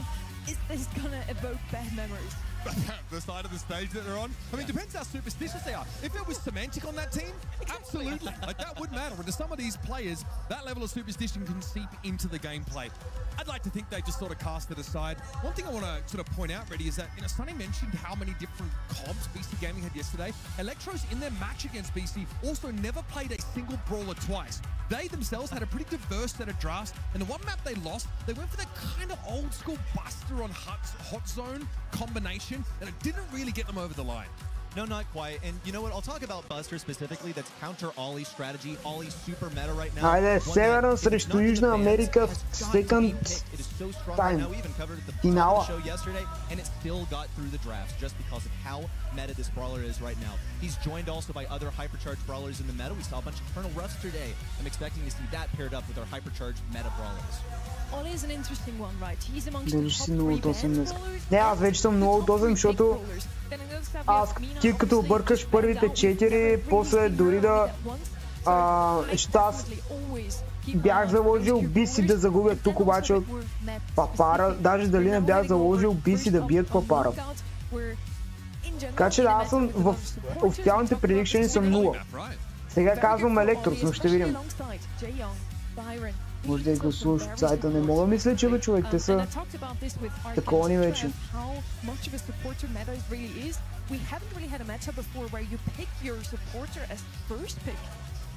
But I kind of like how it leaves you open in the rest of the draft. You know, Jaeyong is so prolific that it doesn't really tell your opponents too much about what you're planning to do with your composition. He can be paired with tanks to try and heal them up, or he can just be sort of standalone, maybe even just like a safe mid option. The predictions at home, very, very close here. People are just on board with Team Electros, but it is about as tight as it gets. If you tuned in yesterday, then you will remember that this one was described so closely by Sonny that it was 49 to 51%. That is how you said it yesterday. Now it's time for a rematch. We'll see if things have changed up here on the caster desk, but at home it seems like there's been a bit of influence. I like that. Interesting. Yes, those two have already faced off against each other yesterday. It was a 3-1 for Team Electros. I kind of feel like now it could be going the way of BC Gaming simply because again, they have the crowd support and it's uncontestable. I feel like you can put that energy into your gameplay. I think if Electros also don't want to play Kaze, they need to ban her on a lot of maps. They have the data, the same data we have. The BC Gaming, Kaze is their most picked brawler by far in the lead up to this tournament. So you see straight away, Kaze finds her way. Even on a map like Gold Arm Gultrich, maybe you wouldn't expect to be a big map with a kit as well. This is straight out of the playbook for, you know, one of the best, sort of most commonly picked brawlers on this map. And the Ollie's got to go. That's been banned out. You start with Jean, something classic, and of course, something that really rewards you for your patience. Classic, but is it a little too classic? Because it's been a very long time. before Gene has been first pick worthy. I've seen him rated as like kind of a beer tier brawler, just like barely above average, and that's not really what the meta dictates. But as we've mentioned, just with regards to BC Gaming even, just a really diverse brawler pool, it's going to be a huge assistance for you here in the last chance qualifier up on the big stage. RT now selected by BC Gaming. It's going to be a great defensive selection. Byron now making his way through instantly. BC Gaming are getting exactly the draft they wanted. Yeah, like both sides obviously have you know, a decent healing component to them, but I think the RT pick here, especially with that late game potential to split from the legs, is pretty scary. And once again, I'm super happy to see two supporters picked up right out of the gate. Gene on the right-hand side here could be very well paired with some more tankiness. And Ollie and Kids are banned out. Those two are the ones that I'm usually looking out for. We mentioned Buster before. Ghost is going to come in as well. Two supporters now. Ready. That third one has to be a tank. No, never mind. It's a Grey. Usually also paired with tanks to teleport them right into the action. But now with those three, they will have a super good early game. Once Gene has his pull, yes, that's also a key to success. But if the smoke comes in, they do not want to stay close to that RT, for example. It's very true. This one puzzles me. It's kind of like a triple support game. It almost reminds me of what we saw from a game from Rival Esports at the World Finals last year. It's a double pull strat, right? There's potential for Team Electros to get one pull and then chain off of that. We saw it as one of probably the most hyped moments in Brawl Stars history. But no, triple supports is just weird. They might be lacking in DPS. So, like, sure, they've got range, they've got pressure, but they are very much playing for the end game around some of these hypercharges. Yeah, absolutely. I do think that in some cases, the walking cane can be just as good as a magic hand if it allows for you to get that pick. I mean, Gus can hit pretty hard. Kooky Popper is also something you've got to maintain awareness of. You can definitely be caught off guard by that. But bursting down this Daryl is going to be a little bit tricky for Team Electros. It's not what I would call a particularly high damage composition, but they've got mobility and, of course, the shielding that can be offered not only by Gus, but also by that Grey hypercharge. BC Gaming are playing an extremely defensive composition. Jubileu almost taken down early. He's going to be receiving the healing from Derp in close quarters. Team Electros also clumping up just outside of the BC Gaming spawn. Loco now rotates over to the right side. Also opt to just play around a hypercharge. That is going to be his in-game winning scenario. It's why BC Gaming are just playing for survival right now, while Team Electros are just playing for control. Yeah, I mean, they were playing for that Daryl super. Yeah. Now that BC Gaming have that, they're able to move into the map and actually play properly. The only wall break that Team Electros have is really on the back of this walking cane, and Diego needs to actually hit that in order to destroy terrain.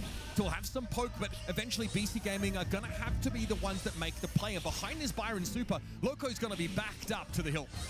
Derp is really hoping he'll get to use that super offensively and as a support. Here comes Loco, bumped away, now looking for 1, 2. Diego Gamer, the last one remaining. There's no way that he takes down both the Jubileu and Loco. He's just going to try and get his hypercharge. Nothing there, not even really a super. He's probably just one shot off of a super. That'll be good utility to get away because it looks like Team Electros are going to have to prioritize that. They have not enough DPS to deal with BC Gaming unless they get an early game pick with Rafiki's pull. I mean, they had the lamp blow out there from Rafiki as well, but it wasn't enough, and his hypercharge coming in from Loco. He's getting a little bit low. Derp would have to heal. He pops the hyper. Can he keep this Daryl alive? As Livy pops hyper as well, backs up, but is caught out by some of those shotgun blast, and oh dear. Hi, Diego! On his own again. There's Loco and Jubileu. This is a tough one to win. Diego's faced with an impossible task right here. He's got to get 2 kills with Grey, and they're both high HP brawlers. At this rate, he may as well just play for some supercharge for the next game, except you can't carry it over. Just now taking a beat pretty much to reflect on the team's strategy. If you ask me, draft-wise, Team Electros drafted themselves into a corner.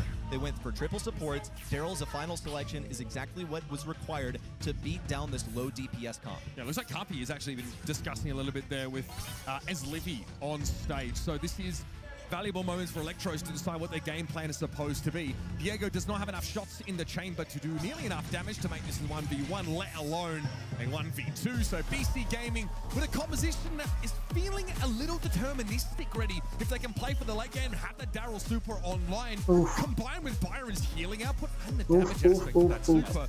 That is very hard to overcome. It's just a numbers game at that point. There's really nothing Team Electros can do unless they get some supers early game. Pull someone away. You saw that as soon as Team Electros were in a position where they could have pulled someone out of position, immediately Loco on this Daryl goes in a position. This is the tank player for the squad. He's the new talent. He knows exactly what to do. He's going to be making the risky moves, and Jubileu and Derp will be supporting him.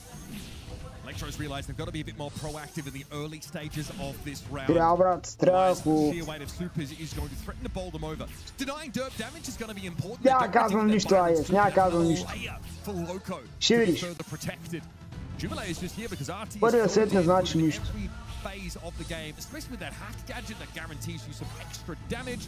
As a walking cannon misses, Magic Hand could be nice here, but Rafiki's struggling to charge it. It's quite difficult when BC Gaming are backing up into this corner. This is how you play a Daryl comp. You got Daryl surrounded by supports, and you've got Jubilee to also stay alive. Hey, Rafiki, brat. Loco, 1, 2 rolls, blasted away by his Livy. He got the super exactly for the right moment. But Jubilee is not going to be going down unless he receives these heals from Dirk, who's going to have to start prioritizing healing up himself. Some awesome dodges from Jubilee. First to fall is Rafiki. Derp now in turn. It's once more Diego Gamer against the world. Opts to go into the teleporter, but still lacks the DPS to make this happen. That is so heads up from Loco. He is body blocking for his Byron for multiple shots just to give Derp enough time to heal up, get some shots, maybe find a super. That is brilliant play from BC Gaming. Team Electros now just trying to find out how they can get an early game victory. Want to get Derp, Jubileu. Jubileu doesn't have a super. One to TP on, except that Loco's going to be to the rescue with his hypercharge and super as soon as it happens. So Team Electros right now are just trying to stack abilities, as much utility as they possibly can. Gotta go. Here comes a push in from Loco, and on the first pull, the pull doesn't go through. We'll see Loco now forward onto Rafiki, completely changes course, and it's his Livy against the world. As long as Loco lands in the midst of Team Electros, there's nothing they can do. The shielding, the damage to the recoiling rotator, and the healing coming in from Derp. Absolutely dominant showing. Talk about having comp. The draft was sublime for BC Gaming. Not what I expected at all between this matchup. I thought Team Electros would outdraft in that first set for sure, because that's what they did in their first match of the day. Kind of shaky, especially Gresham draft. Here, it's 100% Gresham draft. Fully committed on the support, and look at that. The DPS, the kills, totally pale in comparison. You can see that as Livy was looking for potential pickoffs, right? With the Cookie Popper, was getting good damage on Derp, and the idea was probably to slow BC Gaming down enough that they weren't ready to execute their plan, and the gas would start coming in. Now that happens in one of the rounds, where it looks like there's a bit of a rushed engage from BC that's not perfect. It gets them out of gas range. But after that, they spend a lot of their supers. They're still able to win the round. Look at that. That's a stunning hypercharge super from Derp. Loco is unkillable here. Pretty much is. You got that support from Byron, the super that charges so quickly, just within 4 shots. A hypercharge now for Byron that is absolutely defining the hypercharge meta at the moment. And then, as you mentioned, even when they're backed into a corner, Loco receives so much healing. He's got that shield. He's got a hypercharge that charges for free. Doesn't have to do anything, just exists for a period of time. It seems unbeatable. You have 3 supports for Team Electros. It's every single pick that comes in, you go, so they're thinking of this. Oh, so they're thinking of this. And then there's no resolution. It's a melody that never resolves. Yeah. Top of the house of cards, it's like, where is the game plan supposed to originate from when all of their team had those supporting aspects a little bit lost in the sauce late in the draft? Cuppy talked some smack about his coming into today. Definitely was feeling confident that Electros would breeze through the opposition, but that wasn't the case against Papara Supermassive, and now they find themselves up against the wall. BC Gaming just destroyed them in the pick and ban phase. Electros need to have a plan here for this next set that, I don't know, maybe involves some deeps. Look, it's Undermine. It's brand new in the meta, and players have some opinions on it. You know, it's not quite as divisive as the other gem grab map that has come into Undermine does have some interesting lanes. You've got these bushes on the sides, of course, destructible obstacles on both sides as well as on mid. And something that I see a lot on this map is because of these bushes on the sides, you have aggressive brawlers that can push up, and they're, bush brawlers, right? That will just die to gem carrier repeatedly. And that's like Ali, for example. Exactly, and we saw that yesterday, precisely. Ollie, another example that rhymes with Ali, sort of. And we might actually see that in the ban phase. I think it's got to be a top priority alongside Kit. I think that was that Upcore or? Yeah, it might have been Upcore, I think so. Yeah, Trishant was playing the Ali on this map. Feels like high risk, high reward kind of strategy. You are essentially running it down to try and shake the gems out of the pockets of the carrier, which feels like the way gem grab meta is trending, right? It's not so much about trading those gems. We see teams pick compositions that don't control the map quite as well, but have this one opportunity, this all-in, to basically dive the enemy gem carrier as the countdown would otherwise begin, and then steal the game from there. Lily definitely falls into that game plan, I feel. Yes, this is a meta of persistence and playing around what's strong right now, which is these hypercharged brawlers. I'm going to say it over and over again. Lily is one of them. Once she gets her hyper, it's pretty much undodgeable. You can see also from the bans, this is quite interesting. You see the Janet banned out, one of the more secure gem carriers. She's able to jump away, fly away. I noted that Kit was also double banned here, one that I expected, as well as the Ollie. If it's not banned, it's probably going to be picked. Now, my question is, when is Colonel Ruffs going to show up over here? We see Crow is a pretty stable mid, could also play on a lane and scout people out, but I wonder if these hypers are going to be enabled by support. Yeah, absolutely. Colonel Ruffs is so good right now, actually just giving hypercharge to a brawler that might make great use of it, and it's definitely a huge part of the meta. I also think that Colonel Ruffs as an individual has had his fire projection speed increased, so can actually fight a little bit better than he used to. The damage output, obviously, as a result, has been increased, so it doesn't feel so much like a wet noodle out there. BC Gaming срещу Electrus, казвам Electrus. Upscore срещу Нави. Райво и Toxic Lotus е много гадно, между другото. Ще кажа Toxic Lotus въпреки всичко. И Inner Circle срещу Crazy Raccoon. Damn, това, което видях днес и вчера, Inner Circle. Макар Crazy Raccoon да е по-obvious. Така че Electrus, Navi, Toxic Lotus и Inner Circle, предполагам.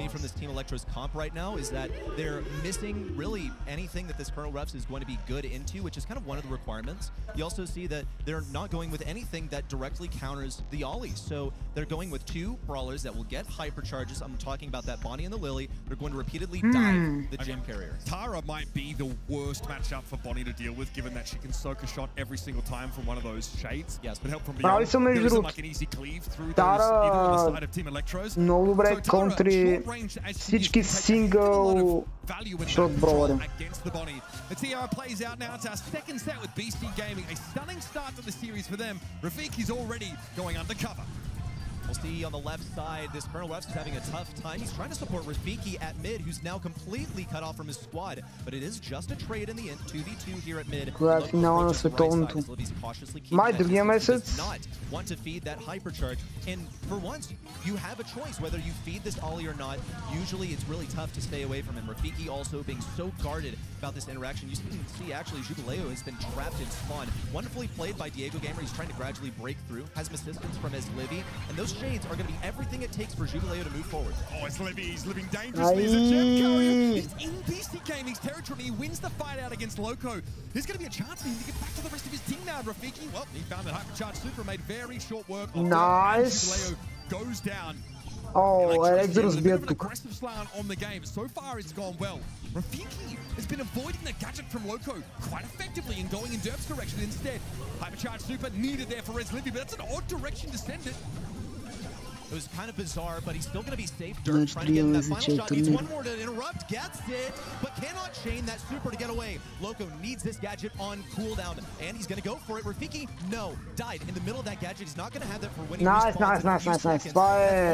Team Electros can properly be approached. Shield forward for Derp. Little defensive super from Diego Gamer. No, nothing. Rafiki into the Shadow Realm, safe and sound, and a game win for Team Electros. Well, Janet might have been banned in this game, but BC Gaming still deal with invulnerability frames. That's right. On a gem carrier during a countdown. Rafiki has it, he knows, as 5 seconds ticks down. No matter what, he's able to duck on out of there, enter a different plane of existence and keep those gems for his team. I want to point out that was Diego Gamer's parents in the audience rooting for him. We talk about home field advantage. How about when home comes to you to support you when you're away? Getting back into it, see if Diego Gamer can do the same thing he did defensively last time, now rotating over to the right side immediately. BC Gaming off to the races. It's a kill on Rafiki on the left side, and now it's east versus west. Once more starting off the game with the trade, but this time a distinct advantage for BC. Livy also never really had to worry too much about that help from beyond. Jubileo's not really been trying to accost him most of the time. There's a gravity though, as Livy has the super on out of it, but he's pretty potent when he's on his own 2 feet. Jumps back into Clyde, and it's back to business, but Derp is able to get 5 gems out of this exchange. Yeah, he's playing quite defensively around this bottom right side, just dodging the shots from his Livy because he's operating with very fast speed. Rafiki's getting desperate though. Now, super over to Loco into the Shadow Realm to stay away. He's got the hypercharge now. Means he'll be able to target Dirt. Dirt probably won't have the reaction time to jump away when that comes back. Is Livy also in close range versus Loco, just working on keeping distance. There's a takedown onto Diego Gamer on the left side, and there's really no positioning for Team Electros right now, at least there's nowhere for Derp to hide, and they've got a couple of hypercharges for a final take. Yeah, Ezlivi's really waiting for his team to open up an opportunity. There is all-in potential for Ezlivi and Rafiki if they want to go that way. Rafiki's popped the gadget, he's going to go in, he's got a hypercharge super, he doesn't want to waste it on Loco, and he gets hypnotized by the gadget use of the Ollie. Team Electros are no closer to that win condition they were before, and Ezlivi's popping a hyper super just to secure a gem. Yeah, looks like he wanted to get that final blow on Loco on the right side, send him down for the count, maybe get some position and then eliminate Derp. Here comes a huge for Loco. Hypnosis on Rafiki as he emerges from the Shadow Realm. Derp now in with a hypercharge, super to the sky as Livy dodges. That's got to be the kill, but can he survive Loco? Loco needs this gadget so desperately as Livy knows he can get that kill. He's got a super to get away. Jubileu, he's thinking about it, went for the super, but not the hypercharge, interestingly enough. He's going to try and get in these last few seconds. It's going to be tough, I think, to catch him out. Jubileu hoping to be able to super. To get Ezlivi inside of it's going to be a different story. He steps up, favors the raw stats. Here's the help from Yom, and Ezlivi still chilling in the back corner. He's got yet another hypercharge. He knows all the damage in the world the BC could throw at him. Won't force him to drop any gems. Нищо не е свършил, чат. Ezlivi has an unbelievable set. Unreal from Ezlivi. Sometimes we were left scratching our head, and then we were enlightened to some different strategies in Brawl Stars, especially that vertical hypercharge super where he was trying to get a kill onto the Ollie, you know, just send him down so that he didn't get value from that hypercharge. And when he eventually did come in for the hypercharge, they managed to counter it. That's huge. When you let your opponent have that Ollie, because of course they decided to go for Lily first pick, and then you're able to counter it, you're able to play counterplay without a direct Ollie counter, that's massive. I think that says a lot about Team Electros and how deeply they know this meta. I mean, I think having such a long-range brawler here gives you an edge. You know, it's not as if Crow and Tara necessarily considered to be effective sharpshooters, but Ezlivi had to be pretty patient in that second round, Ready. Sitting back on like 2 gems, it's like 8 plays 2 for most of that round on Ezlivi. Can't go forward, can't start a fight himself. He's depending on Diego and on Rafiki to set up an engagement that's favorable. And that's one of the things that shocks me the most about this team is how quickly they've managed to synergize and rely on each other for stable, synergistic. Diego's been a fantastic addition as, you know, a substitution for Belong. Между другото, мисля да изгледам този матч и да спираме с стрима, чат. Ще видим все пак, ама кажете ми дали искате да го гледаме до по-късно и дали въобще ви се свиди. Защото ако не ви се свиди, няма смисъл.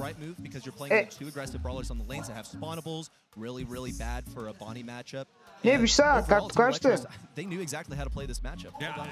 Ама и мен взе да ми свършва енергията и не осъзнавам, че спирам да добавям коментар. Аз малко в момента цъкам, че ми се доигра. Аз ще седя. И хубаво, още малко ще такова. Do BC Gaming have to fire back because we are headed over to Pinhole Punt?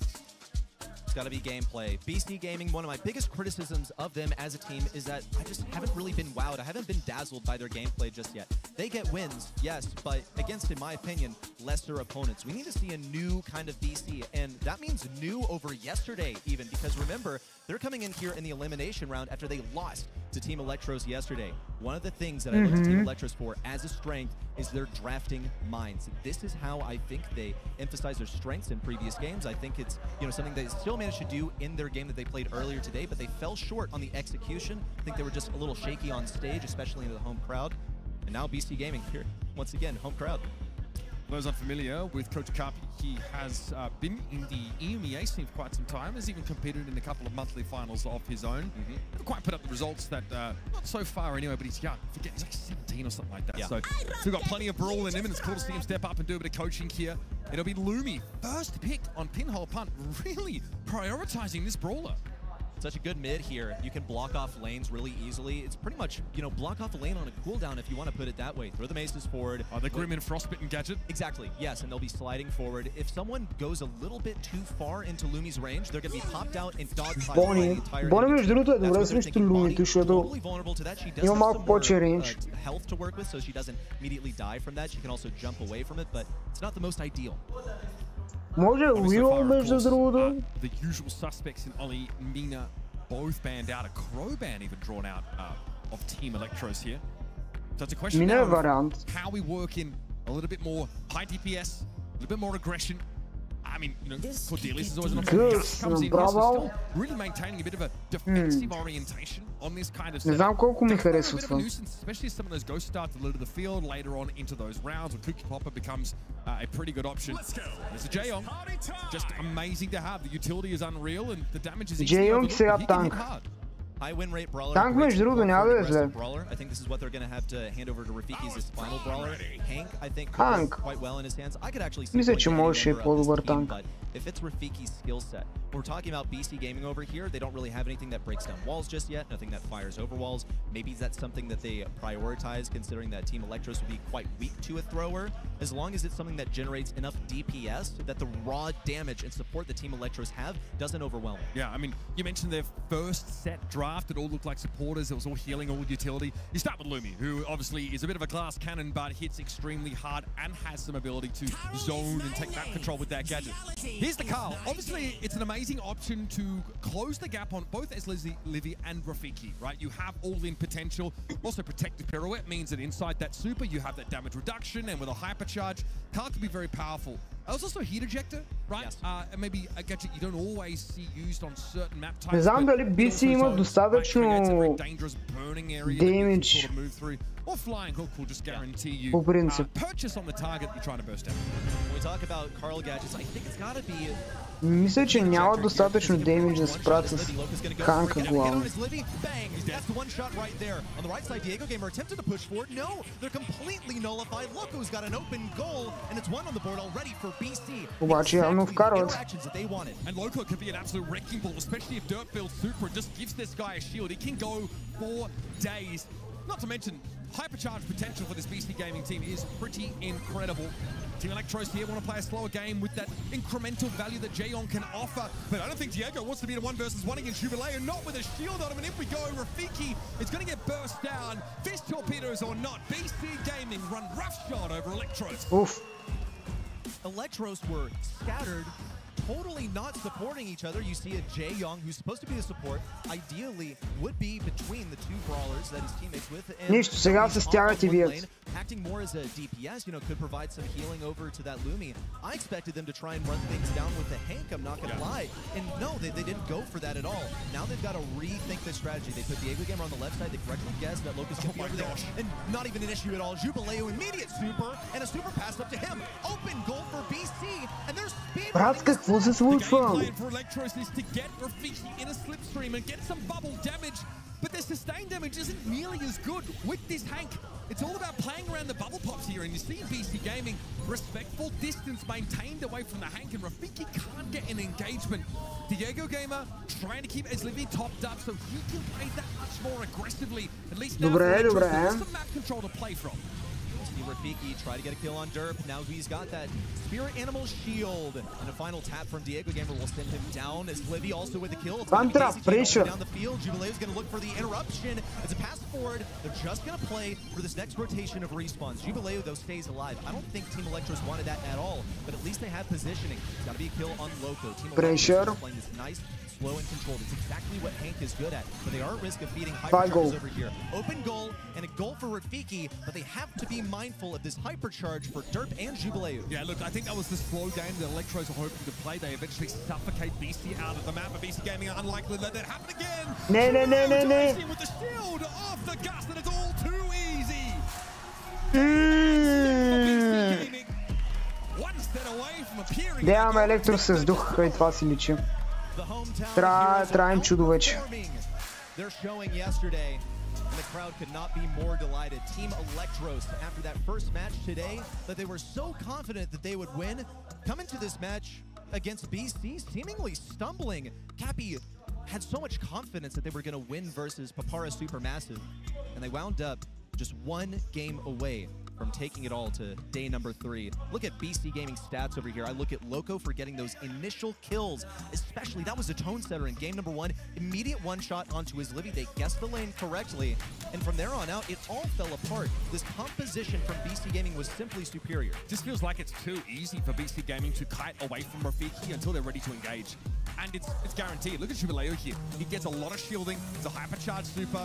Unnecessary maybe at that point, but Rafiki's fish torpedoes, don't really end up making much of a difference. Интересен драфт са ми. Да, между другото, аз очаквах BC да се справят много по-зле с този драфт, ама... That kind of map control takes ages to put together, and BC Gaming aren't necessarily going to give you that much rope. No, and when you take time to put things together, that's more time for the enemy to start farming up hypercharges. If they know that they can repeatedly die at their respawn, or, you know, we can trade a goal as long as we get that final one, we get 2 hypercharges back to back, that's all you need to get a victory here. BC Gaming knew exactly what they were going for. Team Electros, you saw when they played Gus earlier, they failed to follow that up with the actual thing that was going to strike. BC Gaming, they got that Gus support, there it is. The Bonnie that's going to jump forward, practically invincible when she dove forward. Jubileo, of course, was considered ultimately the change that Casa Brawl needed to make this year in order to take their game to the next level. So they brought Doritos in, poached him away from this very team. And I'm sure you're looking on, you're seeing Casa Brawl getting all the love from the fans and also making it to tomorrow. You want to join them there. God, if Jubileo has the chance to play spoiler to his old team, I'm sure that would be some sweet revenge served cold. Electro still stand in their way, of course, and no guarantee that's the matchup that they get. But the golden ticket game absolutely playing heavily on the minds of both our competitors. And I think if Electros fall short here, I'd consider it a pretty massive capitulation. It would. It would be a disappointment for the NA home crowd to know that Team Electros, this team that was just outside of the top few teams to make it here to the last chance qualifier, they're thrust into this position, faced with so many setbacks that Diego, a player originally going to Worlds, now has the opportunity to be the only player in BSD qualify for a World Finals twice. Добре, спирам да цъкам и си гледам стрима. Team Electros home empty-handed. Взех си дозата Brawl Stars. The thing about Brawl Stars at this level is nothing is granted. Sometimes the cruel twists of fate don't care about what you deserve. And someone like Diego Gamer, I would like to see him at Worlds. I think, you know, with the performances put out this year, he basically already qualified for it the old-fashioned way, and some things very much outside of his control have kept him from being guaranteed that spot. I know for Livy, someone who's competed at that level before, his stint on Tribe Gaming, he would not only like to be there as well, but there was uncertainty if Livy as a competitor would even keep going this year, right? We thought maybe he might be done, but he's got another crack at it here, and I think he's starting to realize it would sting not having a chance this year to stand amongst his peers from North America. Team Electros, guys, they've got to pull up their socks though, because there's been some underwhelming drafts that have put them now behind BC Gaming in score. They're putting their faith in the same couple of brawler picks that failed them in set number 1. It's the Gray, it's the Gus. What are they going to go with Gene for their final pick? Give me some damage. Yes, that's what we need. We need something to follow this up. We need a proper pick for Rafiki to show us what he does best, because Gray, Gus, these are brawlers that can be solid and consistent. That's where Diego Gamer and his Livy are going to thrive. Now BC Gaming get to decide how they're going to respond to this. Keep in mind that they walked over this exact duo with Byron. They had the survivability. Do we see the Daryl again? Yeah, I was going to say, run the... Yeah, I mean, you could do it if you're Electros here. I kind of don't hate that in their composition with a Gus and a Gray to work with. I don't know if Daryl necessarily needs that help from the extra dimensional doorway to purchase on backlines if he's trying to run people down. Reverse sweep. Reverse sweep. So you've got 2 brawlers that function in sharpshooter capacity. You've got to fear Derb's hypercharged super now as Byron has rocketed up the pick rate standings. Имат последния пик, така че може би ще би. We'd love to see some tanks here. Yeah. Squeak instead. Oh, buddy, this is a strong pick. Look, nice and consistent, plays really well on dry season because you can fire through walls, you get to play for control in these sort of close quarters. Добре, топ пик може да обърне всичко. Няма да лъжа, за момента Електрос изглеждат зле. How are we going to get that blue star? I see some options over here. There was an attempt earlier to use Mortis to do so. Carl is going to be the answer over here. Интересен пик. Проблема е, че Електрос нямат рейдж. So there's big potential for this Carl to execute. BC Gaming undoubtedly knew that this was a huge possibility because this is actually a pretty typical response into the Squeak. Team Electros, they're just playing it safe, but they're going to have this Carl as their main point of failure for this match. Yeah, he's the focal point for sure for this Electros composition. And ready, they need to get into the map because that Squeak can keep you stuffed in chokes and all of a sudden you can all be taking huge amounts of damage. Diego Gamer doesn't want to give up this space, but he has to respect the free damage that Derp is attempting to gain. So they'll play from the edges of the map to start with. This is priority for BC Gaming, who can play in mid and have... В нетрава чупите така стените breaking down бе. some of these walls with Diego Gamer. They have the possibility of retreating with the teleport, can play aggro around it as well. Would be really useful for Carl to have because now he can teleport in, immediately super, you know, hypercharge style if he wants to, and then flying hook away if he's in a bad situation. Diego Gamer is still focusing on this lane on the right side. He has the exact same range as Bonnie, he just has more speed, so it is actually a favorable matchup for him. Gonna go for the hook once again, no dice. Rafiki on the left side, totally diffed by Derp, actually, and then backed into the back right corner. But it was just like you described it. Rafiki uses a flying hook there just to get out of what would have been far too much poke damage. As Levy here's popped another super on himself, but how is he going to use that to get into the map? Electros need to further their game plan here, and Rafiki eventually just crumbles under this sheer weight of AoE poke damage. Team Electros, they have offensive capabilities, but no, this is not how they wanted to play this. They wanted to sit on defense as long as possible, and now they have the issue having to deal with Loco's hypercharge. It's slowly been fed over the course of this game. Loco's not getting any more value from dealing damage to anyone, right? He's just trying to keep people back and maybe get Jubileu into a position where he can have a hypercharge, and then BC Gaming will have the supreme defensive composition. 30 seconds left to go. It's drive time. Team Electros need to push BC Gaming into their spawn ASAP. Yeah, move those chains, Electros. Up the map we come. Rafiki has a super to work with. Diego Gamer also can be pretty unpredictable here. Protected pirouette goes a long way, but not nearly far enough when there's healing from the Byra. Derp comes out of that engagement unscathed, and I think Electros' game plan has fallen flat again. As Livy has a hypercharge, though, he's got to use it. Diego Gamer with the TP in. They need Dobre. It's a blue star differential. Derp down, Loco down. Jubileu needs that damage, but can't get it onto Rafiki. And Team Electros come back swinging. It almost looked like BC Gaming would take us to a match point towards the end. Yeah, we certainly called that a little bit too early, and I think once Electros are able to take that map control, they can guarantee good value off their... Моите умения са 10 от 10, твоите 8 примерно. I'll tell you what, eventually I'm going to stick. I've got a gust shield to work with. I've got a grey to make sure I can get there. Nice looks from Electros, and they definitely kept us in the dark. Ти просто изкараха сметка. When I identify a core issue from game number one, specifically for Team Electros, it is this week. Rafiki, he's trying to, you know, fire around the wall, get the wall clipped, instead gets pinched by Derp. Loco hooked and taken down by Rafiki. It's a distinct advantage for Team Electros now. They were already on D, holding onto that blue star. Now they've got a huge advantage. This is really big. I mean, obviously Rafiki guarantees blue star for Electros because of flying hook, but that extra elimination means that Rafiki has to be the target now for BC Gaming, and he knows it. He's playing super safe. Diego and Eslivy know that either one of them could just sort of sack themselves here. Rafiki says, I'm going for it. No guts, no glory, baby. In he goes, and it is 7-0 for Team Electros, brimming with confidence, and Loco barely hanging on.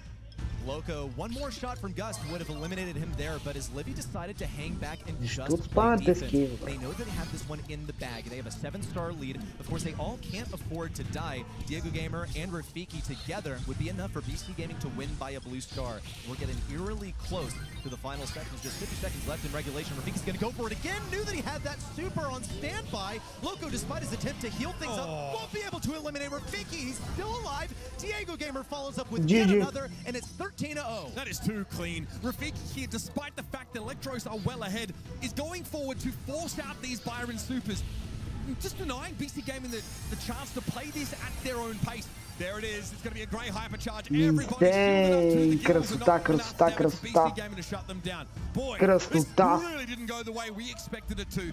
Stunning Carl play from Rafiki. The backup from Diego Gamer has been sublime, and it's been shield for days on this setup. Rafiki says, I'm going to end this now. 21 gems forces a set finish, and we're going to a decider. Не мисли, че ГГ есть, не мисли, че ГГ. Set number one, knowing that either of them could go home following this match, and it's all been distilled down to Гледайте бразилчетата. Тъжно име, тъжно име. Айде, моментума е с Електрос вече. In the final game of the set, supported of course by his teammates. And you saw also, I think, нямам се най-накрая да си намерили темпото. From Team Electros in the early stages. This is that all-in here. That worked perfectly. This time Rafiki is able to go in, of course, very well supported. He's got a shield of his own. You can get a shield from the Grey. You can get a shield from the Gus. Eventually, you just end up being a blunt object that can be thrown in, and it's really hard to win trades out at length. And I love this play here. Rafiki goes forward. He says, I've got 5 stars. We're ahead. We can afford to lose me if that was going to happen. And I'm going force that Byron super out. I'm not going to let them stack all their, dominoes together and have their game plan execute on their timing. I'm going to force them to make a mistake. Just so smart. Rafiki, there's a reason that he is a player on the come-up in North America. Just even beginning this year, we had such high expectations for him, and he's the one remaining member of that original roster that started the year and has now become Team Electros. Has got such high Brawl IQ. He knows exactly the matchups to go for. It looked a little bit muddy there in game number 1, but you can see every single time he identified that, yeah, I'm actually going to get my super, attack, then I'm going to go into my super, flying hook away, and his teammates were completely in sync. This is a Team Electros that we needed to see. This is a Team Electros that we saw yesterday versus BC. Yeah, much better from them. And it's nice after a few years covering this game, it can still be taken completely by surprise in these games sometimes. Heist to end the series is always a spicy one. We've had some nail-biter finishes already today. And I'm going to ask the same question I ask everybody. Are we going to have Chuck here in this first round? Sometimes it feels like if you blink first and ban the Chuck, you open up for your opponent to take another potentially overpowered brawler. Does the Melody make her way back in here? Will Cordelius be required to answer some of this all-in threat? All those questions are more to be answered momentarily. Chuck would be a huge threat here, can sometimes be demanding of a perma-ban. Also in the perma-ban is Mina. You're really down to just 4 at that point, unless, of course, you're plotting something. Do you think you can out-DPS the Chuck? Well, Mina banned, Chuck not banned, completely on the table, but look at these bans from BC Gaming. That's really interesting to see the Nita eliminated and also to see Shade out of the mix. We saw that attempted to be used by Toxic Lotus earlier, but it actually did not get them the set win. Nita's a bit terrifying. She's obviously so tanky. When Bruce gets his hands on the safe and Hyper Bear is the star power of choice, I get shredded pretty quickly. And what's most important about that is it's pretty low risk to send Bruce in. So when you knock the safe or you crack it, that shield comes up. You yourself as Nita don't have to stay. Chuck, brат, взимайте Chuck и бейте просто. Until he can start hitting it again. Okay, so I like the berry. We've already seen that on this map today. Really annoying if you let him get in with that tick damage over time. And this is Cordelius has folded in. And the Lumi obviously is pretty incredible here in controlling the map. Hot Potato has some important chokes. With Grim and Frostbitten, you can deny them. Team Electros is saving their aggro pick for last because Cordelius is likely to be that defensive brawler. It should be Rafiki running it unless he's got PTSD from the last time he played it. It was in that final set versus Papara Supermassive that a super just really went the wrong way. Could have actually gotten them the game victory if he properly connected it with the Chuck.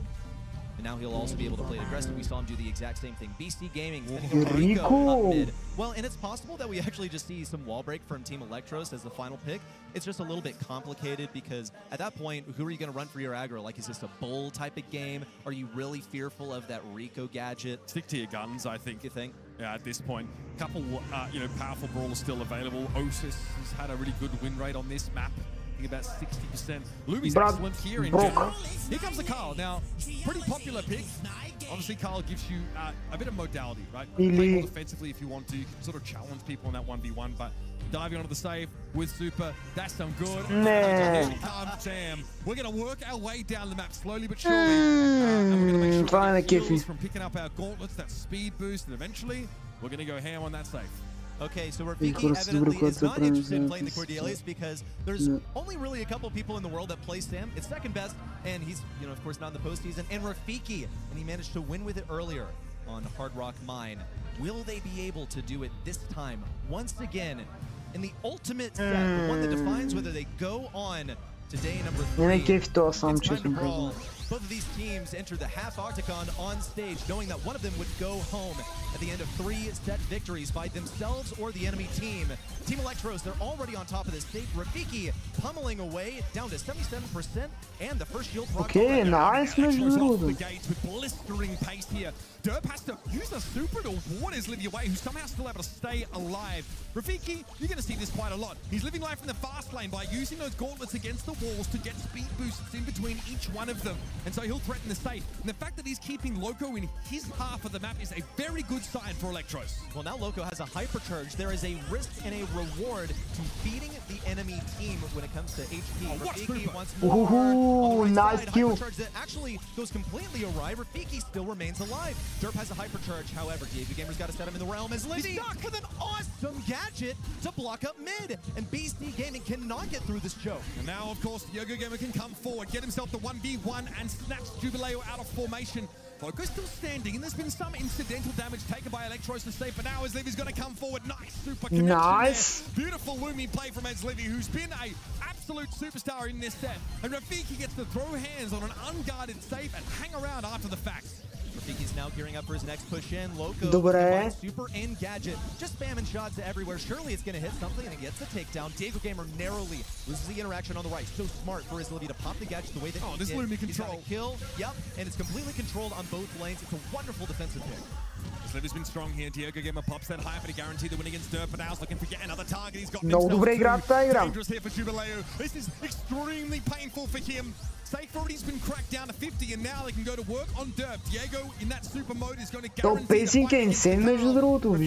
up, attracts a lot of attention and makes an ignoble exit, but now this is getting a little bit close. We're into race territory, as Jubileo needs to be dug out here at the top part of the map. It is so close, and now Electros have fallen behind in terms of that safe house. Jubileo's been hard to shift. Here comes Derp and Loco down the mid. Loco now making a beeline for the enemy side, needs more damage. Rafiki now counting down to that final shield. You cannot beat BC Gaming in this base race, not when you're feeding them hypercharge after hypercharge with Sam. Just like that, BC Gaming one game away from the playoffs.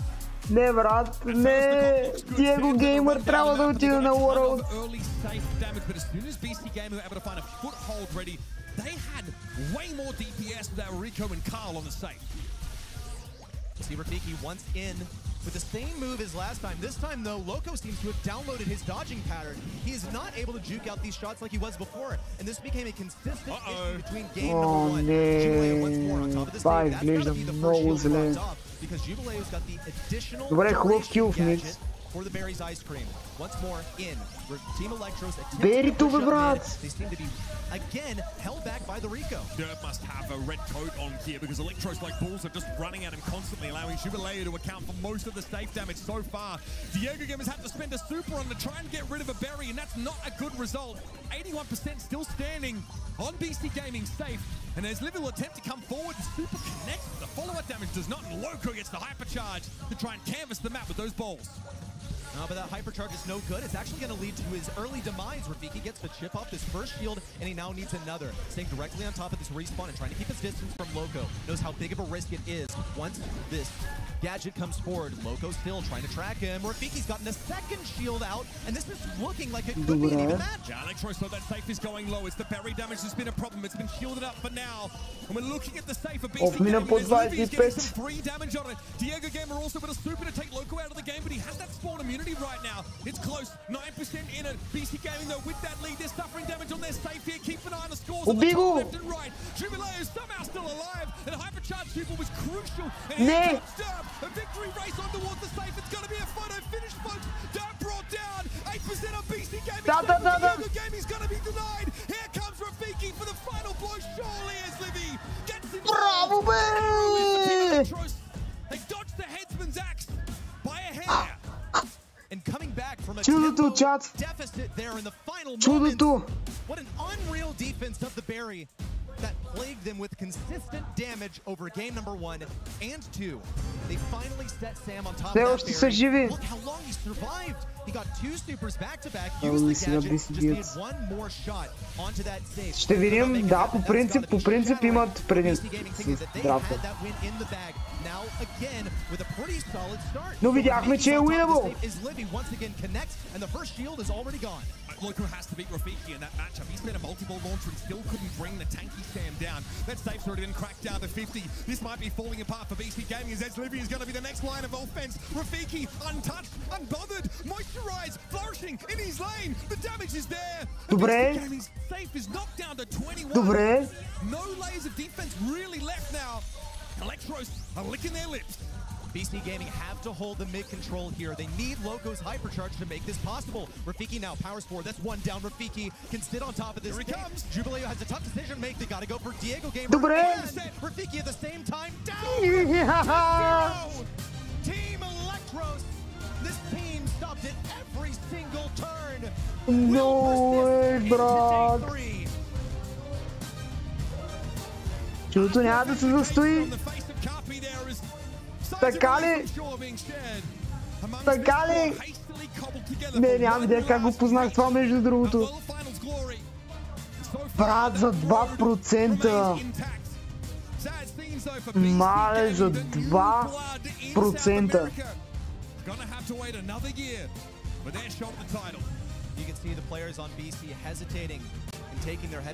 Това е много тъжно, между другото, да си на място на BC.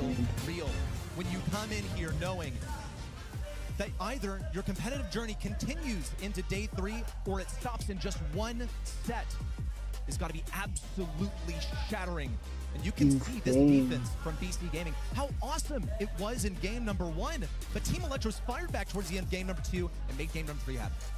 Really incredible. Not even a crowd here live from Sao Paulo was enough to make sure that BC Gaming would take this one home. This is the 3rd series today that we're ending in set 5. Honestly, my heart can't take it anymore. We now know from Group D who's going to move on into day 3. It's Papara, Supermassive and Electros. We're going to figure out next who's it going to be from the next. Има буквално, човек, аз не знам какво да добавя, те няма нужда. О, сега Нави и Upscore ли ще са, бе, брат? Това въобще има ли смисъл да го гледаме, чак?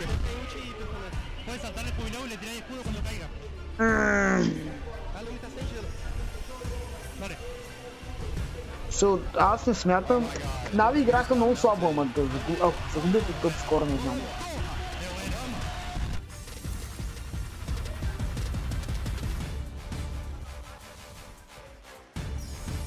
Дайте 2% момент, човек.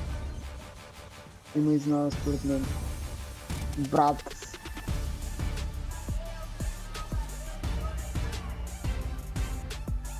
Мале, просто не знае къде се намира. Май щях стрим. Ще има другата седмица, да.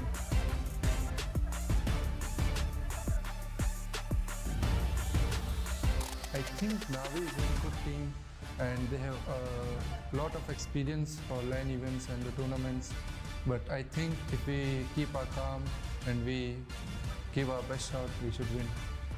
アップコア戦はもう何もさせずにボコボコにして勝ちたいと思います。Окей, те са Нави са надъхани, ще ги видим сега.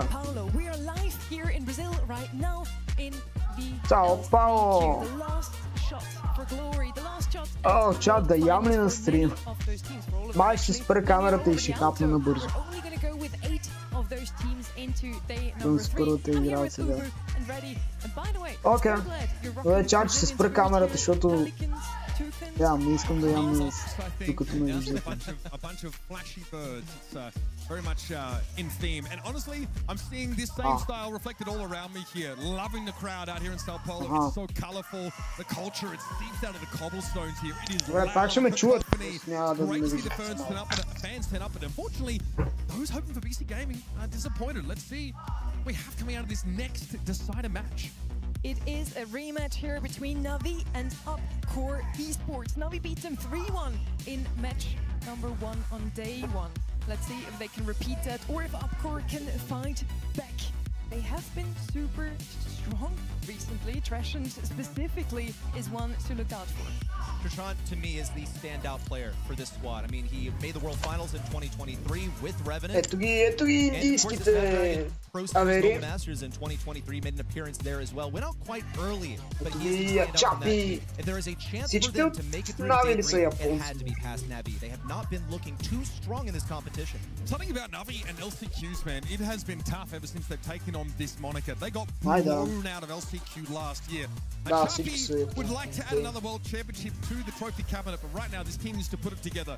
I've liked their drafts, they've looked good, but someone we are kind of overlooked here is Treshant. He's been on some big stages in his time, Sonny. We do all remember Surgeon's journey, but Treshant was right there with him. He was there also at LCQ 2023, the Brawl Stars World Finals 23. Looking very strong. We already touched on Choppy, how he has been a champion. And now all of a sudden, for the last 2 years at least, he's here at the LCQ. What is he doing? Game's changed, honestly, and the rest of the world has leveled up. I think having a good draft is important. They brought in Alchemical X, the Chilean coach, to help with that. I hope it's going to be enough. Руска салата. We're going to figure out soon if it's going to be enough or not. If they can repeat their win from yesterday against Upcore Esports, we're going to bring them out on stage now. Заедно с остатъците ми от обяда. понеже аз реално не станах късно и викам, брат, че си направя само обяд. Така или иначе, докато стигна до обяда беше към 3-4. Викам, няма да огладнея, ама огладня. И ми остана малко картофи. И хапаме, гледаме и всичко топло. Super happy so far with how today been going. I want to see some close matches. We had so many 3-2s, so I'm basically in cloud 9 right now. How are you two feeling? Good. I mean, I was kind of hoping to see Na'Vi get the revenge against Totem, right? That's the team that knocked out LCQ last year, but boy, they were not on the same level as that roster. And so Upcore have the chance to do the funniest thing. Not only put India on the map, but I think it would be an upset win if they took this game and advanced to tomorrow. Navi's performance at Last Chance Qualifier last year, I mean, this exact same squad under the exact same team, you can almost call it humiliating because they didn't win a single set that they played. You know what's crazy? It wasn't even the same team. There was Suzuku and Levy on that roster, and they've gone to Zeta Division and found great success. So a Charpy's here asking himself, am I the problem? Is it me, the 2-times world champ, that is the issue with this team? I don't think so. But this roster, as it is, still needs some time to gel.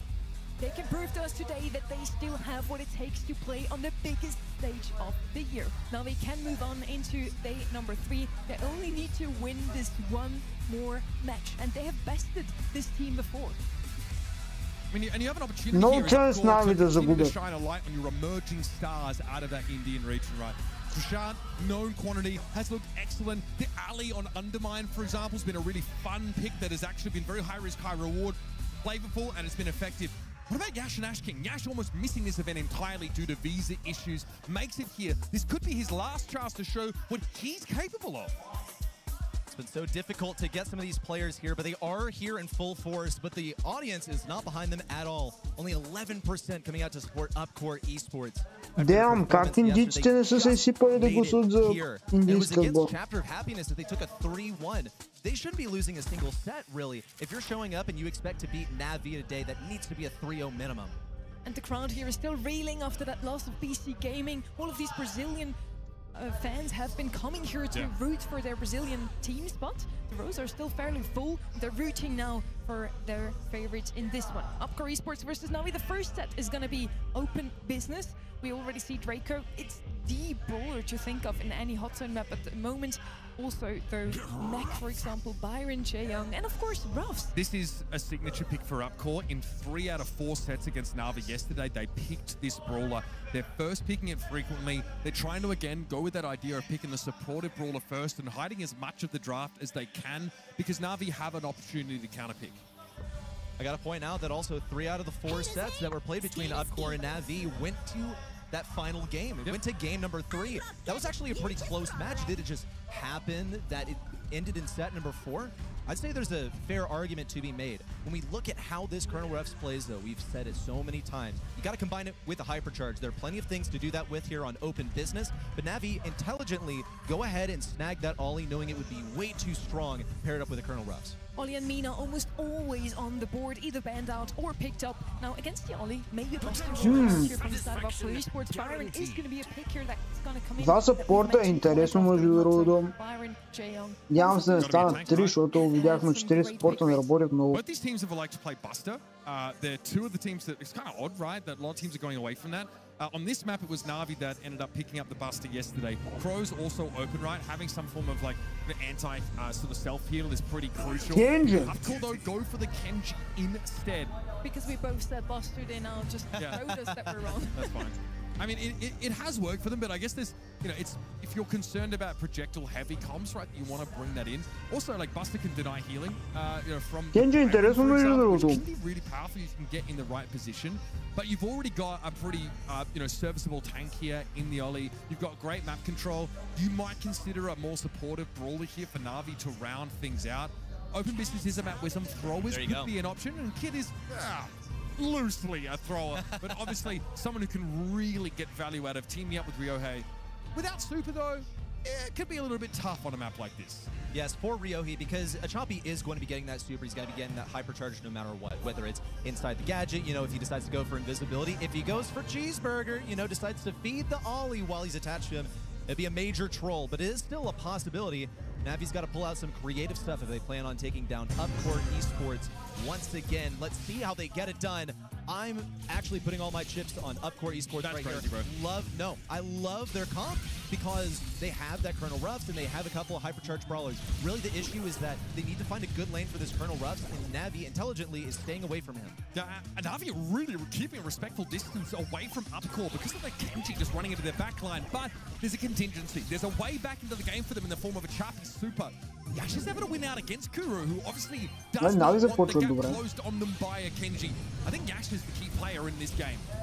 Well, he's going to be respawning soon. Now moving in on the left side, a Choppy could go for a stun, could get a kill. Now Sashimi slices it over the right side. Yeah, knew exactly where to dash. And Kuru is a bygone memory. Another wall falls, and Ryoki. Добре, връщат се kinda отскоро. I love that from Ryohei. It's a super spec in order to try and take down a Colonel Ruffs of all things. Navi though have a bit of a lead, and Achapi's been, helping them keep that extended. But now Upcore can set up behind a Byron Hypercharge, and a Yash who just seems unkillable on this Kenji. Hypercharge thrown in there, but there's still Spawn and vulnerability on most of Navi there. But in goes Ryohei, catches onto Trishard. Ash King, though, avoids the hypnosis. Yash knows he's got to stay alive on this zone. Achapi uses a super, it's fine. Stay alive, bloody! Kuru with a kill, and Trishard still, despite being unsupported on the right side, makes a blunder and moves in solo. Bumped forward by that ice from Kuru, and once more, Yash dies solo. Upcore know they have to get control, but they've been beating so hard going in solo. A conga line of death. Nicely done from Achapi, goes deep. Yash, of course, with a hypercharge of his own. And the Kid Hyper really only allows for one elimination to be picked up. Upcore have a chance now to even this game, but buddy. Achapi and Ryohei now combined. Watch out for those balls of yarn as Trishard is blown into smithereens. Yash tries for another hyper super on the point, but Kuru's been doing damage off to the side. And the Looney is still standing with a super to spend, and Trishard knows exactly what he would have run into had he dared to contest. Чак в този матч може да случи дори 3-0. Because they start filtering into mid one by one, trying to get value. Sure, you're getting super, you're getting hypercharge, but you're not actually getting in control. It would have been much better to wait for the teammates to respawn and then go in as a singular wave. Navi are thinking, man, are we so glad that they decided to do that? They didn't actually have to lift a finger to win those matchups. Dash has to be very careful of being hit by Ryohei's gadget. That hypnosis will be a problem. Well, as I say it, Yash still able to win it out, though, of course, I think it was some Hosomaki healing, or maybe the healing from Trishard that came across. Ultimately, it ends up being a belated trade for the Kenji. Navi have an early, slim lead. Ryoki in, looking for hypnosis. On to Trishard, it's going to be denied. The super down to the ground auto aim. It's one of the best things that you can utilize as a Byron. Because you can likely hit a super even at quite serious range. Yash in with a super that ultimately did nothing, didn't even really establish any pressure. Now he's going to get stunned. Ryoki gets free supercharge off that, and he could even use it to go on to Trishard, but only if he feels like it's a worthy use. No, just pops the gadget, gets the pinch with the Choppy, and they are absolutely feasting right now. A super, a hypercharge available. Yeah, I think Yash has to be careful. There's so much lockdown for the Kenji on this Navi composition.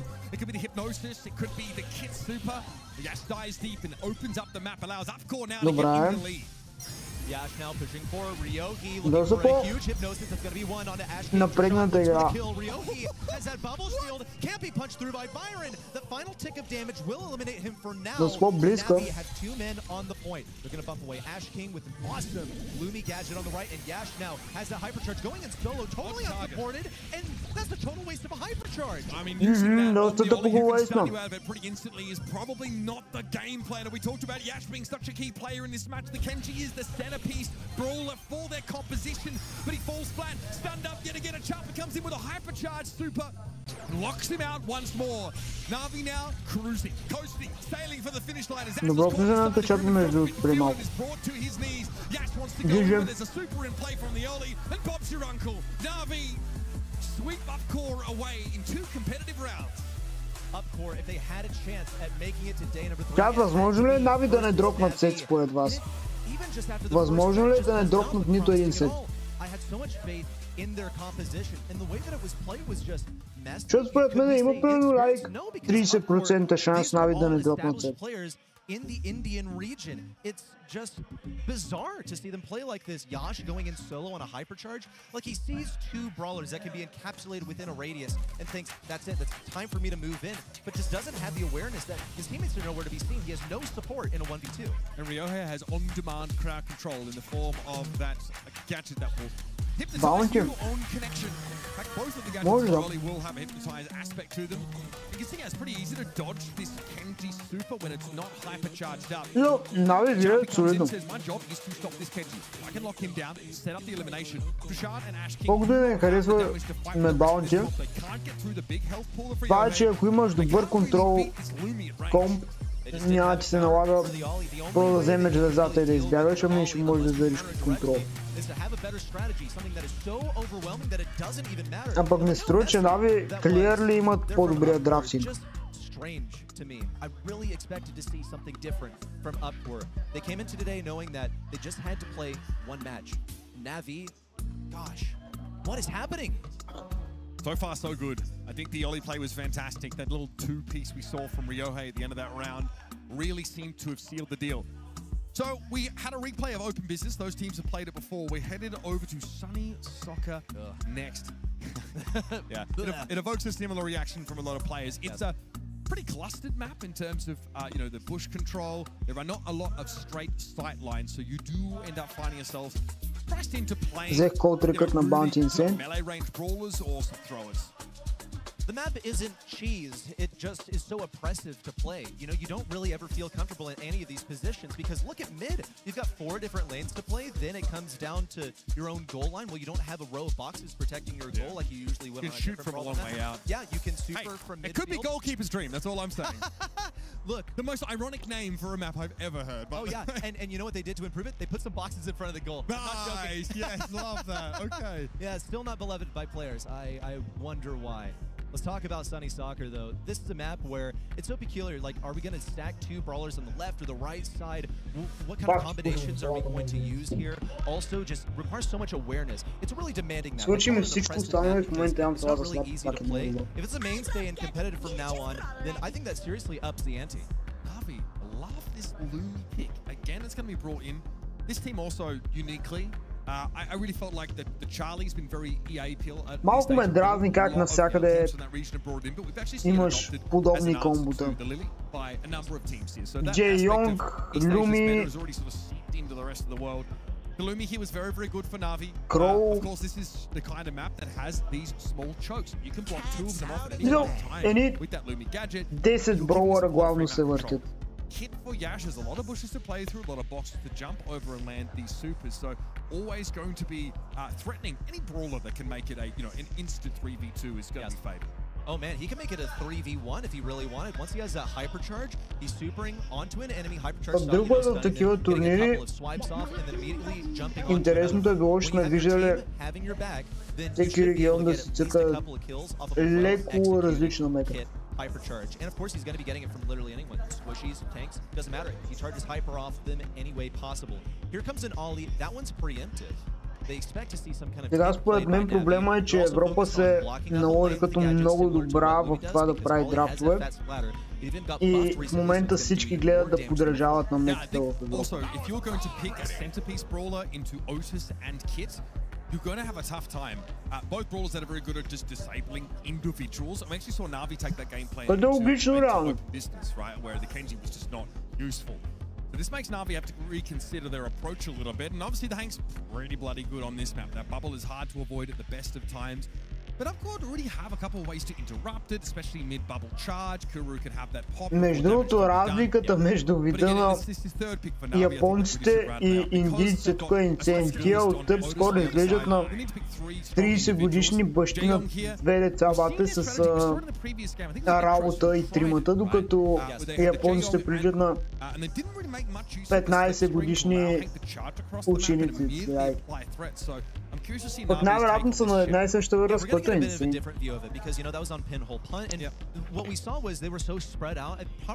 Виж го, брат, той пича се едно вече се е оженил.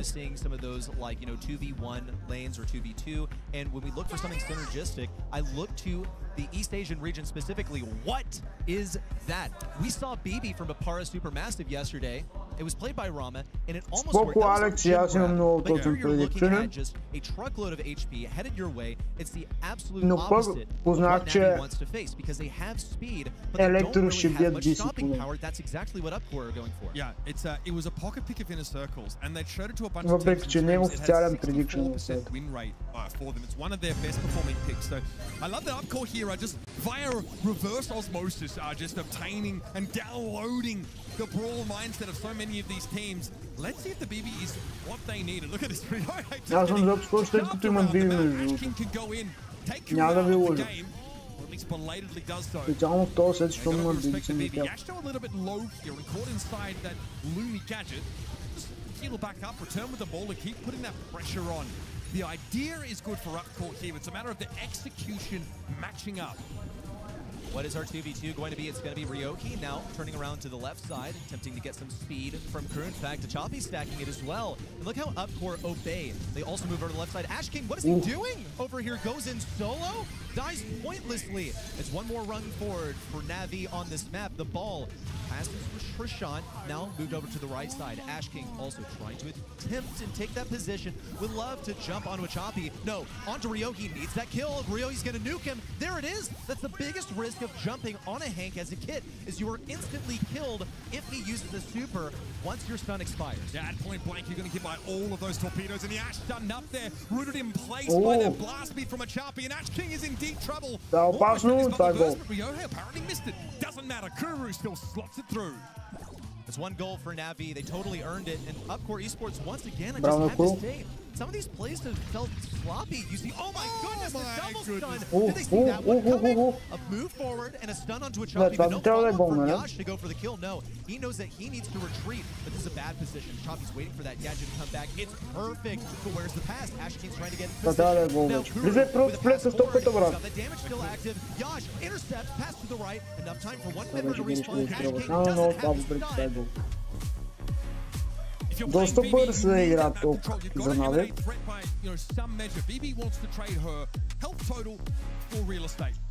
Сега ще видим дали във втората Upcore ще успеят да променят нещо в начина си на игра.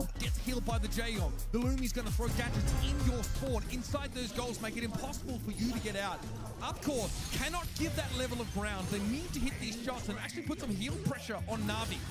Oh, Kuru went for something pretty gutsy over there. He knows he's going to get his super back really easily, but decided to go ahead and try and bank it from mid.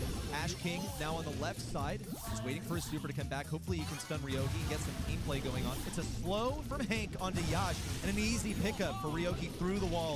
It's starting to crumble from Upcore Esports. They're being pressed down like a hydraulic press.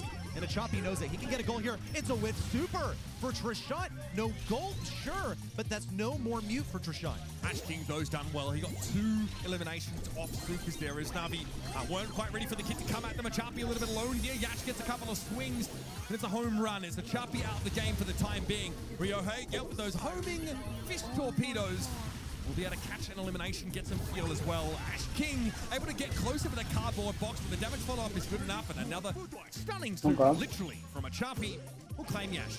Умират, връщат се, нормални неща. Strategy that they really wanted to go for. Have Ash King come in with the surprise attack and then the follow-up swings of the bat from Yash to get some damage in. But the most they've able to get so far is really just one kill. Here comes Yash forward with the hypercharge. Same on the left side for Ash King. Didn't manage to cycle his super. Yash didn't get that much value from his hypercharge either. But they do have positioning. Now the cycled super. Yash needs to get this ball. Trishant, who's going to get it? That's the fat splatter at the goal line. And just like that, Upcore Esports, they were in a goal-scoring position, but fumbled that play. They got that control now, and they need to abuse it. Ash King wants to get to the backside of Achapi. The perfect target for the kit. Brings one down with a couple to take Kuru out of the game. Still, that puts their Hank in a solo situation. Damn, they should be. There is a route here on Yash. Now Tristan can vomit damage down the middle. Да, имаше някакъв умисъл, обаче не го изпълниха добре. Pretty much two-shot Ryohei provided the opportunity, but he's hiding behind a wall at the moment. Ash King now closing in from around the right. Ryohei, that's major. Trishant has the hypercharge. Ideally stays this for the next one. Achapi still alive. Yash with the pass forward. No! What just happened? Upcore Esports with an opportunity served to them on a silver platter. Damn, Bob. So we're going to play for overtime ready. No two ways about it. Na'Vi opting to leave the ball back in their side of the court now to come forward. There's Ash King going with a hypercharged super. Kuru's going to get pulled down and now it's going to be on a Chappie. Hypercharged super would be needed, but he's stunned up. And at the 11th hour, up course, sneak a goal in. Добре. Няма да е без сет. Definitely got some strong opinions about that. Some spirited discussion amongst our Indian contingent about how they could have ended the game so much earlier.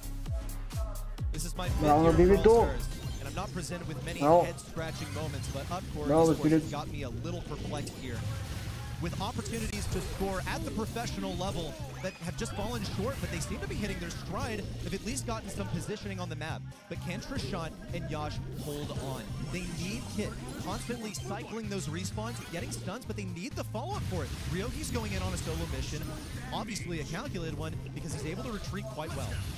Yash takes a big hit there from another Ryohei bubble. And now the ball will be centered in front of the Upcore Esports goals. Nice knock back there from the BB, followed up by Ryohei ultimately gets brought down. The healing from Kuru, not enough, but it's a beautiful blast beat that holds in place long enough for Kuru to make short work of it.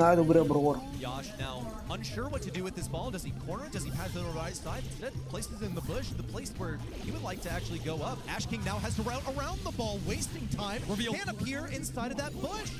That's just not good ball positioning from Upcore Esports. Just really careless errors made, but at least they got a game, and they could get some value here. They're playing a great defense in the face of just unstoppable offense from Na'Vi. Trishant lucky to be alive there. Ryohei hoping to finish him off with a bubble, but Kuru's the one that gets him. Too much healing for Kuru, by the way. Ryohei can't be picked off by these Kit Supers alone. Ash King needs follow-up, and there is just caught out in the open. Could be a walk-in scenario, and even with the knockback of Yash. Na'Vi slotted through. Stellar synergy from Na'Vi. The ball tipped up to mid and immediately slotted in prior to the knockback. The defensive one from Yash. Wants to get near Ryogi. Като ги видях как тръгнаха днес, мисля, че и на Съркъл има шансове. И аз ще се рутвам за в Съркъл, защото съм едни от фаворита за това файлскил. Да, и да загубят те стаи няма ми отпечатал. Колко чеш да ми загубят време. Insane. And another lost opportunity for Upcore to score. Eventually, man, that just starts to work against you mentally. It's Groundhog Day, man. It's the second time that we have seen that exact play on the goal line. But this time, there is no overtime. It's only a few seconds left. No connection on Trishant. Ryogi, Kuru, and a Chappie alive and well. The ball firmly positioned in the back left corner. And Na'Vi are steamrolling through Upcore Esports right now. One game conceded. Добро утро, Златко, задирам. И добре дошли на стрима. Сега ще спусна камерата чат. Отивам да си измия съдовете от янето и идвам. Really difficult to do, and Ryohei has speed boost, and also those chokes are constantly being controlled by the Lumi. This focus of that brawler feels like it shifted away from doing the raw damage and just being a control brawler, threatening to reveal Ash King whenever he tries to sneak through one of those chokes with the cardboard box, and like we mentioned, the gadget is really annoying. Good examples right here. You are not getting out of your goal line when that gadget is being used, and that's just what happens when you give map control to the Hank Comp. You get slowly crushed in. Част от стратегията ли беше на Na'Vi да паднат от теб? He's got positioning, hit through walls. Not many places for Kit to hide, you know, in theory, right? Because there are a lot of bushes, but the constant bush checking was just peak here from Na'Vi. They left it open deliberately, knowing that they were capable of playing into it. This was the first of two tragedies. Like, you just gotta be joking. Right here. This is actually the second one. Na'Vi twice during this game, and that is 2 more times than it should have happened. I think in those situations, it's really easy to underestimate that Jayon could do. Сега, ако мислиш, че с Seeding 2 ще е по-ясно, why not? His shots pass through and they penetrate, right? Which is really important when you're stacked up, grouped up like that on the goal line. Да, и това е възможно. What is enough to take down the Ash King's diving in and saying, hey, does someone follow up on this? Someone dive in with me. All of a sudden, there's like a super cycle from the Jaeyoung, and there's extra healing thrown in. And all of a sudden, Ryohei walks away essentially unscathed. They've lost another Kit super. It's a high-risk composition that Upcore are playing. That dive needs to go right. Unfortunately, he just didn't do it. No, I mean, Brawl Stars is a difficult game.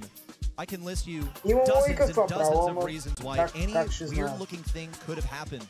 But here for Upcore, these are mistakes that should be ironed out in the process of making it to the last chance qualifier. Are they just feeling the pressure of being on stage? I mean, after all, it's been a long time. Everything really is resting on Trishant, their star player, the most decorated on their team. He's made 2 Brawl Stars Championship LAN appearances, and it's been a long time. It's been 2023, the last time that we saw him up here. Upcore Esports, they're relying on him to lead the charge. So far, they're going to have to do the unthinkable. They've lost a couple of sets, and they'll have to make a reverse sweep happen to go to day 3. Kaze is open. Na'Vi have opted for that on some of their bounty maps in the past. The kit, though, won't be a factor. That's something that Upcore have used on bounty pretty effectively. They tried like a Ruff's Gust kit comp, but yeah, Kaze first pick for Na'Vi. They'll get it if they can. Yeah, just good call out by you. Gives you the blue star. Also, just so much pressure. You look at all kinds of aggro brawlers right now that exert pressure, and Kaze is one that also gets assassinations. It's not about that team fight. It's not so much about positioning. You know, pressure helps you get positioning, but Kaze's kit allows you to get kills. That's what it's all about here on Bounty. So what are we going to see for Na'Vi when it comes to defensive play? Because if you're going for something that gets you that blue star immediately, you're probably thinking about immediately retreating, also going back into your own spawn. Upcore Esports are acutely aware. They're going to try and get some kind of pick, pressure Na'Vi back into the corner because they're going to retreat there naturally, and then get a pull, get that lead back, and run back to their own base. Remember, like hideout, I don't hate it. Sometimes it's tough to play safe in some of those bushy areas as Na'Vi when you know there's a Gene lurking on the other side. Some of the picks we've seen, you know, worked in. I wouldn't be surprised if they do follow this up with the Ruffs. I think Upcore really had belief in that. There's also some wall break potential. Now, the Bell was used by Na'Vi against them last time they played Bounty. If you can get up mid, if you can get in a position to put those nest eggs in that neutral territory, you can almost guarantee yourselves eliminations, but it does feel like a bit win more sometimes, this Bell. Yeah. If you force Bell into the back of the map, she can use nest egg defensively, I guess. But it doesn't feel quite as oppressive, and you know. Пара, Алекс, телефона ми падна капка на телефона ми и те мютна. Чакай малко. Grouping up from their opponents, but the Gust here is a very heads up and very good all-round pick. You just can't really go wrong with the Gust. He can play offense, play defense. He can hold his own, you know, get some kills. Doesn't do like a ton of damage in burst, but over the course of time will definitely rack up the DPS. You'll see it in the stats after this set. But for Upcore Esports, this is like a multiple-pronged approach with the Bell. First of all, they're preventing themselves from getting countered on that Gene because they're going to be sticking next to it. Also, they're trying to punish Na'Vi for clumping up together in their own spawn. Lastly, нали знаеш като падне капка как почва да натиска някакво They're planning on getting that kill late and then moving backwards and playing around the slow that they'll get from those nest eggs. Now, here comes that Angelo. Angelo's also going to be able to get some picks of his own. He'll be an awesome defensive brawler, but if he gets overwhelmed on an HP basis by Upcore Esports, then that is the biggest risk for this brawler. Jae Young will be able to heal up. You know, he's got great damage, can push in clutch moments and then speed away when it's required. So this is an archetype. Ето пак си модератор. Дори не знаех, че е възможно с 2 клика някой да го баннеш. И то модератор.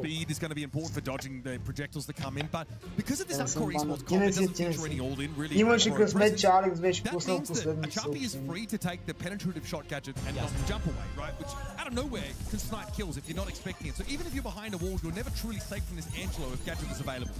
And it's going to be great for sitting back because you can sit behind a wall and then get a 4K shot on really anyone you please. For Trishant, he's going to be the most vulnerable. You can see he's opted to run shield just as an extra start, but really one tap goes his way, then he'll be within one shot range. It's the biggest risk for him. Чакам тук най-силно да биете, просто да гледам следващия матч. He had to dash away knowing that he was going to get pinched by Yash and Ash King at the same time. Upcore Esports utilizing that speed and that pressure and the pinching power have gotten them into the back corner. Oh my god, so many heals. Ама реално после с който и да играят тъпскор, няма шанс. Като Нави, тя не имат малко повече шанс, въпреки че те са. Yeah, it's one of those where like the jump is actually like pretty long, but it's not long enough to get you out of harm's way. It's pretty easy to read where that's going to land and move over there to intercept the enemy that's going to be sticking the landing and perhaps beating you a couple of stars. Upcourt Esports, they have the lead now by just a single star. And look at this, the left lane is completely littered by those nest eggs. It's an impenetrable fortress. They're still going to be playing around it, knowing that they can afford to retreat quite easily, especially once Ash King gets a pull. Kuru was begging for it, hoping to open the way for Ryoki, but even Ryoki falls and gives them a blue star. Such a well-rounded competition here for Upcore, and look at what it can do in the late game. If you don't pressure that Bell position, she falls back behind 3-4 nest eggs, and you are essentially walking into a minefield. Fanstorm there for Ryohei doesn't really connect. Няма да бавам повече хора, обещавам. Still doesn't know where they are, and slowed up yet again, has to catch it away. Ryohei doesn't really have anything to be going forward on here. Navi have map control. Kuru has to work those two aspects into an advantage. He needs a pinch, Обскоро водят. Това е интересно. Ryoki wasn't too game for going for anything, but Kuru remains alive. Ryoki taken down. It's a 4-star lead at the moment. Damn, Скорпа е баба Ванга обаче. They're staying close to Jane, getting that passive healing from the Magic Puffs. С който загуби. Ще има шах турнир другата седмица. А, не турнир, шах стрим просто.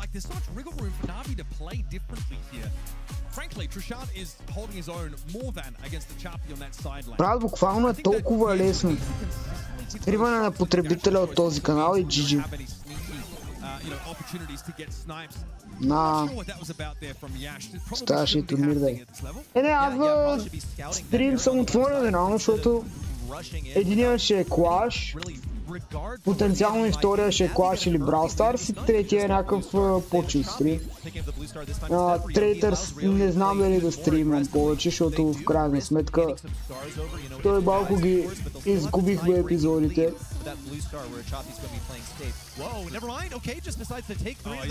Ще видим, може и Третър да се чуси.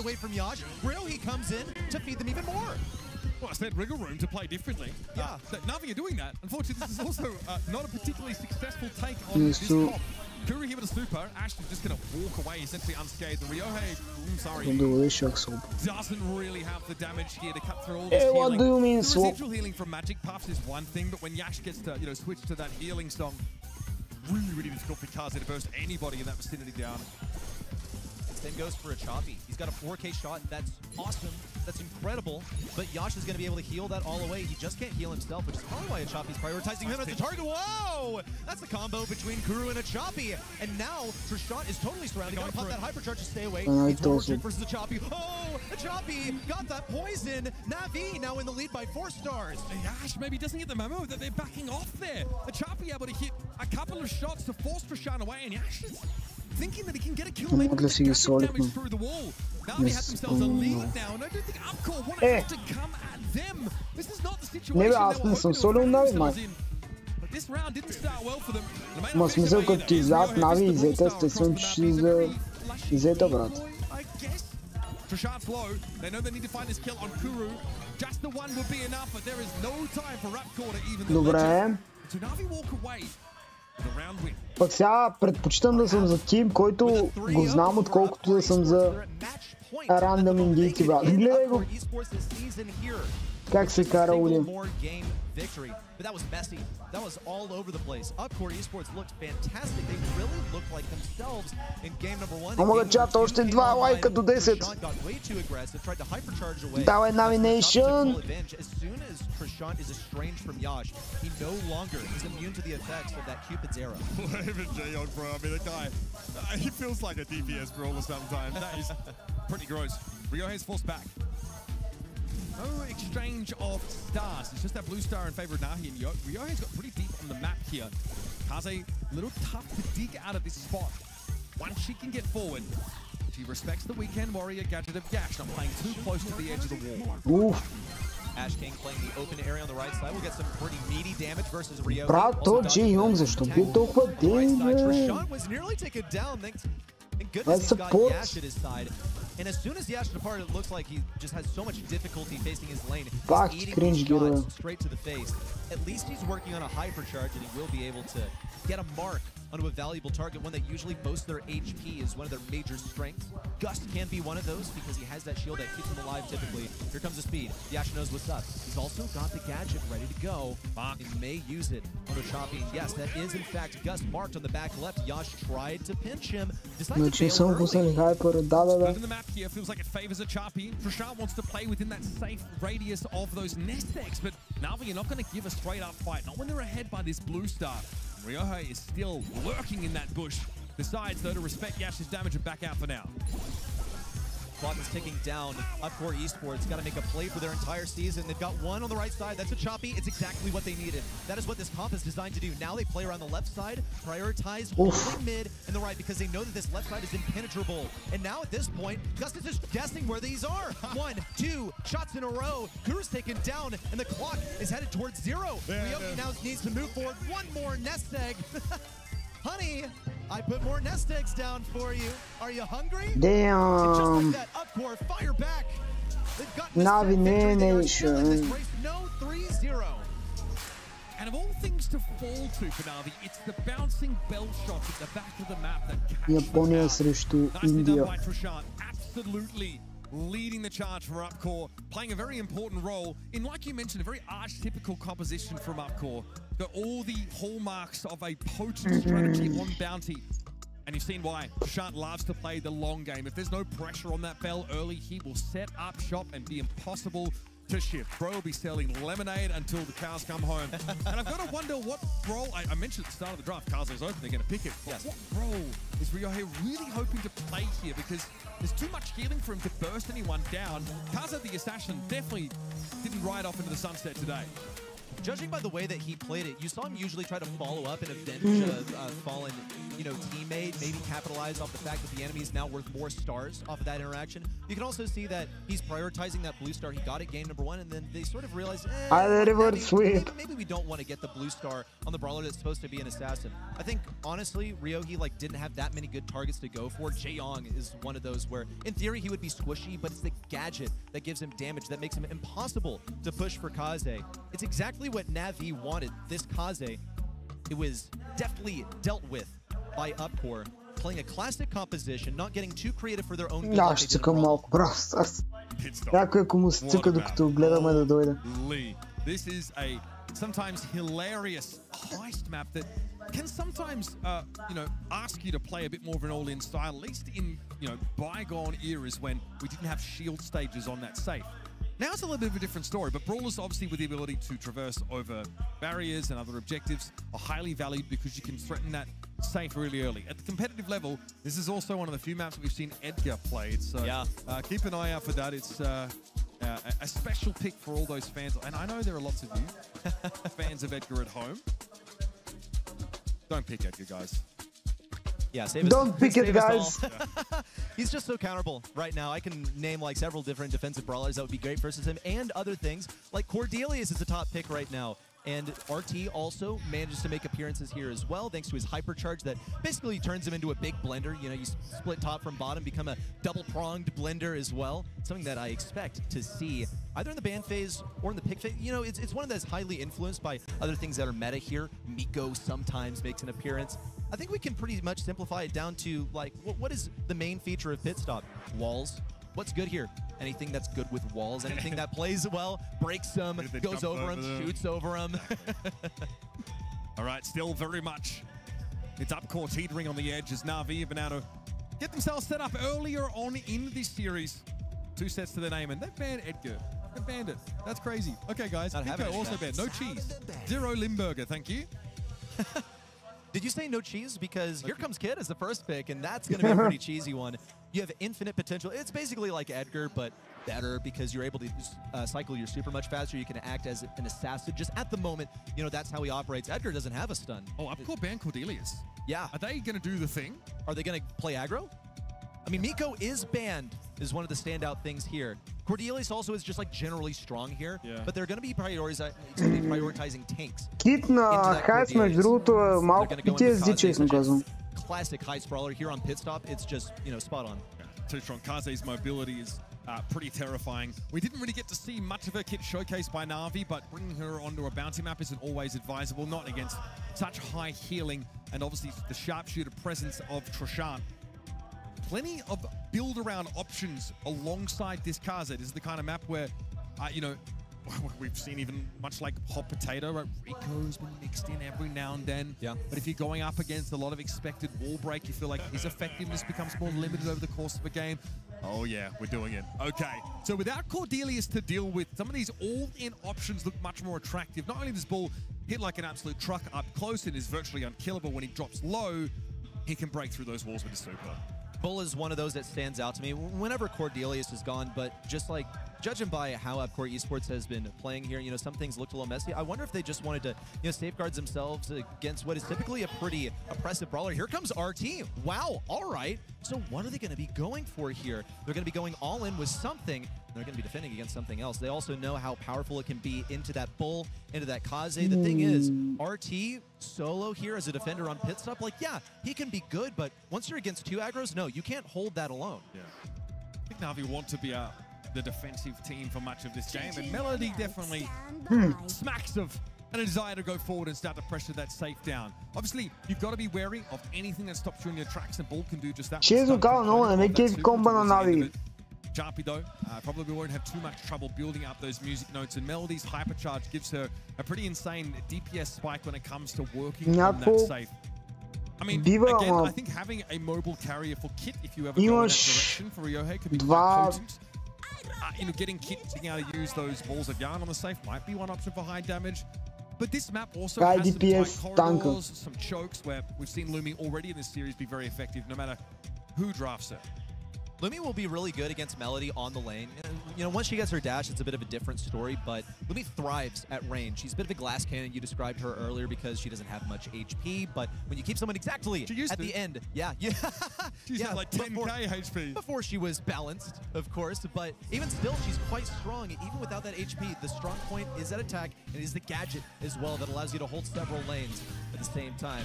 Upcore Esports now make the approach. They've got both their aggros in position at mid. Kuru, you can see he's also used the out-of-line gadget to immediately get his super, but he is being pushed back, gradually dealt damage by Trishant, who nearly gets the takedown. Kuru knows that he can split top from bottom to deal with Yash. Yash is going to go in. Wow. Kuru can easily deal with this, and Ash King also gets stunned and taken down. Synergy! Synergy is the way you deal with Kid.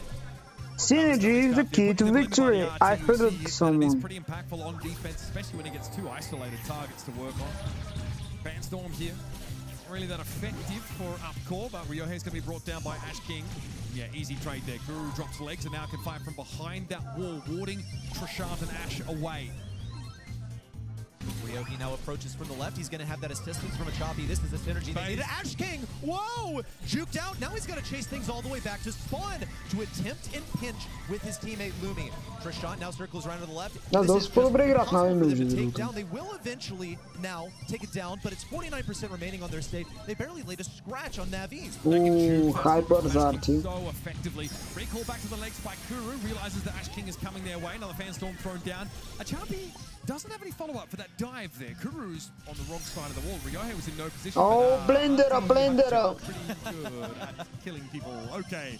Now Ryohei gets to work with that safe yet again. It's down to 26, ready, set. This is awful tough for Upcore to bounce back from. Kuru won't survive that, but a Choppy is now inside of the box. This looming threat now headed towards Lumi. Couldn't quite get there. Trishant decided, I'm panicking. Go ahead and use that gadget. And he has a Choppy cornered. Choppy's getting close to his super there. Once he swipes, you gotta be kidding me. Now in for the hypercharge. That's enough damage to take down the safe Ryohei. Michael. For the final punch with Melody's notes, and once more, Na'Vi are at a match point. My goat is certifiably not washed. He just broke some ankles, bro. That was insane. Trishant is, bro is reeling. Guy is dizzy. Give him something to hold on to. He is, that's why you see him steadying himself right now. Tough there for Lumi, of course. Great jukes by a Sharpie there, of course, and get back onto the safe. Bit of a masterclass from Na'Vi now, and Upcore looking down the barrel of an early exit from the LCQ. A loss in this round would do it. Choppy now blinded. Ash King's going to attempt to approach, but he's inside of that radius. Choppy knows where he is. And Choppy has a super too. Could go solo onto Yash. Meanwhile, Ryoki is solo on the stage.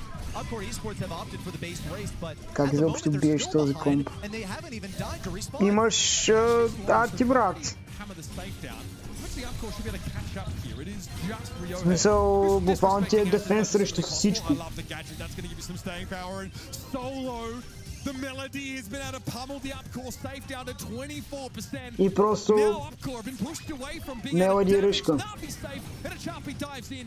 Will he get away with it? He can't get away with it. That's so messed up. Ash King in the middle of the map as Bull. He's an easy target for so many of these brawlers, but they're ignoring him. They don't want to give him the time of day. In goes Na'Vi for the safe. And Upcore now, their grip for glory starting to be wrested free. Another chance for Upcore to come forward. Ето, брат, гледай, той изкача ти Бул и ти просто го смелваш.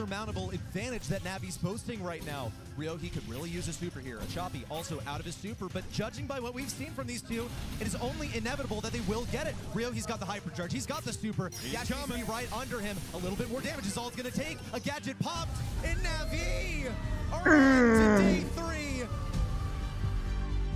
In previous years, this org has not been able to make it through the group stage. This year, they will. One more match stands between them and a World Finals qualification. As the number 3 seed from East Asia, Na'Vi may have felt like they were entitled to crack at the World Championship. But this is the BSC, folks. Nothing is granted. Everything must be earned. So a determined step into tomorrow for Na'Vi. The golden ticket match is the last hurdle that remains. Не мисля, че утре Na'Vi ще бият, между другото, трябва да честя. Not extreme expressions on their face. I think they knew that they had this one pretty much in their back pocket. As soon as Upcore Esports started to fall apart there in the first couple of sets, got a little bit shaky there in set number 3. We started to see Upcore Esports come alive. Classic composition. They were light on their skill, minimal mistakes. Na'Vi, I gotta say, they didn't play too well in set number 3. Na'Vi is going to have to impress us tomorrow. I'm not too blown away by today. Even though they have just won, they're going to have to step it up. And with that, we have to say goodbye to yet another team. Upcore Esports, their dream of World Finals just popped. We have 2 more matches today, and just to put that into perspective, we had 18 matches over the last 2 days. Най-накрая ще видим токсикото срещу райвал, между другото. More close matches, and let's see if East Asia can get through 2 times more. With Rival Esports and Toxic Lotus up next. Най-накрая. Буквално сега почват интересните мачове.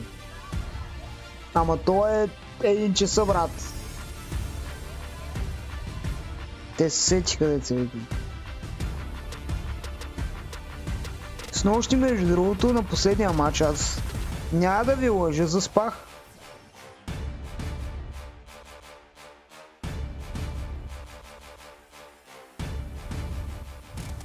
因为今年世界赛重返了瑞典，而今年的独联比以往更加强大，我们希望弥补23年世界赛的遗憾。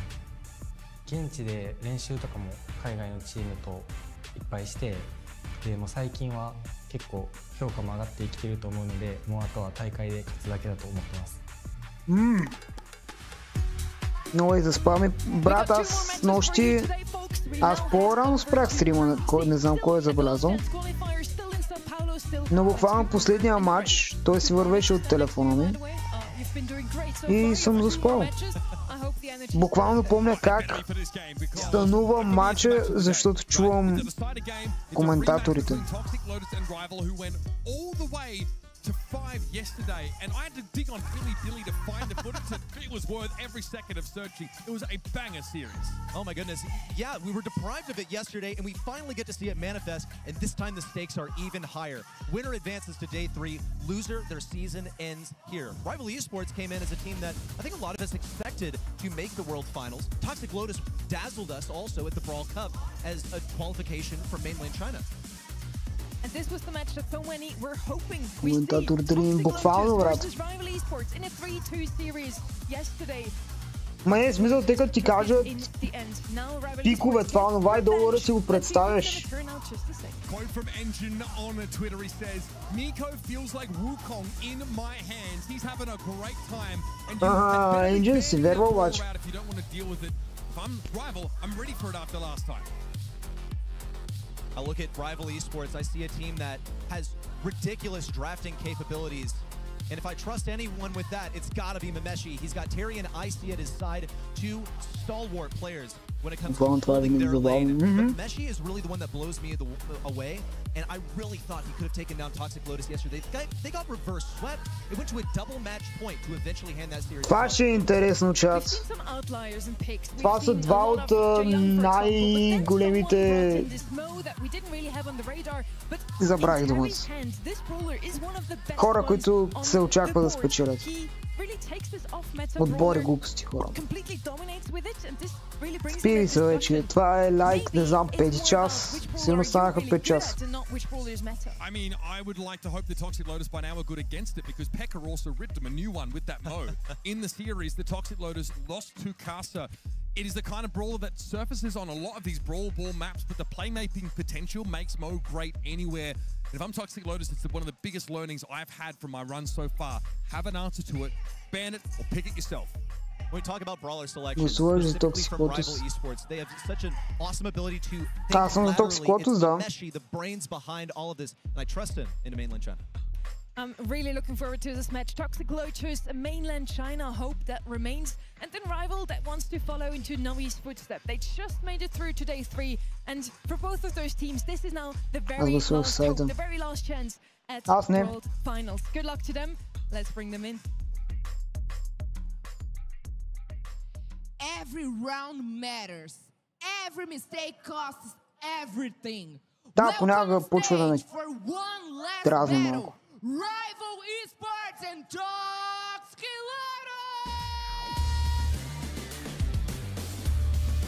Да, Toxic Лоро ли казва, бе? Как го казвам? Toxic Лото, брат. Това не е чипс, че да е лото.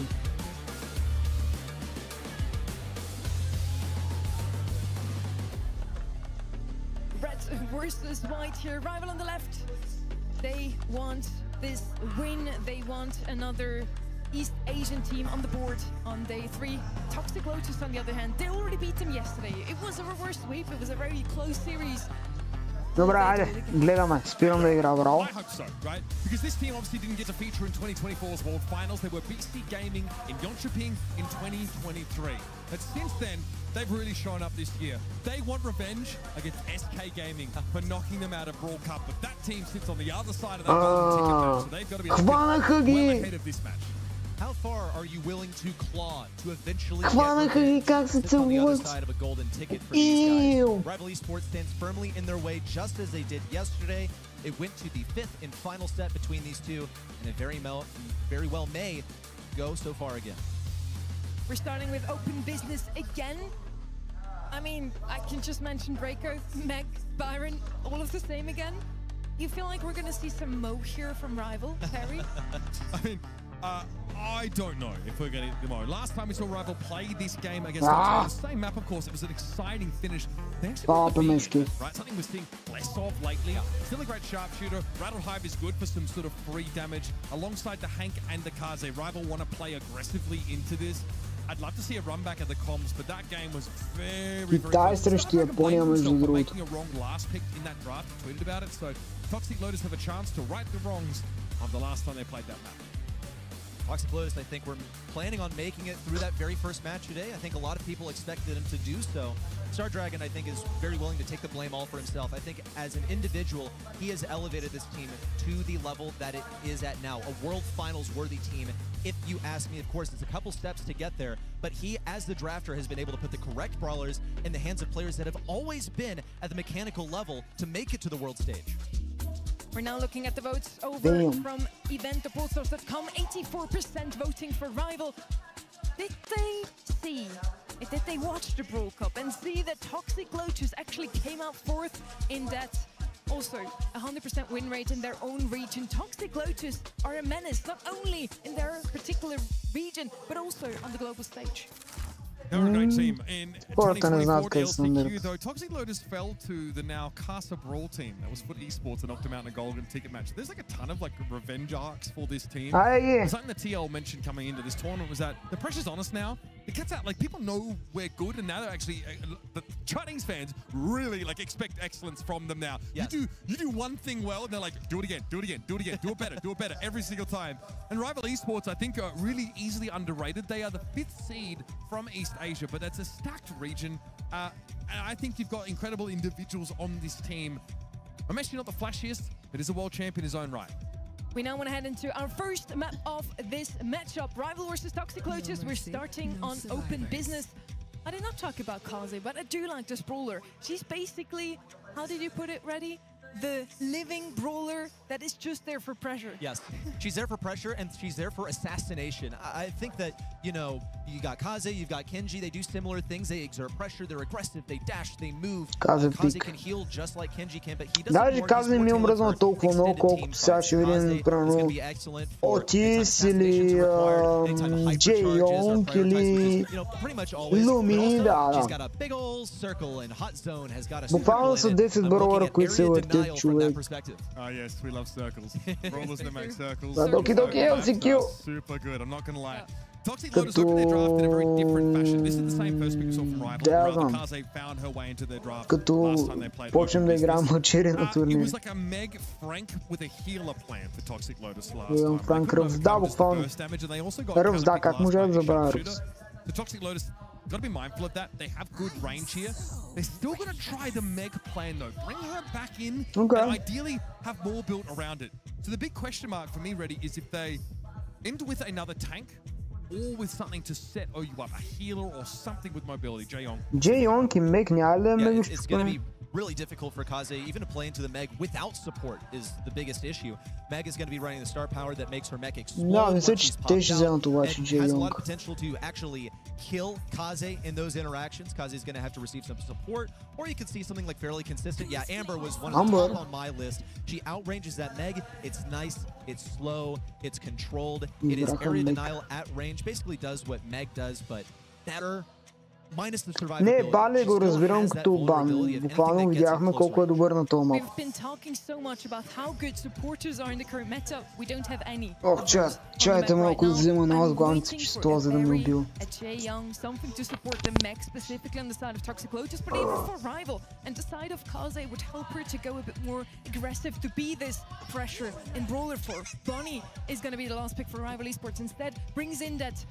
Long range plus close range burst damage. Oh, of course, a lot of damage output now for the side of Rival, but not that much of survivability.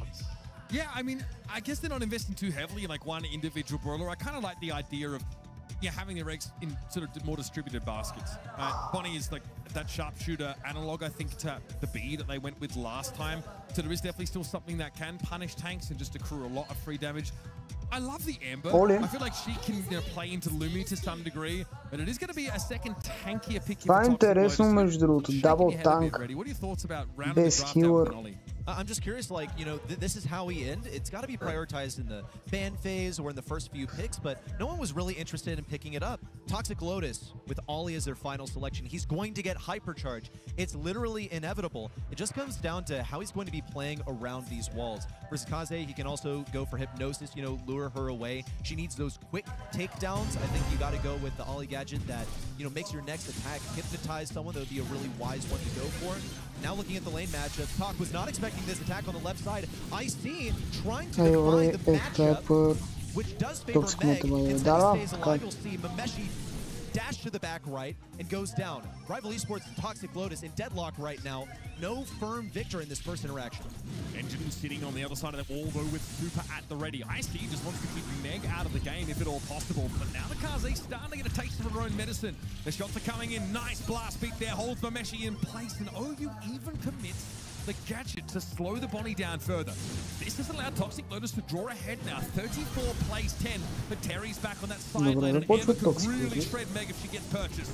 Well, she's got to find that lineup. Talk now is dodging things out. Gets snagged by that super. Доста добре започват. Мек пада, ама то няма проблем, защото така или иначе им трябва да бъде излизко. Супер Оливът е почти юзлес хайпер ултима. Не, мисля, че е юзлес. Но да, не е най-добре.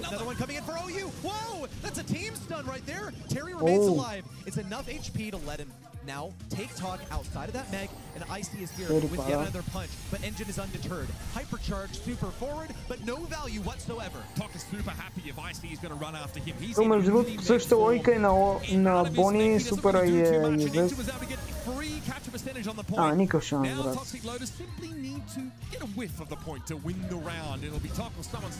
Никакъв шанс, брат. Това е...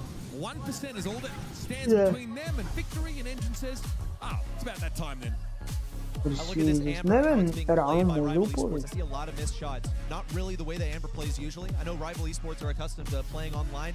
LAN is a very different space. You don't see Amber that much here because the attack actually behaves differently in a live environment. Rival Esports, they have to be aware of this right now. I just wonder how they're going to play around it because Terry is struggling. Tox been knocked out of mech by that Amber damage a couple of times. And again, when you get to play mini-mech, you can still get capture progress in that form.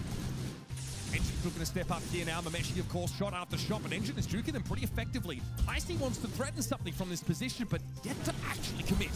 Well, there it is. On Engine, need one more attack, but as predicted, the gadget to come out, eventually just get a trade. Mameshi now going on to O, gets frozen inside of this skating rink, but still lives to tell the tale. Talk is alive, however. That is his job. Stay alive inside of the radius, be consistent, this present force. Hypercharge forward now from Bonnie on the top left. That's the kill, but still one falls on the right side for Toxic Lotus. Another as Engine goes down. Rival Esports find themselves at a disadvantage, but at least they have positioning. And all this fighting for Rival is happening off the point. So Toxic Lotus, in losing fights, yes, have been getting that percentage. Ето виж, буквално тук беше си супер спорен. Super into a stun gadget. Some extra percentage in doing so. Now Talk and you need to commit. Nothing wagered, nothing gained. This is the game of Brawl Stars. So they step forward now. Mameshi dives onto the point, but he's going to be blown up. Icy also going to struggle to fight through this hypercharged super of Engine. Fanstorm comes out after the fact, but it's not enough to keep them alive. But that is a huge blow for Rival Esports as Toxic Lotus draw ahead yet again. Even a coordinated push, bolstered by hypercharges from Rival Esports, could not get Toxic Lotus off of this point. Icy dashes in fruitlessly. Mameshi, however, does follow up with a kill of his own. Hypercharge in from O, and it's not enough to eliminate Terry. He died before he could follow up with any of his maces. There's still a chance for Rival Esports, but they have to shrug off numerous pushes from Toxic Lotus in a row. A lot of hypercharges ready, and they're starting to be drawn out now. Terry makes use of it, but no real catch with those flames as Talk decides it's time to go. Terry pressured back. Engine going to go with the super now. Mameshi dives into the back line. Doesn't get caught up, but also doesn't find his intended target. 95 and counting, but Talk is in mini form. Needs to touch the point. The Rival Esports will have Mameshi standing tall as the dust settles. A close round. But we even on our first set. Rival Esports didn't look too hopeful in that very first game, but as soon as they managed to take control just once, they cycled their abilities. They had everything under control. Excellently done. I think things were piloted way better by Mameshi on that Bonnie as well. You have a bunch of brawlers that have mobility. Mameshi jumps, IC, dashes. It's so easy to leave your teammates behind in those scenarios. You'll see IC taking that matchup solo on the left side. He stayed away from that Meg. It was the right decision to make. Mameshi has way better matchup, outranges it. Now in behind Engine, looks for the kill and stays alive. Really sick Bonnie play there from Mameshi. And of course, the change allowing Bonnie to get back in Clyde straight away after jumping is definitely playing a factor, that's for sure. Engine has super, but Icy can dodge away from it pretty easily. Engine still decides to go for it. Mameshi does get caught out. Gadget into super. Bonnie locked down. Fanstorm here could imply something. Rival Esports need to get Terry into the game again. It's going to be Icy going forward. Talk knocked out a mech. That's all well and good. Now the Amber can start to pressure that backline further. Such great team play from Rival Esports. They let Icy get initial damage, then have Terry knock Meg out of the Meg, doing exactly what they need to. Mameshi with a kill on the back right. Engine also at risk of falling, and Talk is just playing to stay alive. But the HP doesn't math out for Toxic Lotus. Engine may stay alive. Whoa, a little spawn camping? That had to be intentional from Mameshi, but it didn't strike home at all. Well, some map control, I guess. This is Rival Esports that have themselves a 10% lead, and Terry can just come in. Maybe running it down is the plan for Mameshi. Gonna get caught by Engine here, low as he is. Super catches on her, so the Bonnie is hypnotized, and they don't eliminate her straight away, because Talk's up on the point. Now Terry wants to come forward, knocks her out of mech, and Terry should be able to win this fight, but it's tough to connect those flames at close range. Terry, though, prevails. Yeah, Rival Esports are on the home stretch. Amber's worst nightmare. He ran out of ammo. Huge hypnosis for Engine. It's Icy to the rescue. rescue. He keeps Memeshi alive. Now dashing to back right. Oh, okay. Memeshi spinning around, wants to clip this wall, needs Terry to help pinch. But Memeshi doesn't want to rotate towards the top. No, needs to use his HP to get on top of this. Nah. It's going to be a buzzer beater for sure. Talk now, rotating in onto the point. Knows he's going to fall, but just has to exist on this point. It's a team wipe. Rival Esports know that there's nothing left for Toxic Lotus to do except watch as it counts up to 100. Rival Esports start in their first match versus Toxic Lotus. One secured. How's your opinion about the Amber evolves over the course of that game? Because it was tough for Terry initially, but I just watched Engine super onto the point, hit nobody, and then just get blown up by the Amber. Yes, I think it was figured out pretty much by Rival Esports. You saw Terry sort of getting used to the controls, essentially. You know, it's a much different environment in LAN versus online, and you can see that Terry managed to muster the most DPS, but I think actually the most marked difference game over game for me was just seeing the way that the Rival Esports players managed to trade out damage and trade out interactions. They synergized so well, and they also knew, I see, look, stop going on to this Meg, you're just not going to win it. Let someone else do it, or at least get the initial damage and let someone else finish off that kill. You know, don't be the one to send her out of the Meg. It's going to cost you too much HP. It was very elegantly done by Rival. I have to hand it to them. Some head scratches, of course, you know, you see like Memeshi jumping in to spawn camp Illumi and fell flat on his face. They almost lost control off of that and managed to bring it back. I think coming back to pretty much the exact same thing. Elegantly switching up those matchups, taking damage for each other, and playing as a team. Memeshi, for me, my MVP coming out of that round. Yeah, it was some interesting Bonnie dives into the back line, but Memeshi also using it just for survival, realizing how important it was to stay alive. I think Memeshi ends up accruing 48% of the overall required capture progress for Rival. And as Bonnie, that's not always easy. You're not mobile. No. You have long range, but to being able to stay on that point for as long as he did. Още малко. Още два мача. Let's turn our attention now to Brawl Ball. This was a set that Toxic Lotus actually won to begin their reversed sweep against Rival. It was Super Beach, not Sunny Soccer. Obviously very much a different map, but it was a comp that featured Trunk that allowed Toxic Lotus to prevail on that map. Trunk, we saw it in the hands of Sargent as well. You know, different team, but same idea. It can be super lethal. And it also heals, of course. You've got tankiness, you've got mobility, you've got a radius around yourself in which you can deal damage, a critical hit spot. You know, a mechanically demanding brawler, and definitely is firmly set apart from the other circle attack of brawlers. One that I would definitely trust in the hands of Terry, because he's a remarkable aggro player for the team. I see, you know, pretty much the same thing there. Now, when it comes to Rival Esports, comp-wise, what they're going for here, we saw success for synergetic things. We saw Sunny Soccer played earlier. Toxic Lotus, of course, have some tricks up their sleeve as usual, but I anticipate Memeshi should be able to react to those interestingly. I feel like the Jaeyong Hank combo is going to be eyed off here by these teams. Right? We're seeing that just a lot. Slipstreams for Hank to get forward and pressure some big bubble connections. No ban of that particular brawler either. See, Mina finds herself banned. Lumi's been a bit of a favorite for Toxic Lotus to try and pick. Features a lot of those chokes, and if you can control 2 out of 4 lanes at any one time with that gadget, it feels like you've got a lot of breathing room on the map. Rival, they were the first pick. They tried Griff here alongside a Jaeyong Hank combo. I get it, high damage. Obviously, Griff's hypercharge, that catchback now goes through boxes, so all of a sudden, these closed-off maps aren't as much of an issue for it. Get Ollie, too good. Also very good at shutting down those assassins, finding a timely hypnotize can really turn it in your favor. Yes, my concern here, though, is that Toxic Lotus did decide to give them this Ollie. They prioritized, I think, Cordelius, Kid, Mina, both must bans when your opponent has first pick. That's just my opinion. But they've offered this Ollie over to Rival Esports. Now, what are they thinking? Do they go for like a Buster comp over here? We've seen it as a response to Ollie before.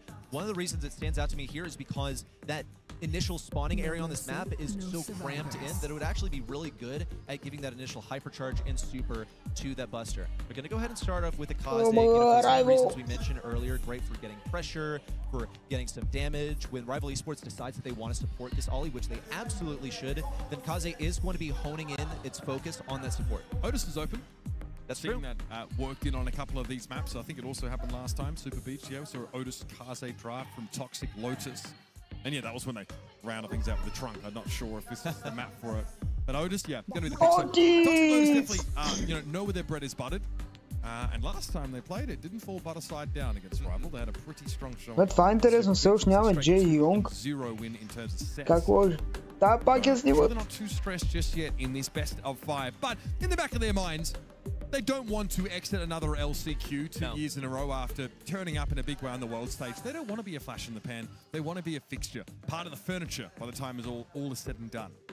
Well, for the first time, I think a mainland Chinese team has some positive expectations and maybe actually a little bit too high. As soon as they did really the unthinkable in Brawl Esports, it seems like the floor has been raised on what people expect of them. Now, Rival Esports, they go with the mouse. It's time to get a little bit cheesy. So what can Mo do here? Obviously, he's able to dig underground. That means he'll be able to maneuver around those boxes, and also he has a hypercharge that's so useful. One of the biggest things that stands out to be about Mo on this map is be mindful, you can super from midfield.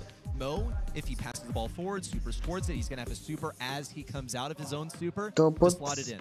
Could get some cheese like that, you know, don't mean to and they'll also be able to fire over these walls with Willow. Such a remarkable defensive brawler. She's really coming to her own now that her hypercharge allows her to be functionally invulnerable when she's mind-controlling an enemy, as opposed to just having some damage reduction. But she gets like a Kaze. You don't want to risk just getting run over when you are unable to take action. We'll see now Toxic Lotus's last pick. And I'll remind everybody, last time it was Trunk. Not sure if that's going to be the answer for them again this time, but they can work. They might want to work someone in that can operate across these walls. Lily is going to be the pick this time around.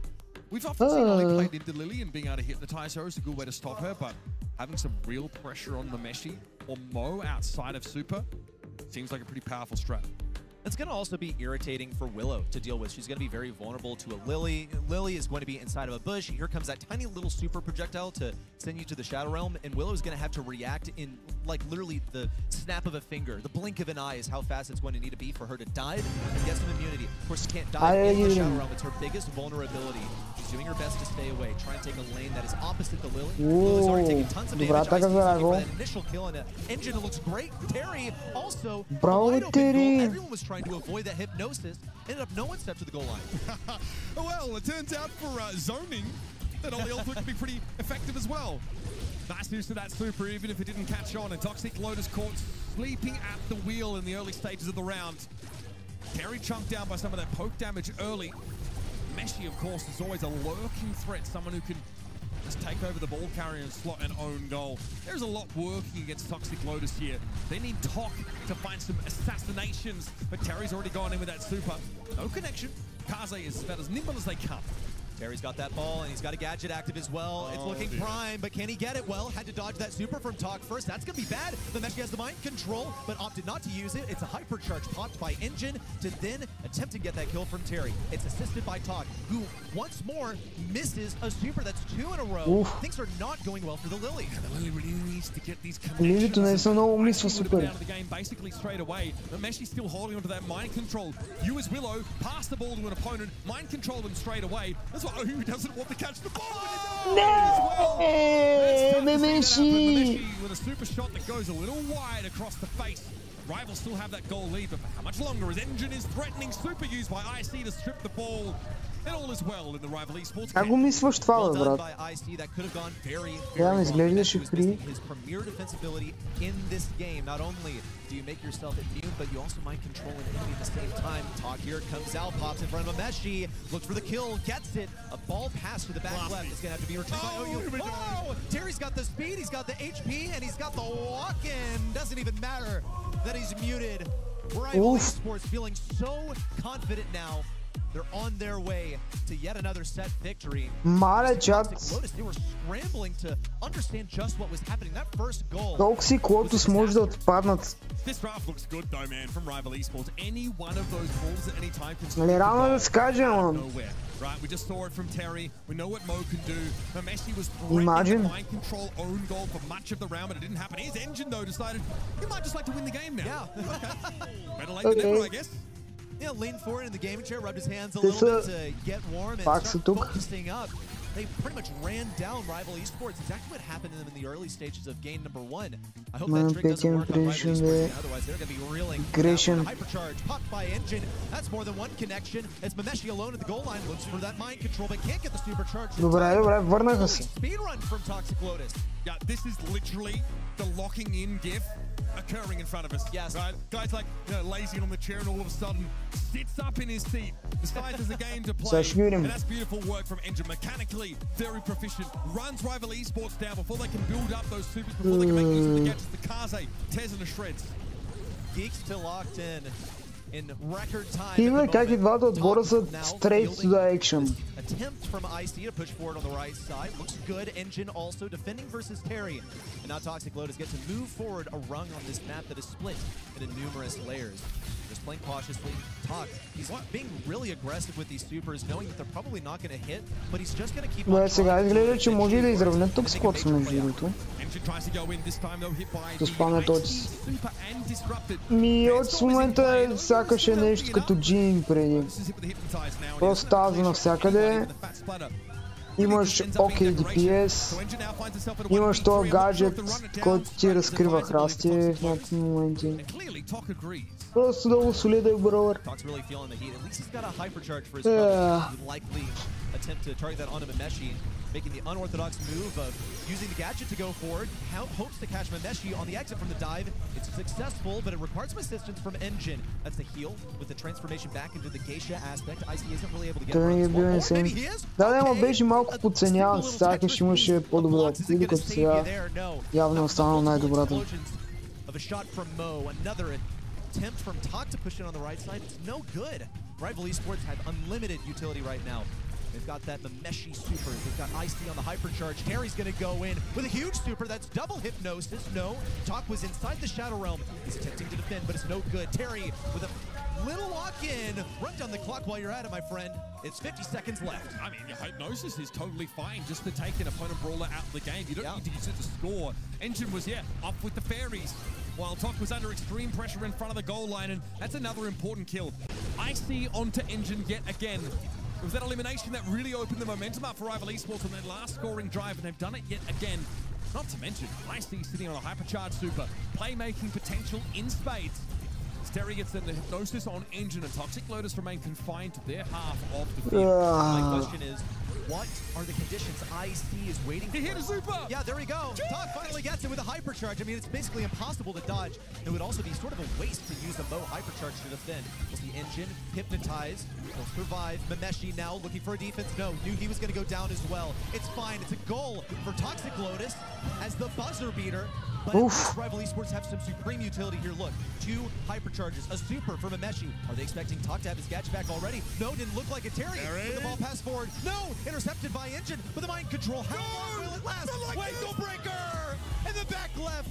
Mameshi has got it. No way, bro. Well, you know what they say about Chekhov's gun? What's that? Well, if you mention it, it's going to go off. We're talking about the mind control goal scoring potential. Добре, Rival. It was lurking in the background for so much. Са на един сет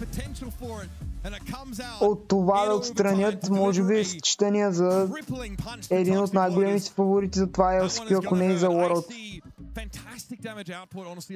Ревърт Суит 5 път днес. Да, и втори път точно тия два отбора ще бъде инсейн, между другото. Защото вчерашния матч беше ревърс Суит. 2-0 и след това 3-2. Който така и не гледахме. The Otis here from OU, obviously very powerful. We didn't really see any nukes, I feel. Here, it's on Terry, it just doesn't stop him. He's got a free run. Yeah, he has lots of speed with the use of the hypercharge. Was able to survive because of the barrier shield that he gets as a result. His super, you see Mameshi getting a little mind control there to open things up for Rival. Yeah, and here they were able to run down the clock as well. And that almost actually could have saved them too, because you notice that that goal was scored in just a final couple of seconds of regulation over here. But Terry getting that hypercharge forward was actually totally nullified by Engine. Oh, it's a good thing that they had deep utility there. If they didn't have 3 hypercharges, then who knows what could happen. Yeah, you mentioned that, right? There was a goal on the buzzer from Toxic Lotus to stay alive in this set, but in the back of your mind, you're like, yeah, well, unfortunately, economically, they're really behind. So, Toxic Lotus Време е за Bounty, където по принцип по-слабият тим губи. Проблемът е, че не знам кой е по-слабият тим тук. Губещият тим е Toxic Lotus със сигурност, така че може би те ще спечелят.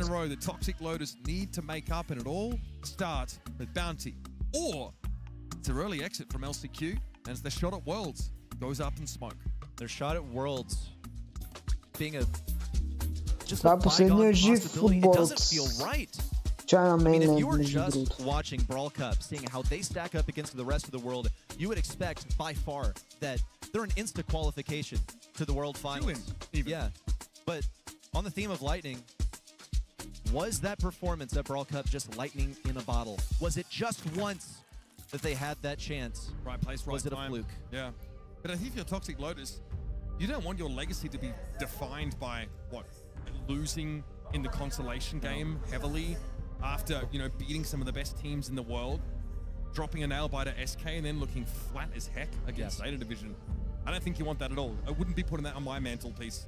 Toxic Lotus realize in their careers there's still so many more heights to scale, but Rival Esports are a tall order, and they stand before them now in a commanding position. It's fingernails dug into the cliffside by Toxic Lotus, and Rival Esports are poised to stomp. Let's head into Hideout now. Bounty map taken in, and we actually have a bell ban here from Toxic Lotus. We saw how oppressive that was in Trishant's hands in the previous series. Kaze, Oli, Mina, the must-bans here for Rival if they don't have first pick. Bell is not typically a ban-worthy brawler, but I just Byron, okay, Toxic Lotus избият. GG.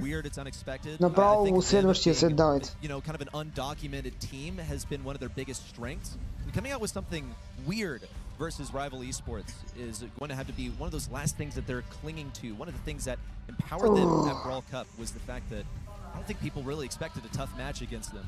The Bell's banned because they want to play something focused on staying close together. They also want to take away a comfort pick from Rival Esports. Bell is a brawler they play quite often and have for a very long time. Ever since it was introduced into the game, these players have loved the brawler. And Rival Esports may even just take advantage of that. They're going to play something centered around support themselves. The support meta, at the top of the meta, it's got to be Byron and Jae Young. They're going to be facing each other on opposite sides of the arena. Rival already probably can't feel great about trying to all-in Toxic Lotus when there's the potential of a Byron super to sort of flip the script on a fight. As far as their numbers are concerned, it's really potent, and not to mention the hypercharge. This, I love this pick. It's Hideout, right? So there are some destructible parts of the map, but Brock has fallen from favor a little bit, unless you're playing the boss mode right now in Brawl Stars, in which case it's great. I've seen it sometimes in those knockout games, right? Yes.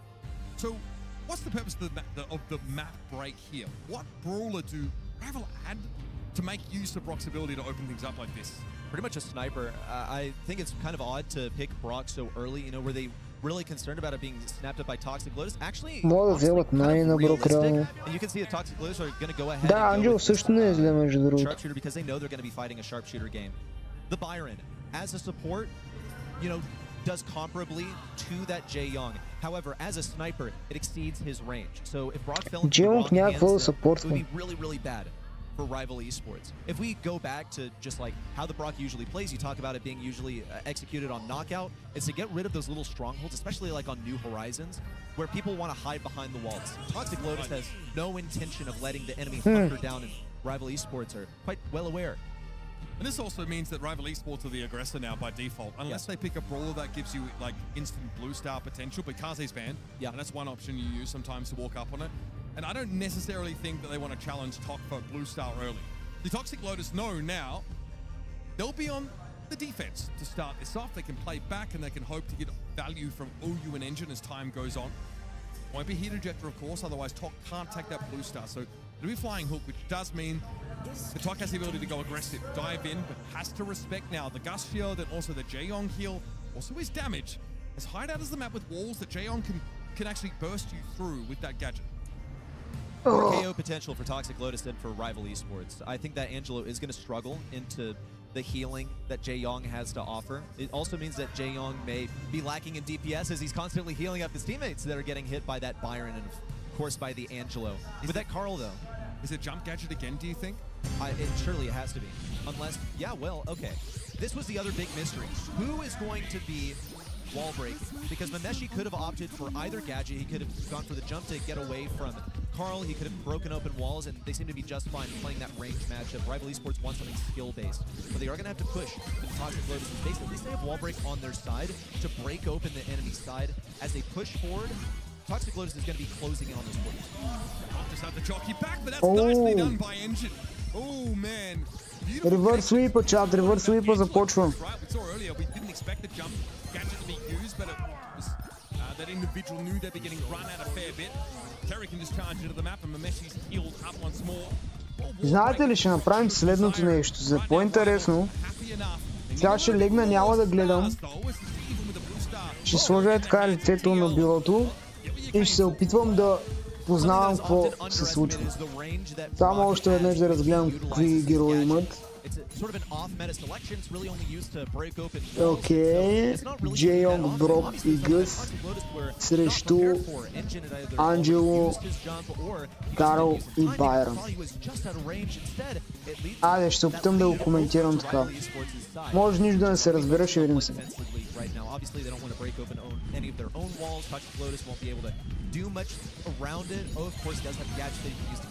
Това май беше гаджет от Анджело. Undoubtedly, he's working towards that hypercharge. He needs to get it within the next 20 seconds. Good hits here every now and then from Mameshi. Keeping the Angelo honest. Talk also. Angelo откосва от кога? Projectile from IC. Supers out for all of Rival Esports. От супер е. Talk being as low as he is now, it's going to be tough to come forward. Engine stack. Hypercharge. And now Toxic Lotus have a lead. Hypercharge super from Mameshi might be required. Ще могат ли да обърнат? Anything happen with IC falling. Toxic Lotus solidify their lead. Nice. For much of that round. Crucial error from Jae Young. He thought he was safe to push forward and go from some additional damage. And hey, you know, to his credit, he could have three-shot the Angelo. But unfortunately, on his retreat, he got caught up, not only by the Byron, but also by the Angelo. In Rival Esports, they had the lead. They wound up handing it over to Toxic Lotus. Well, they had plenty of room to back up. Now they're going to try and get OU early game. It's perfect. It is absolutely perfect. Terry stays alive with an excellent timed gadget. It's just awesome. A wonderful start from Rival Esports. I love that they use the split screen to fight for that blue star control. Because I think OU's expecting to get it for free there. I love that Rival break that conditioning and hit Toxic Lotus with something out of left field. On the right side of the map, it's OU and Tok looking to take some space. You see that the Carl wants to go in. Terry's got healing for days. Terry, of course, at mid, just utilizing his Rival имат out of position, then pop that gadget for малко преди нам.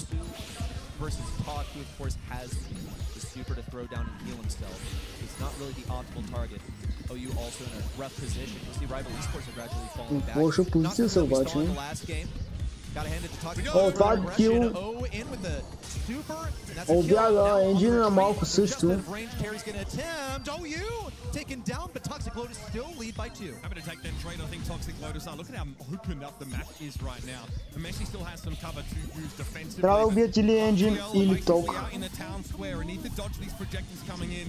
Decent footwork there from Engine, but eventually he needs to loose that arrow and get to work on another one.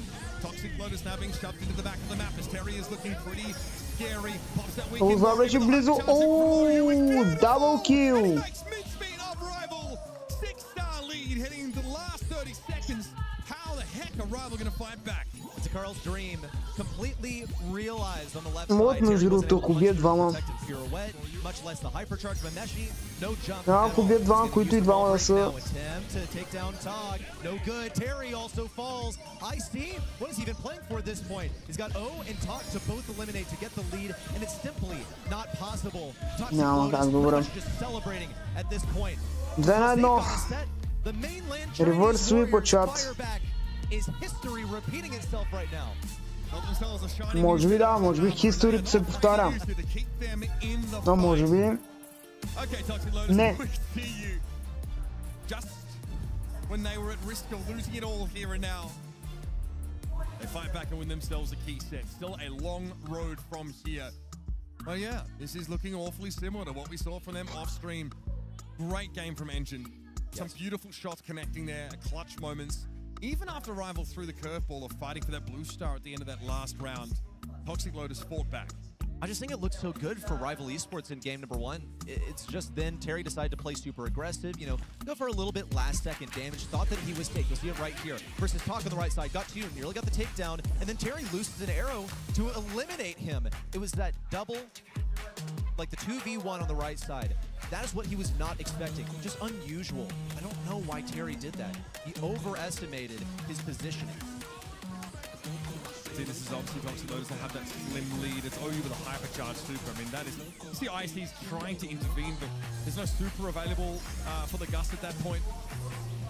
Yeah, dirty hypercharged super coming out from the Byron there. You see Tok just gets... Basically, it feels like a free kill. Yeah. Sits in the back of the map, throws that super in, and obviously catches on, and the tick damage claims the elimination.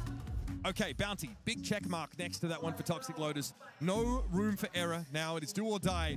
They have to win out from here. A reverse sweep. Will we see it again from Toxic Lotus? They did it once.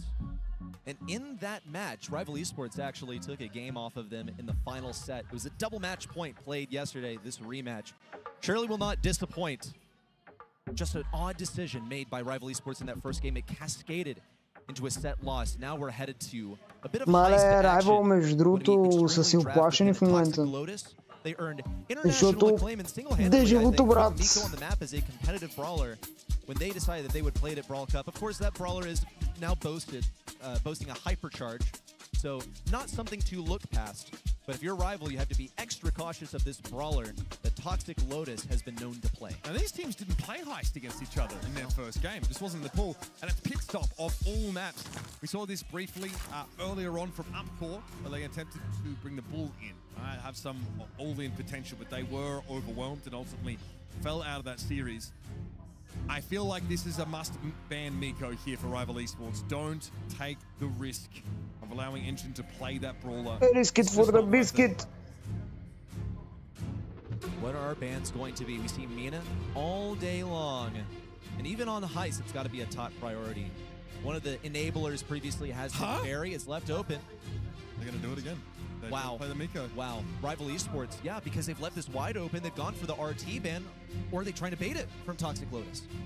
There's a ton of it. We can still play the Kaze here quite happily.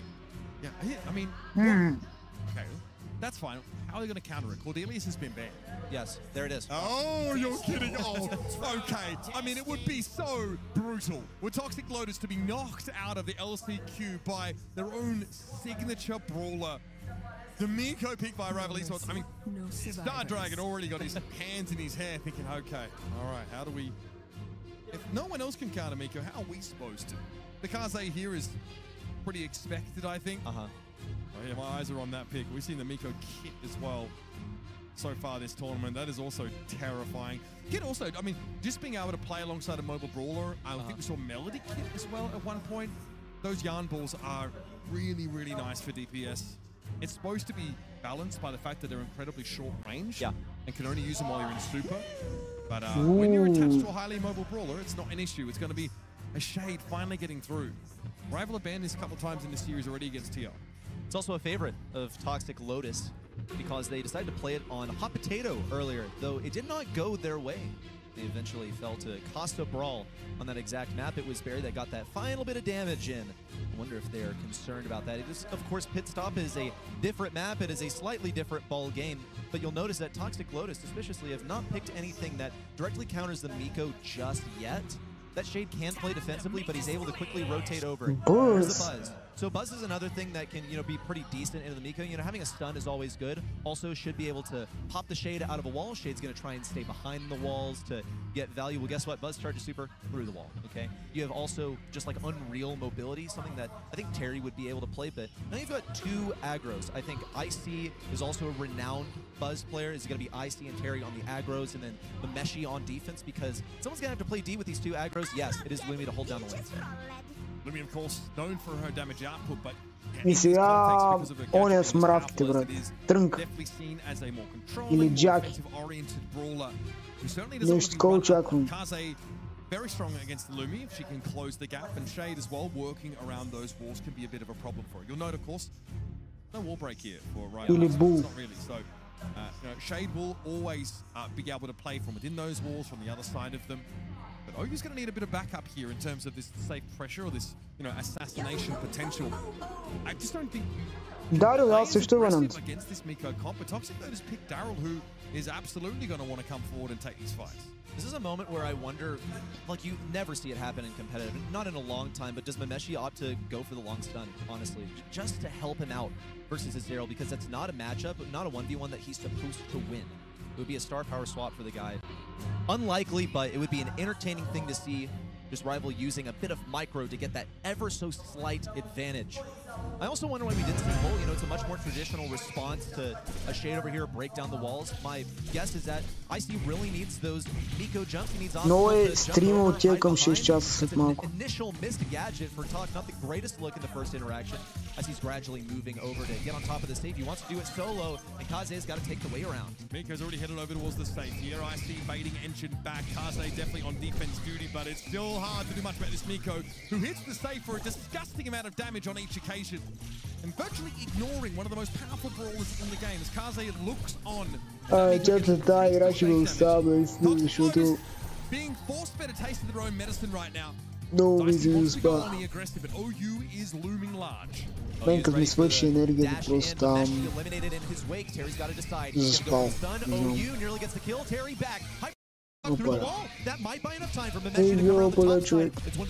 Да, тук използвам моментите да дремя вътрешно. Ама да. Нека видим кой ще спечели тук и си отивам. Така че държа хайпа за последно. Последната ми енергия. Там много добре влиза Engine тук. 50 на 47. О, много бързо разпи сейфа това Мико от страна на Rival. Но тези проценти бяха върнати. Доста опасна атака. До 25 ще го свалят Toxic Lotus. Хванат беше, но този Дарил какво ще направи? Този Дарил е жив. Това е GG.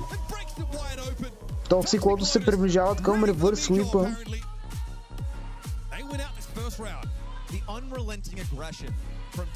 Виждаме, че Rival не са много доволни от това, което се случи. Нормално е. Все пак те са на много малко от това да стигнат до утрешния ден, но това може да се промени и може да видим втория ревърс свип. IC беше убит много бързо. Engine тук те ли успява да убие Engine, но О е все още жив. О, има супер. Браво бе. 22% на 19%. Нищо особено все още.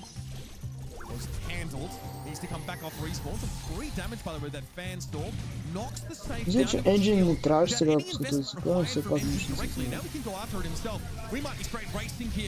пълно. На 60 на 50% пада сейфа доста бързо. 50 срещу 50, 22.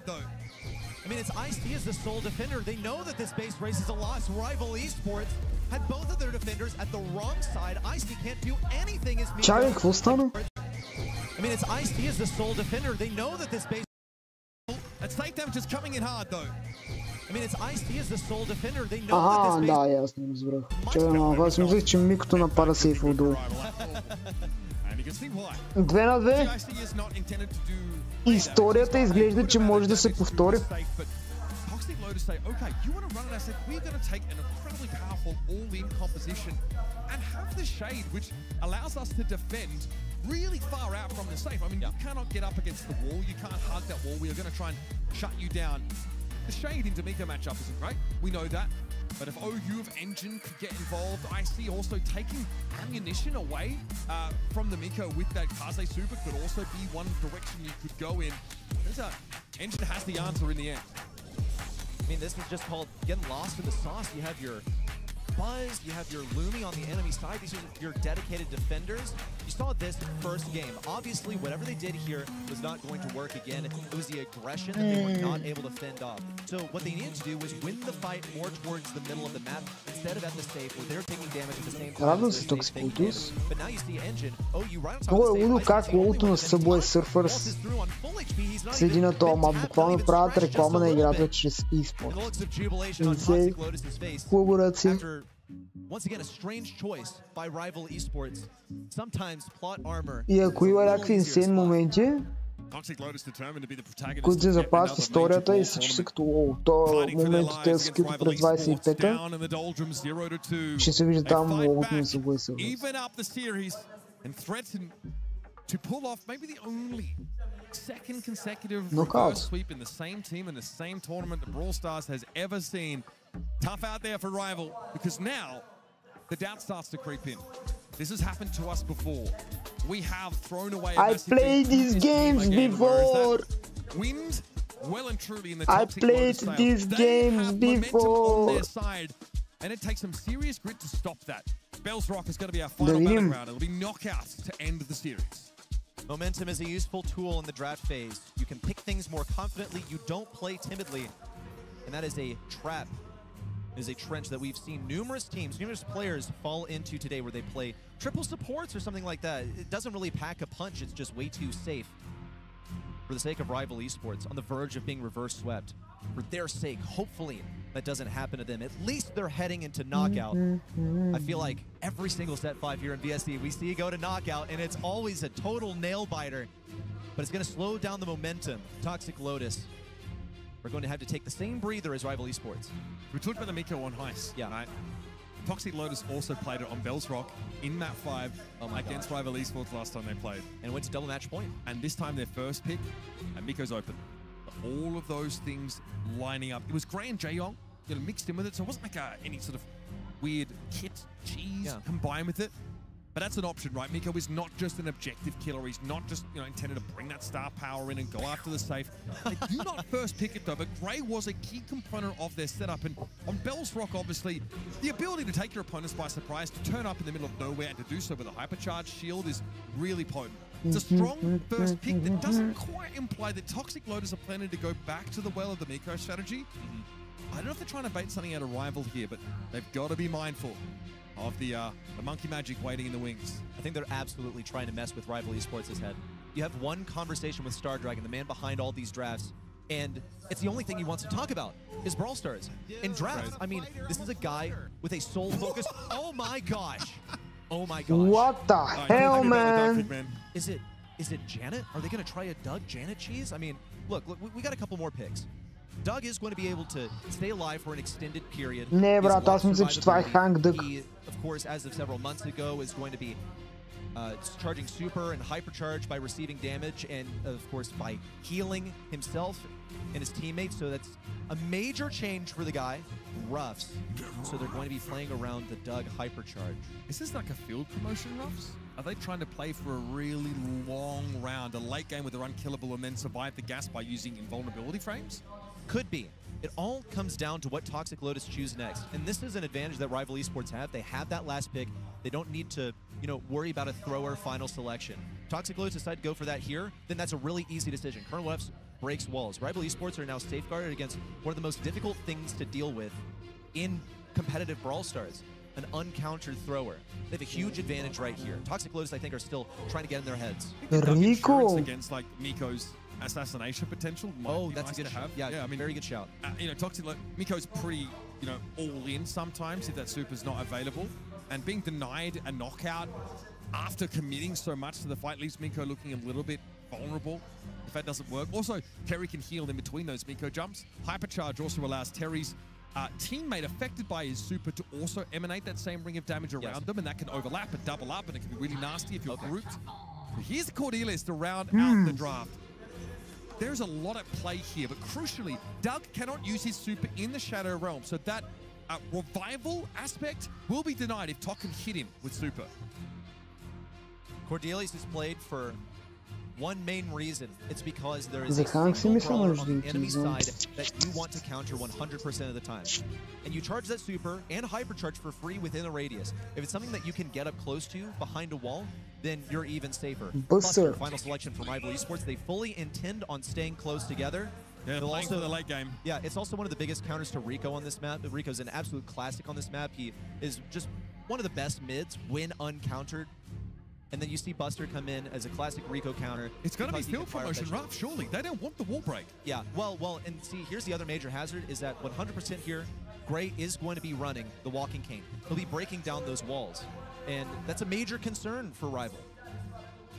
Here we go, folks. It all comes down Rival, не се изглежда по-зле, ако сцените се отворят. Again, between Rival Esports and Toxic Lotus, a reverse sweep attempt. Да видим. Again, for our mainland China #1 team. And Rival Esports are going for a very compact, late-game focused comp that has invulnerability, that has reflective projectiles, and it has a consistent field promotion, max health increase over time.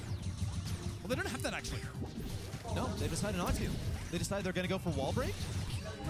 Very peculiar. They seem to be prioritizing nullifying Talk because he is so powerful here. As a Rico, you don't want to let all of that wall break go to the enemy side. You can see immediately Buster fires up that shield as soon as Talk super comes in. But Talk is actually chained another, and Terry doesn't have a super. Is this Talk's moment? He's going to try and heal up some more HP before going for it again. But you'll see that Terry has the hypercharge. Oh! Whoa! Little return to Cinder over here. Engine and O, the two remaining members. The most they can do here is get some hypercharge and super for the next round. They're done. This one's cooked. That montage was so clutch. Hypercharge montage from Buster. It's 360 degrees of projectile reflex. And I don't think the Rico was ready for that at all. No. Taken down by your own damage. That is brutal stuff. It's going to get in the head. Toxic Lotus has now got to be aware. Once again, it's the biggest reason that you run Buster into Rico's, that you can reflect those supers. And when you're permitted to stay close together, oh, baited. Oh, that's bad. But when it gets baited out, surely that means Todd can get a super soon and punish them for that.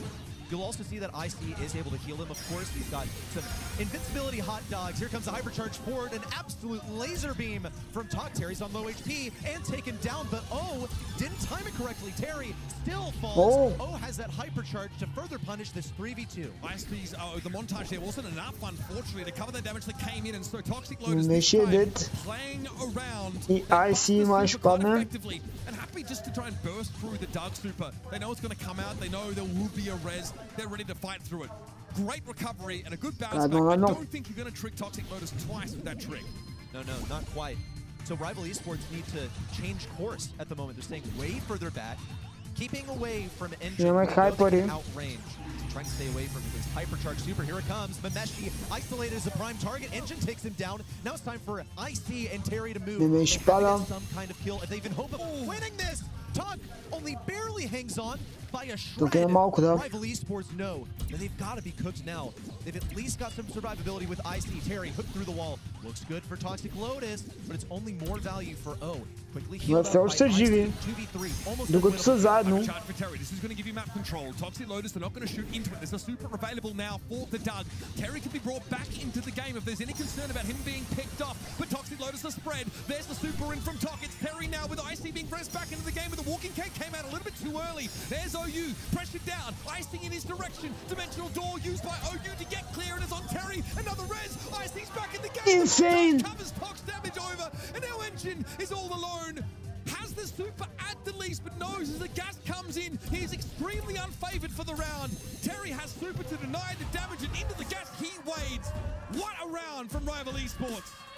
An unreal comeback from Rival. And a what the hell is going on, brother? Even still, Toxic Lotus, to watch yourself lose into that. Oh, your confidence has to be down the gutter right now. It's one more game for Rival Esports to get revenge on Toxic Lotus. This is for sending us to the lower part of the group. We are going to day number 3, but only if they can secure this victory. Map yet to be opened up by OU. Rival still able to play inside that small hollow. Montage used, cancelled out pretty quickly though, as Engine jumps away. The damage coming his way a little bit more than he would have liked to have seen. Mameshi also low. Multiple launcher takes IC very low. That's going to be a super now forced out of the Doug. Terry a little bit low sandbags. Come up and Engine gets taken down. Montage, not enough. Brought back into the game, and there's a super from Tok that takes IC yet again. They picked off the Doug, and the rest is easy. Important round take for Toxic Lotus. Пате, Рико Кери. Скоро ти ли ги научи? Exactly what to do there is Rico. Now finally the wall break comes through, and he won't be able to pull that little slick trick anymore. He managed to get a super before Terry had a super of his own, and it was just no good. Here comes the montage once more. Little reflected damage over to Engine, but nothing too major. You'll notice that IC has the hypercharge and the super. It can be absolutely massive. Nemeshi, of course, is prioritizing survival here. He wants to take this long-range matchup versus Engine. Engine is just trying to keep them at bay. He is a deterrent, but it's nothing more than that. No, not until the poison closes in, or until Rival Esports are forced into an uncomfortable situation where they have to move in close range. Terry's going to be healed through most of this incidental damage. They're still waiting for just the right moment to pop that montage, likely when Tok as super active. Won't be able to do too much about the damage coming back at him. Here's Engine trying to circle around. That's a montage that extends outside the realm of the boxes. Mameshi trying to play a loose in and get some damage, but Icy's been dragged down to the Shadow Realm and can't super to stay alive. He's got to run away from Engine. Eventually, he re-emerges, taken down. No super to keep alive, and Toxic Lotus are going to make this one awful interesting. Double match point all the way to the death. Double match point, брат. Double match point. A rematch, and it goes down just the same way as last time. It has to be reverse sweep for Toxic Lotus to have a chance at a postseason. Rival Esports' journey could end here just as well. And what do they adjust? Well, Terry's going to go on the right side. He's not even focused on moving over to the left. Interesting off angle. Yes. Tok decided he was going to take Не знам защо Тери толкова далече седят хората, много бавно виждали супер така. Събрах се най-накрая. To the left side, hopefully getting a super. Tok's got to be close to that super as well. So Terry needs it right now. This is the window. IC does not have that revival super available. Terry, though, of course, builds montage from playing close to teammates, so that is a given in this scenario. Engine keeping a respectful distance from these projectiles. Terry would love to catch him out. Not sure if he's got slow-mo replay or not. Not been hitting that frequently, but Cordelius dancing outside of his range. Terry would love to snag this Cordelius. Oh, it's so tempting. And it's actually fine for Colonel Ruff. In fact, they're all going to push forward right now. IC has the ability to res someone if desired. It's not going to be a high priority right now. Engine snags that realm onto Terry. A TP over from OU, not quite in. And he's on low HP. Terry hopes to take slow-mo replay. Sandbags blocking out. IC and Terry for the final shot. It's one more round. Една победа за Rival. Guarantee the round. Toxic Lotus also don't bring any into this. They'll head forward. The map now fully opened up. Rival don't mind that too much because they can limit the Rico's effectiveness. Това не са отбори, които ще тръгнат да рискуват, особено Toxic Lotus. Ready for Terry. That means Rival can step into some map control at a whim. Terry reflecting some of those projectiles on the left side. Leaves Tok quite low on HP, only temporarily bruised. He's still working on getting that next hypercharge. It's going to be a game-winning condition. If we get it before Terry has a super, that is what they need more than anything else. But Terry, of course, gets the hypercharge. Long pull out of a Meshi. It's time for Rival to move. Terry knows he's popped that shield, but it's to no avail. The most he can do now is farm one up for the next round, unless he and IC do exactly what they did in the last game. DL want to save supers, but they've got to respect the damage that this Rival comp can do, especially when the gas starts to close in. So it's slow and steady. It's careful gameplay. Terry in the Shadow Realm right now, and IC alone outside of it. Gas is starting to emerge. Terry would love to build a super, and in he goes. Damage on top, catches him with the slow-mo replay. Now the montage is active. The 3v2 is now a 2v2, and IC's going to come forward. Engine into the gas, but the tick damage is going to be a problem. Rest him for the Doug. IC is back in the game, but Terry is low, and OU is the last one standing. 1k HP is all that stood between them and departure. Let's do it again. One last time. Your last chance at the last chance qualifier. Everyone has one single life. You better make it count. That's a hypercharge for Mameshi. Cycle down on the bottom is Tok Super. Лош хайпер от Рикото. Но все пак успя да изхъби хайпера и на АВ-чето с защита.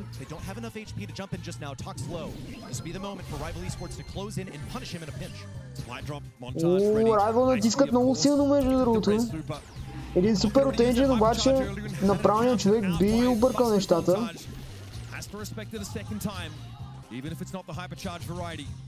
Rival use it to command some map control, but much of that now is dissipated.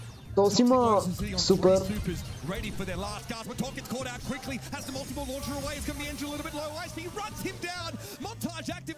Две на две.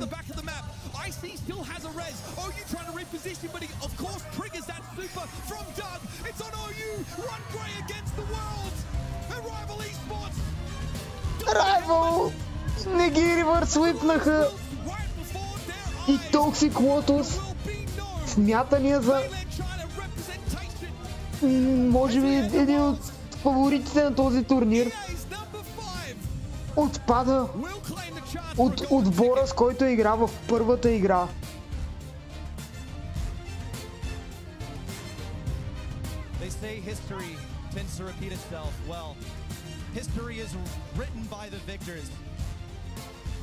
It's Rival Esports rewriting history today. As the pedals fall, there can only be one. Кой се изкрещя? Ай си! Rival Esports prevail for a chance at a gold ticket. What a series, man. I mean, we really thought it might have been. Добре, чат, беше дълъг стрим. Няма да остана за последната игра, макар да е доста интересна. Просто бяла енергия. Така че да, надявам стрима да ви е харесал. Утре не знам дали ще мога да стримам, най-вероятно няма да мога, защото съм на концерт. Но ако случайно се прибера по-рано и това не е свършило, което най-вероятно ще се случи, имам енергия да стримам, може да пусна нещо да видим какво ще стане накрая, но не знам, ще видим чат. То утре са 4 игри, не са 8, което да, може и да свърши докато се прибера. Така че да, аз бях Горман, пожелавам ви лека вечер, лека мека и до следващия стрим. Айде!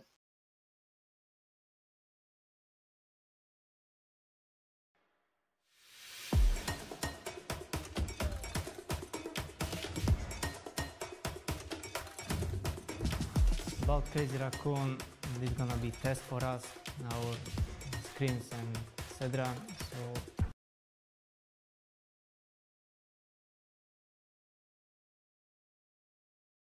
Айде да